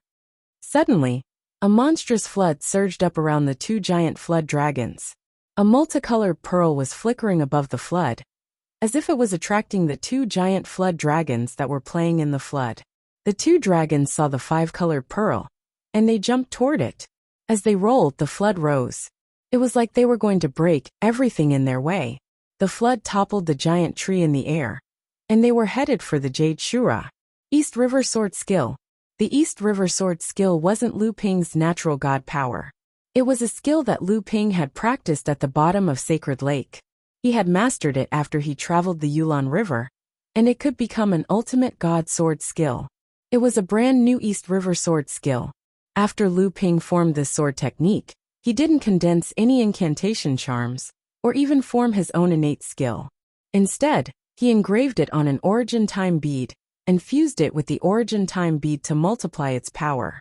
Its power had long surpassed the original North Sea Wave listening art. Great river flows east. At that moment, Jade Shura was already unable to attend to anything else under Lu Ping's sneak attack and Patriarch Tian Kang's pincer attack. When she saw the two floodwaters rising up and flipping over her accompanying spirit treasure, her expression became even more flustered. She hurriedly put away her accompanying spirit treasure and wanted to escape. Yet before she could turn around, Patriarch Heavenly Peace's mountain-splitting battle-axe cleaved down on her chest again. Jade Shura had no choice but to use her already damaged companion's spirit treasure to take it head-on. She didn't expect Patriarch Heavenly Peace to execute a natal great divine art, magnetism Vajra technique. This natal great divine art was originally a basic great divine art, when one cultivated Fifth Earth Golden Body secrets to a supreme divine art. When this divine art was executed at full force, it could increase the weight of everything within a radius of 100 yards by 100 times. Within a radius of 500 yards, it would increase by 50 times, and within a radius of 300 yards, it would increase by 10 times. Although the Jade Shura's spirit treasure was able to block the full power of the mountain-splitting axe, her body was still under the pressure of the magnetism Vajra. She had to use a lot of power to move forward. In that moment, the sword skill flood behind Jade Shura had arrived. It was coming down on Jade Shura's face. When Jade Shura emerged from the flood again, her body looked like it had been shaved off. She had shrunk a lot. Then the second wave came, and Jade Shura's body shrank again. This happened a few times, and Jade Shura was killed by Lu Ping's great river flows east. She was killed in a way worse than death by 1,000 cuts. Just as the Jade Shura was about to escape, the Blood Shura, who had been caught up by Rongcheng Laozu and Feng Xinglia, turned into a water light and tried to escape. Feng Xinglia shouted, "Where do you think you're going?" The two knives that looked like wings were in his hands. He waved them, and his whole body flew out. When he stopped, he was in front of the Blood Shura. Feng Xinglia was a blue phoenix, and the blue phoenix was a wind phoenix. He was very good at flying. Even though the Blood Shura was using water escape, he was still blocked by Feng Xinglia, who was prepared. At that moment, the Jade Shura was completely trapped by Lu Ping's great river east. She was washed away by the sword skill flood. Tiankong Laozu saw that the Jade Shura was going to die, so he turned around and slashed the mountain-splitting axe at the Blood Shura that Feng Xinglia had stopped. Blood Shura was shocked. He howled and tried to block the mountain-splitting axe with his life-bound spiritual treasure, but it was cut in half by the axe. Blood Shura took the opportunity to escape again, but he did not expect a silver chain to come from behind and wrap around Blood Shura's neck. Feng Xinglia's flying dagger swung, and Blood Shura's head flew high into the air. He was dead. The three of them turned around to attack the Blood Shura that Master Xiansu and the others were fighting, but the Blood Shura was already gone. At that moment, the hundreds of Shuras outside of Lattice Island had been killed by the surviving practitioners that Jinling and Lu Ping had brought. After the practitioners broke through to Lattice Island, they took the opportunity to counterattack. The remaining Mara's morale was low. The practitioners attacked Lattice Island again, and the Mara retreated. When the Jade Shura, the Blood Shura, and the Dharma Laozu were fighting in the sky, the rest of the Mara army began to flee. The practitioners attacked again, and another third of the Mara army was killed. In the end, only a third of the Mara army managed to escape. At that moment, Tiankong Laozu, Lu Ping, and the others saw a few beams of light rising from the east and west of the sea, flying towards them. Behind these eye-catching beams of light, there was a group of smaller lights rising up, following them from afar. Old Ancestor Heavenly Peace gave a loud shout and said, "All cultivators, quickly return to defend. The Devil Luo army is pouncing over again." All of the cultivators who were in high spirits from killing were so shocked by Old Ancestor Tiankang's shout that their ears were buzzing. Only then did they come back to their senses and hurriedly flew back to Lattice Island. Tiankong Laozu said to Lu Ping, "Kid, the spirit recovering pill the best." Lu Ping chuckled and without saying a word, he took out 3 spirit recovering pills refined with the flesh of the spirit monster peach, and gave one each to Tiankong, Rongcheng, and Feng Xinglia. Tiankong Laozu didn't even look at them, and directly swallowed the spirit recovering pill. Seizing the time to recover the true essence he lost in the fierce battle. Rongcheng and Feng Xinglia already knew that Lu Ping was an alchemy grandmaster, so the spirit recovering pills in his hands would certainly be extraordinary. At this time, the battle was not over, so the two did not delay. After thanking Lu Ping, They carefully stored the spirit-recovering pills away, preparing to use them at a critical moment. Tiankong Laozu cupped his hands towards Rong Cheng and Feng Xinglia and said, "Many thanks for your help this time. Zhenling, Tiankong thanks you here." The two repeatedly said they didn't dare and said that their lives were saved by Lu Ping, so it was only natural for them to help. Lu Ping saw that Tiankong Laozu's situation wasn't too good, so he said, "Martial uncle, although Mara has temporarily retreated, he will soon regroup to attack again. Why don't we return to the island first? At this time, the strength of Lattice Island has greatly increased, but we still need to temporarily adjust ourselves before we can display our full combat power." Old ancestor Tiankong took a look at the traveling light in the horizon and reckoned that it would only take the time to brew a cup of tea before Emoluo, who had rushed over as reinforcements, launched another attack. Therefore he nodded his head and said, "That works too."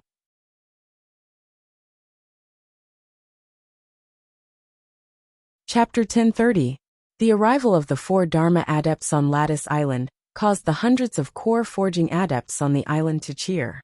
The Zhenling disciples cheered for defeating Mara's army, for Lu Ping's timely assistance, and for bringing such a large force with him. The adepts who had been rescued by Lu Ping from the fallen secret territory were also cheering. They had finally broken through Mara's encirclement and arrived at Phantom Island. Although this was not Phantom Island, it was still a territory controlled by both the human and demon races. Of course, there were also those who were cheering for the hundreds of Mara they had killed, including a Jade Shura and a Blood Shura, who had fallen at the hands of the 4 Dharma adepts. This was not because the 4 of them had killed the Jade Shura and the Blood Shura, but because ever since Mara had moved north, the Northern Alliance had lost a third of its territory. Although the human and demon races had quickly set up 7 lines of defense in the fallen secret territory, 6 of them had been destroyed by Mara's army. Both the human and demon races had suffered countless casualties, and more than 10 Dharma adepts had died. All this time, both the human and demon races had been tormented by continuous defeats, grievances, and deaths.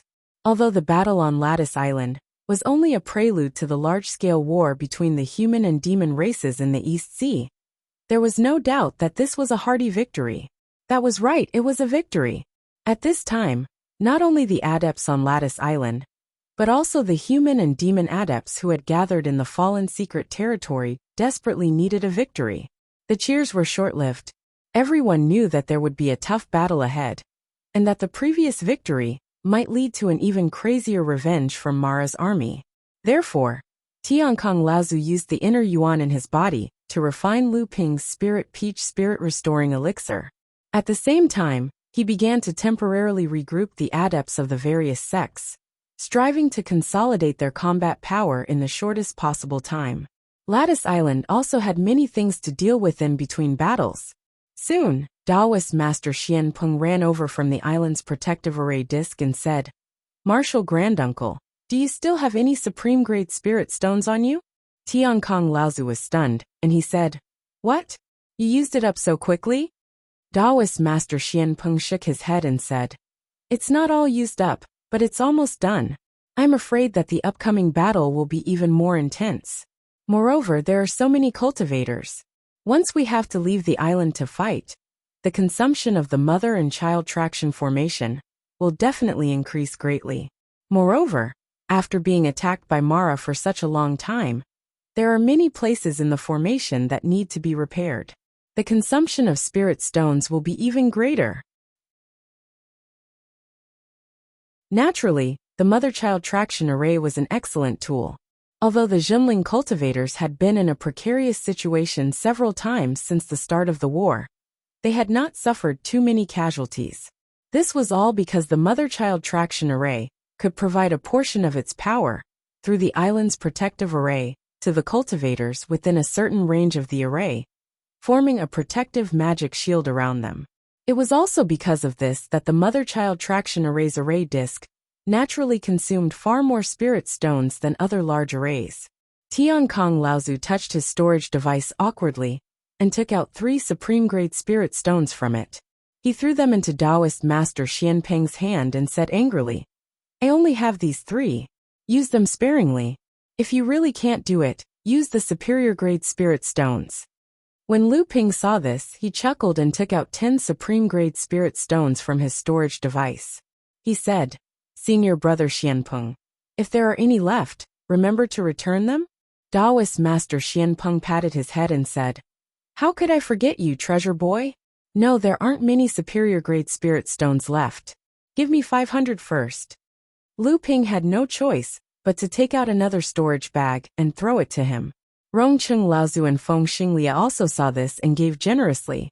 Tiankong Laozu and Lu Ping naturally dissuaded them. In the end, the 2 of them each took out 5 supreme grade spirit stones and gave them to Taoist Master Xianpeng. They did not give any superior grade spirit stones, but this was already enough to make Taoist Master Xianpeng happy. When Rongcheng Laozu saw that Taoist Master Xianpeng was about to leave, he quickly said, I just saw that your sect's disciple was able to draw the power of the array when he left the island for the war. This kind of method is really unheard of. Can I also go and observe? Lu Ping exclaimed. Oh, I almost forgot. Senior Rongcheng is also a formation master. When the time comes, I will still need Senior's help. I think the restoration of the array will be twice the result with half the effort. The mother and child traction array was a secret technique created by Taoist Master Xianchen. In the entire Jinling, only a few formation masters were taught by Taoist Master Xianchen. This kind of secret technique naturally could not be learned by just observing it. So Lu Ping and the others were naturally very relieved. When Taoist Master Xianpeng heard that Rongcheng Laozu was actually a formation master, he was immediately overjoyed. He quickly led Rongcheng Laozu to the place where the array plate was. At the same time, he also asked Rongcheng Laozu for some advice. For Taoist Master Xianpeng, this was a rare opportunity. Several rays of light flashed outside the island. Lu Ping, Tiankong, and Feng Xinglia once again gathered together. Only Rongcheng Laozu appeared to be repairing and modifying the array with Taoist Master Xianpeng. For Taoist Master Xianpeng, this was a rare opportunity. But right now, Lu Ping and the others were not in the mood to celebrate the improvement of the island's protective array. Instead, they looked at the 5 figures that had appeared in the sky outside the island with a serious expression. Lattice Island, which had been a little noisy, suddenly quieted down. There were 2 Jade Shuras and 2 Blood Shuras. One of them was the one that had escaped earlier, and there was also a blood demon. This formation shocked Lu Ping and the others. Perhaps this was what Mara had left behind to deal with Rongcheng Laozu and the other cultivators who were gathering in the fallen mystery land. Unfortunately, no one had expected Lu Ping and the others to break through from the most unlikely place. They also did not expect Lu Ping's power to be so strong. Together with Tiankong and Laozu, they were able to kill a Jade Shura in such a short time. When the 5 Dharma stage Mara arrived, they did not immediately attack Lattice Island. Instead, they waited for Mara's army to gather behind them. By the time Rongcheng Laozu had successfully upgraded Lattice Island's protective array to a new level, the Mara's army had gathered outside Lattice Island. There were already 500 of them, and half of them were Big Mara, which was equivalent to a core forging adept. Tiankong Laozu suddenly said, It's good that we can delay them.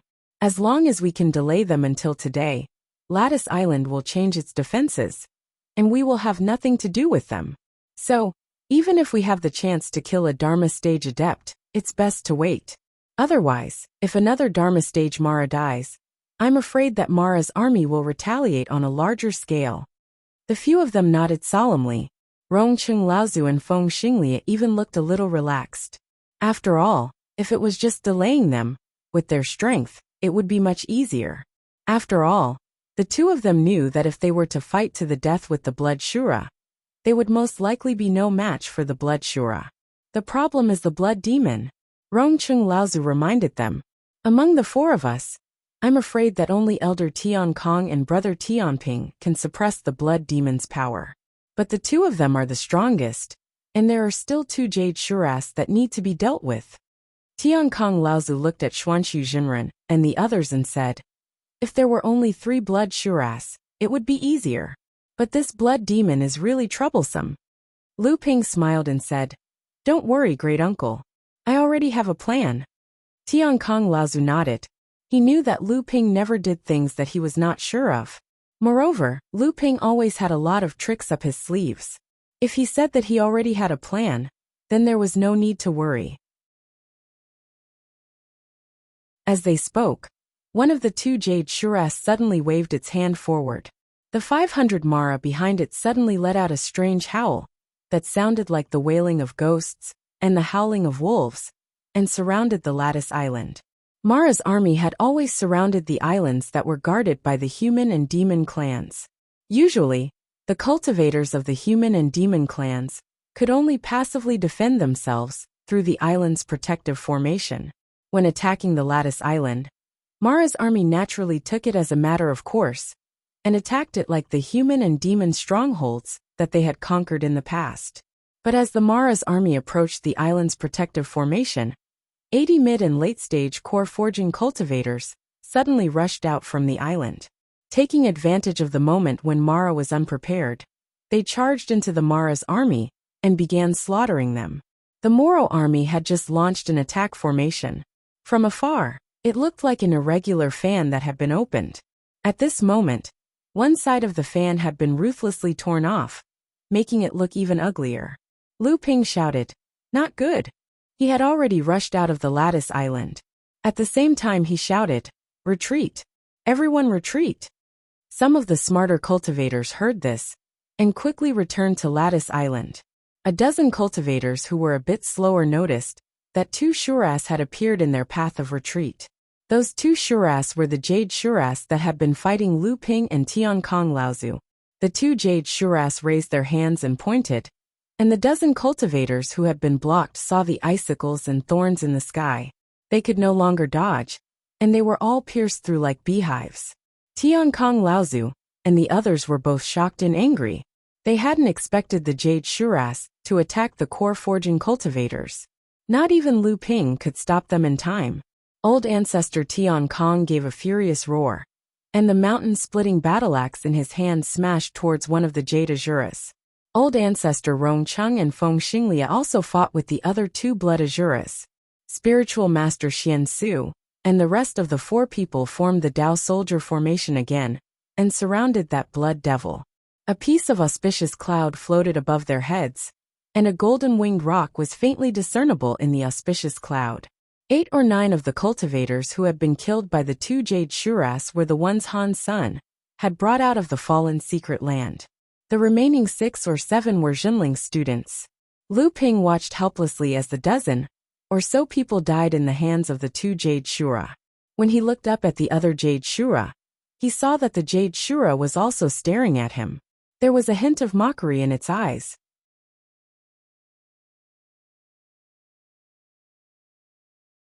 Chapter 1031.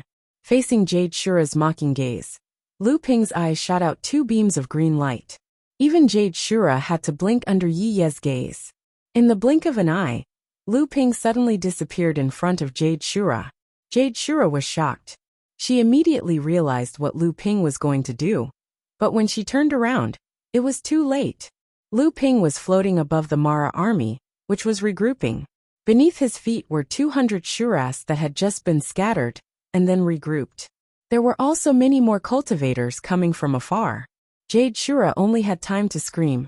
Mara, who was beneath Lu Ping's feet, was shocked. When they looked up, they saw a vengeful smile in the air, hiding its cruelty.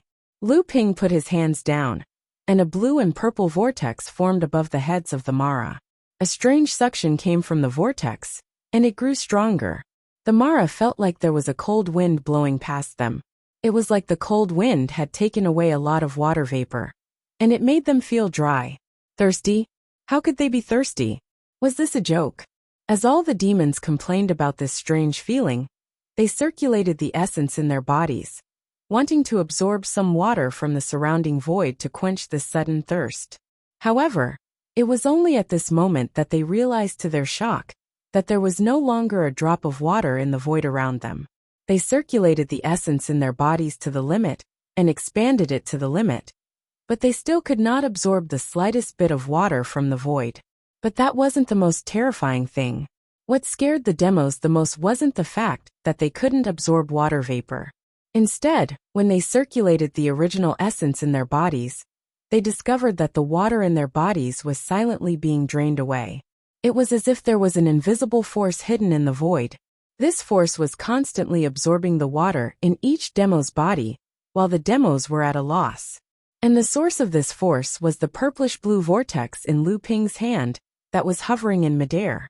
From the time Lu Ping used the blue and purple vortex in the air to the time the Mara found that the water in their bodies was being sucked out, it had only been a moment. The Mara wanted to get rid of Lu Ping's strange power, but they found that as the water in their bodies was being sucked out, the true chi in their bodies began to slow down. The Mara stumbled in the air, but they couldn't get away from the vortex in Lu Ping's hand. All they could do was scream. The Jade Shura finally arrived. Lu Ping felt a little regretful, but he had to retreat. The blue and purple vortex in his hand collapsed, and Lu Ping's power was finally broken. As soon as the purplish-blue vortex in Lu Ping's hand dissipated, among the 200 demon luos that were enveloped by Lu Ping's strange skill, nearly 100 of them turned into dried corpses.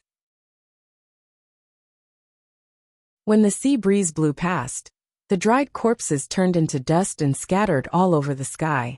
Among the 100 Mara, almost half of them were big Mara, which was equivalent to the core forging stage. Not only that, but more than half of the other 100 Mara were also affected by Lu Ping's power. Although they reacted in time and managed to escape, the parts of their bodies that were affected were dried up because of the draining of water. In this attack on Lattice Island, the 5 Dharma Plane Mara had gathered a total of 500 Mara, big and small. But Lu Ping's power alone was enough to kill a fifth of the Mara's army. Coupled with the sudden attack from the Child-Mother formation, the Mara's side had lost 150 people, and nearly 50 Mara were injured. The killing power of Lu Ping's power not only made the Jade Shura's expression change, but it also made the 3 Dharma Plane Laozu look at her. It also made all the human and demon cultivators on Lattice Island speechless. The Jade Shura was like a mad tiger. She had lost a lot of her men in a short period of time, and she seemed to be in a frenzy. She started attacking Lu Ping in a way that would destroy both sides. Even someone as strong as Lu Ping had to retreat under her relentless attacks. But Lu Ping wasn't an easy opponent. Although he was at a disadvantage, he didn't panic at all. His pair of swords were sharp, and he executed the water seep sword skill to its peak. Jade Shura's attacks were fierce, but under Lu Ping's tight defense, she couldn't hurt him at all. The vanguard of Mara's army had sent as many people as they could to Lattice Island. But Tian Kong Laozu and the others had decided to buy time, so they would not fight Mara. Even the Jade Shura, who was fighting Lu Ping, could not harm Lu Ping in a short period of time. After Lu Ping used his strange power to kill 100 of Mara, Mara's army's attacks on Lattice Island were weakened. With the mother and child drawing spell, and Rongcheng Laozu's power, the cultivators on Lattice Island could easily defend against the weakened Mara. Taoist Master Xian Su and the other 3, who were originally in the most danger, had been seen by the evil Luo as the key to breaking through the situation when they were fighting the blood demon. However, this blood demon had almost suffered a great loss from Taoist Master Xian Su and the others right from the start. When the blood devil saw that he was actually facing 4 late-stage core forging cultivators, the surface of the soul-devouring poisonous mist around him suddenly shot out 4 black mist snakes. The 4 black mist snakes circled around in the air, then quickly rushed toward Xian Su, Xian Yong, and the other 2. The faces of Sage Xian Su and the others flickered slightly. However, at that very moment, the golden rock circling above their heads suddenly charged out from the auspicious clouds. With a flap of its wings, it blew away the 2 black snakes. Then, it reached out with its sharp claws to grab the remaining 2 black snakes by 7 inches and tore them apart with one swipe. When the blood demon saw that the golden rock was able to break its innate divine ability so easily, it was slightly stunned. In its opinion, even if the 4 joined forces, they wouldn't be able to break its divine ability so easily. Just as the blood demon was stunned, a great sense of danger suddenly burst forth. The soul-devouring mist around the blood demon rapidly shrank, as if it was condensing into a mist shield. At the same time, a cyan light suddenly jumped down from the back of the golden rock. The azure willow sword on its back suddenly unsheathed, breaking the mist shield that the blood demon was condensing in one fell swoop. A roar rang out from within the black mist, and a stream of black mist sprayed out, sending Lu Xiaoping tumbling backwards. By then, Sage Xiansu and the others had already surrounded the blood fiend and began attacking it from all sides. It was often impossible to guard against the blood fiend's attacks. Thus, in the face of the blood fiend, cultivators would have a greater headache compared to facing the blood Azura. However, with the protection of the cloud sail and Lu Xiaoping's harassment, Sage Xiansu and the others were able to steadily gain the upper hand. On Grid Island, Master Xianheng nodded to the dozen late core forging cultivators around him and said, "I'll leave it to you all." Then, Daoist Xianheng cast out a small bronze bell in his hand, which suddenly expanded in size in midair. Following Lu Ping's instructions, Daoist Xianheng formed a series of hand seals, and the bronze bell vibrated in midair. Then, a loud bell chime resounded across the island. The dozens of Mara that had just attacked Grid Island were the first to bear the brunt of the bell's ringing. The dozen late core forging cultivators on Grid Island rushed out and killed the dozens of Mara that were at a loss. In an instant, a dozen Mara of different sizes fell from the sky, and a dozen more fled with injuries. The Mara's attack was once again repelled. Half a day passed by quickly. The Mara's army had been attacking the 7th line of defense for an entire day. Apart from a few islands that had been repeatedly contested, the rest of the islands were firmly controlled by the joint forces of the human and demon clans. Just as the sun was about to set, 20 to 30 dazzling beams of light rose from the sky above Phantom City. Following closely behind these beams of light were 8 smaller beams of light. Hundreds of beams of light shot out of Phantom City, then suddenly split up and headed towards the various islands on the 7th line of defense. After an entire day of fighting, Phantom City finally came to an agreement with the 9 major sections. The preparations inside and outside of Phantom City were finally complete. Next, 20 to 30 Dharma adepts and more than 800 core forging adepts were sent to reinforce the 7th line of defense and launch a large-scale counterattack against the Mara's army. The person leading the reinforcements to Grid Island was a female practitioner. Lu Ping recognized her. She was the carefree sex mid-Dharma adept Yuhuan Laozu. Behind her were 40 core forging adepts, half of whom were female practitioners. They were probably the carefree sect adepts who had followed Yuhuan Laozu to Phantom City. Seeing that another mid-Dharma adept had appeared, the 2 Jade Shura and 2 Blood Shura, who were battling the Dharma adepts on Jinling's side, let out a long howl and simultaneously broke away from their respective opponents and retreated. A jade scepter flew out of Yuhuan Laozu's hand and shot towards the blood demon, who was being attacked by spiritual master Xiansu and Lu Xiaoping, who were a step too slow. The blood demon was terrified and desperately tried to avoid it. Unexpectedly, the jade scepter was a rare treasure. Just as the blood demon dodged, it disappeared into thin air. When it reappeared, it was once again in the sky above the blood demon. The scepter suddenly fell, sinking into the soul-devouring black fog and smashing into the blood demon's head. However, there was no sound at all. The soul-devouring black fog immediately dissipated, and the blood demon's head was bleeding profusely. Lu Xiaoping somersaulted in midair and landed on the blood demon's shoulder. With a wave of the 5-inch willow sword in his hand, the blood demon's head flew high into the air. In midair, Yuhuan Laozu's surprised voice sounded, and she said, "A doppelganger?" At the same time, on the 2 islands on the northeast and northwest island chains, Kuan Yu Laozu of the Yulin sect and Zhang Shi of the Blue Sea sect, who were guarding the islands, quickly received the news after they chased away Mara, who was attacking their respective islands. What? Lattice Island is safe and sound? Lu Tianping killed his way out, and even led a group of cultivators who were scattered in the fallen mystery land to reinforce Lattice Island? What good luck! What? There's a disciple of the Blue Sea sect among this group of adepts? Who is it? Brother Lu Yongchang? He's not dead. That's great. What? He actually helped Jinling defend Lattice Island?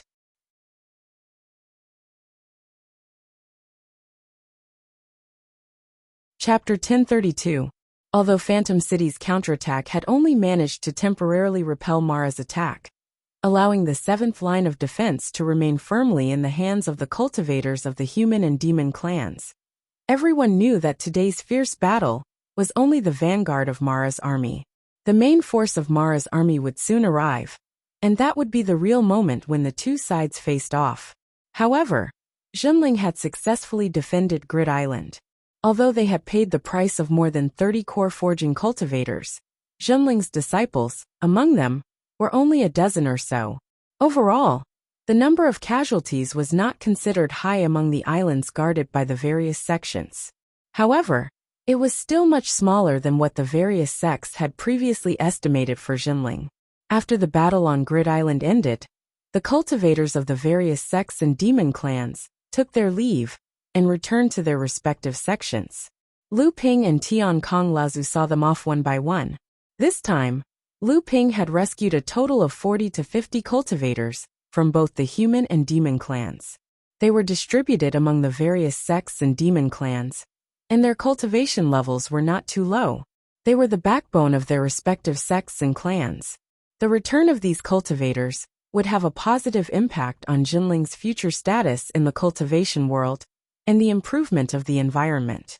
This was especially so for Rongqing Laozu and Feng Xinglia.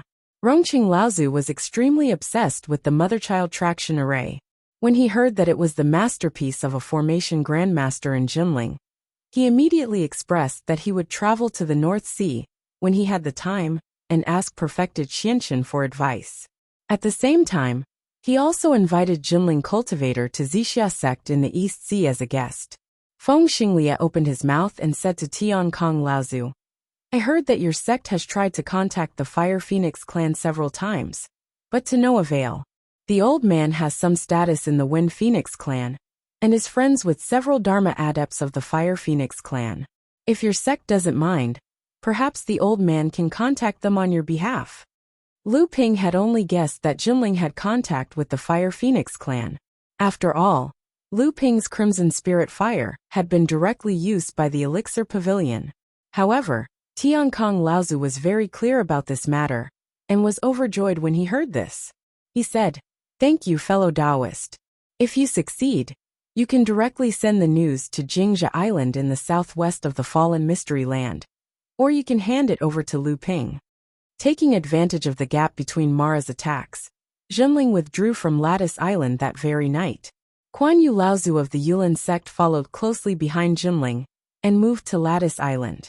The next island Jinling moved to was the miniature island that Yulin sect had previously been stationed on. It was called Singular Star Island. Sage Xian Su had already arrived with his men, and the protective arrays on the island had to be reconstructed and modified as soon as possible. Because of the previous conflict between Jinling and Yulin sect, Jinling and the other practitioners had to be on guard against any hidden dangers that Yulin sect might leave behind when they retreated from Singular Star Island. This was to prevent them from exploding when Mara's army attacked Singular Star Island. At this time, Lu Ping was walking with Tian Kong Laozu on the road out of the Fantasy Spirit Pavilion in Phantom City. Although Phantom City was still bustling with activity at this time, it was not as lively as before. Instead, it was more solemn, and the practitioners who came and went looked like they were in a hurry. So the reason why our sect fell into such a dangerous situation was because Azure Sea sect took the opportunity to stab us in the back. And Zhang Shi is really here. A murderous intent flashed across Lu Ping's eyes. Old Ancestor Tian Kong said in a low voice, "I know what you mean. It's just that there are so many cultivators coming and going in Illusionary Spirit City now, and there are eyes and ears everywhere. Furthermore, Zhang Shi isn't someone who can be killed so easily. If news gets leaked, there will be quite a number of people who want to find trouble with our sect at this critical juncture." Lu Ping nodded and said, "Disciple understands, but I don't know how the casualties of Azure Sea sect are." Tian Kong Laozu said, I just received news that there are not many casualties. Azure Sea sect lost 5 people, and 3 are seriously injured. Although it is not as serious as our sect, Dong Yin and Zhang Shi are both safe and sound. Azure Sea sect will still be stationed at Glazed Island tomorrow. Xianling sect also lost 11 or 12 people, and Hai Yin sect's situation is similar to Xianling sect's. However, Shuiyan Pavilion seems to have some problems. 2 blood Mara suddenly appeared, and more than 10 of their disciples died. Even Fian Laozu, who is at the mid-Dharma stage, suffered a small loss. Zhenling had been operating in the fallen mystery land for many years. If he could not even get this bit of news immediately, it would be a little unreasonable. Tian Kong Laozu paused, and finally could not help but advise again. Now that you have a large number of spirit stones on you, it is our sect's share of the mine on Spirit Gathering Island for 3 years. If it is not necessary, it is better to be cautious. Once you are in danger, those who want to take your spirit stones will jump out one after another. Lu Ping understood what Laozu meant, but Lu Ping still asked, Uncle Master, has the Azure Sea sect collected their share of the spirit stones? Old Ancestor Heavenly Peace said, that's right. Originally, this Dong Yin didn't plan to collect the spirit stones, but after that Zhang Shi came, he immediately made a trip to Illusionary Spirit Pavilion. If there are no accidents, that batch of spirit stones from Azure Sea sect should be with Zhang Shi. The 25 medium-sized sects in the overseas region could be divided into 5 levels according to their strength, and Jinling's strength was ranked 5th in the first level. Every time they obtained a share of the spirit stones mine on Spirit Gathering Island, they would receive hundreds of top-grade spirit stones, tens of thousands of top-grade spirit stones, and countless low-grade spirit stones. At this point, the 2 of them stopped talking at the same time, looking at the street in the distance, as if they were waiting for someone.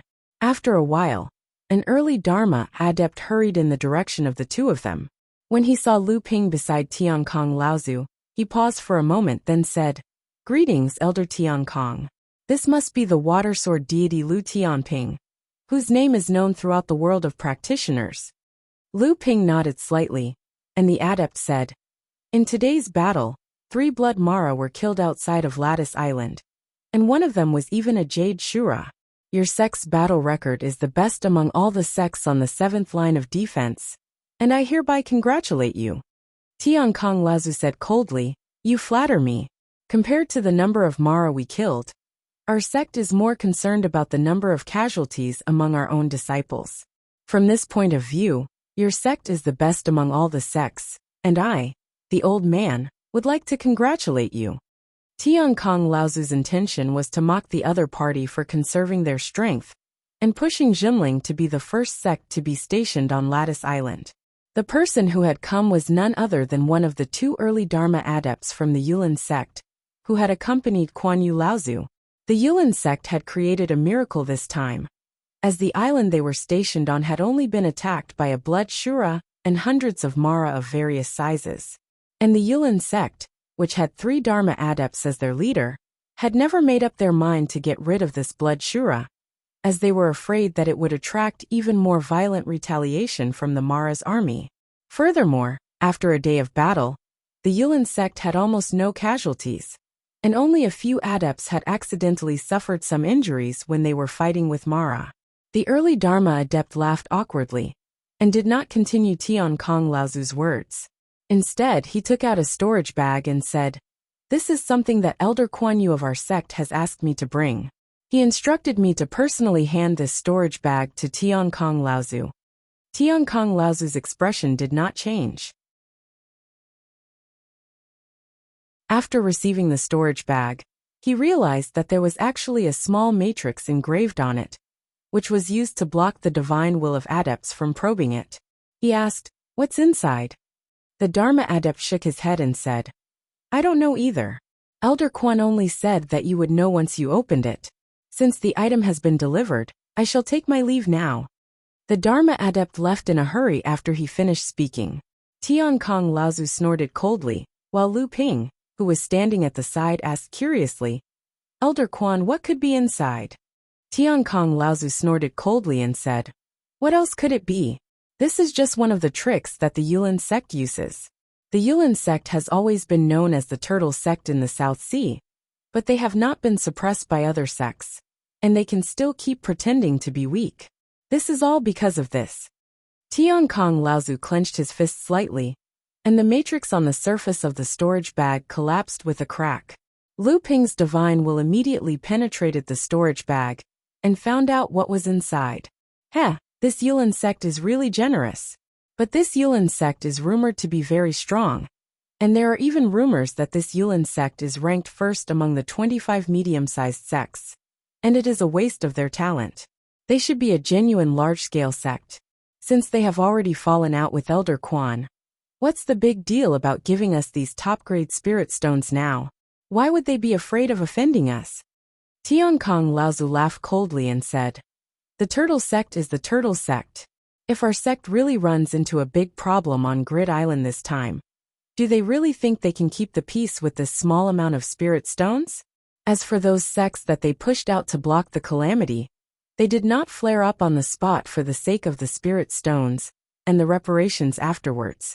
That is because they were afraid of Yulin sect's own strength and foundation, and not because they were truly bewitched by the huge amount of spirit stones. The sects that Yulin sect has offended are not few in number. Just wait and see. This Yulin sect will have a huge problem sooner or later. When that time comes, my sect does not mind stepping on them." Tiankong Laozu weighed the 50 top-grade spirit stones and 500 top-grade spirit stones in his hand and said, "It's a waste if we don't take it." The next day, Mara's follow-up army arrived, and Mara launched another attack on the island chain's defensive line. Because Mara had suffered a great loss outside Grid Island the day before. This time, Mara's army gathered together and divided a larger force to besiege Grid Island. Kuan Yu Laozu, who was stationed on Grid Island, had not yet engaged Mara in battle, but he had already sent his disciples to Phantasm City to ask for help, saying, "A large number of Mara have gathered outside Grid Island, and it is suspected that Mara's main force has arrived." The cultivators of the 9 major sects in Phantasm City looked at each other, and then burst into laughter, saying, "The Turtle sect is indeed a Turtle sect. The battle has not even started, and they have already started asking for help." After saying that, he reprimanded the disciples of Yulin Phantasm City, then threw them out of the Phantasm Pavilion. At the same time, he closed the teleportation portal between Grid Island and Phantasm City. It was obvious that he wanted Yulin sect to show some of the spirit of being the number one of the 25 major sects in the overseas region, and fight a bloody battle with Mara first. You're tuning in to the Li Mei's Wuxia Whispers YouTube channel. We're so grateful for your support, and don't forget to subscribe to join us on this incredible journey through captivating stories. Your generosity through donations truly makes a world of difference, as it's the primary source of revenue that allows me to expand and enhance this channel for you. Thank you from the bottom of my heart for being a part of this adventure.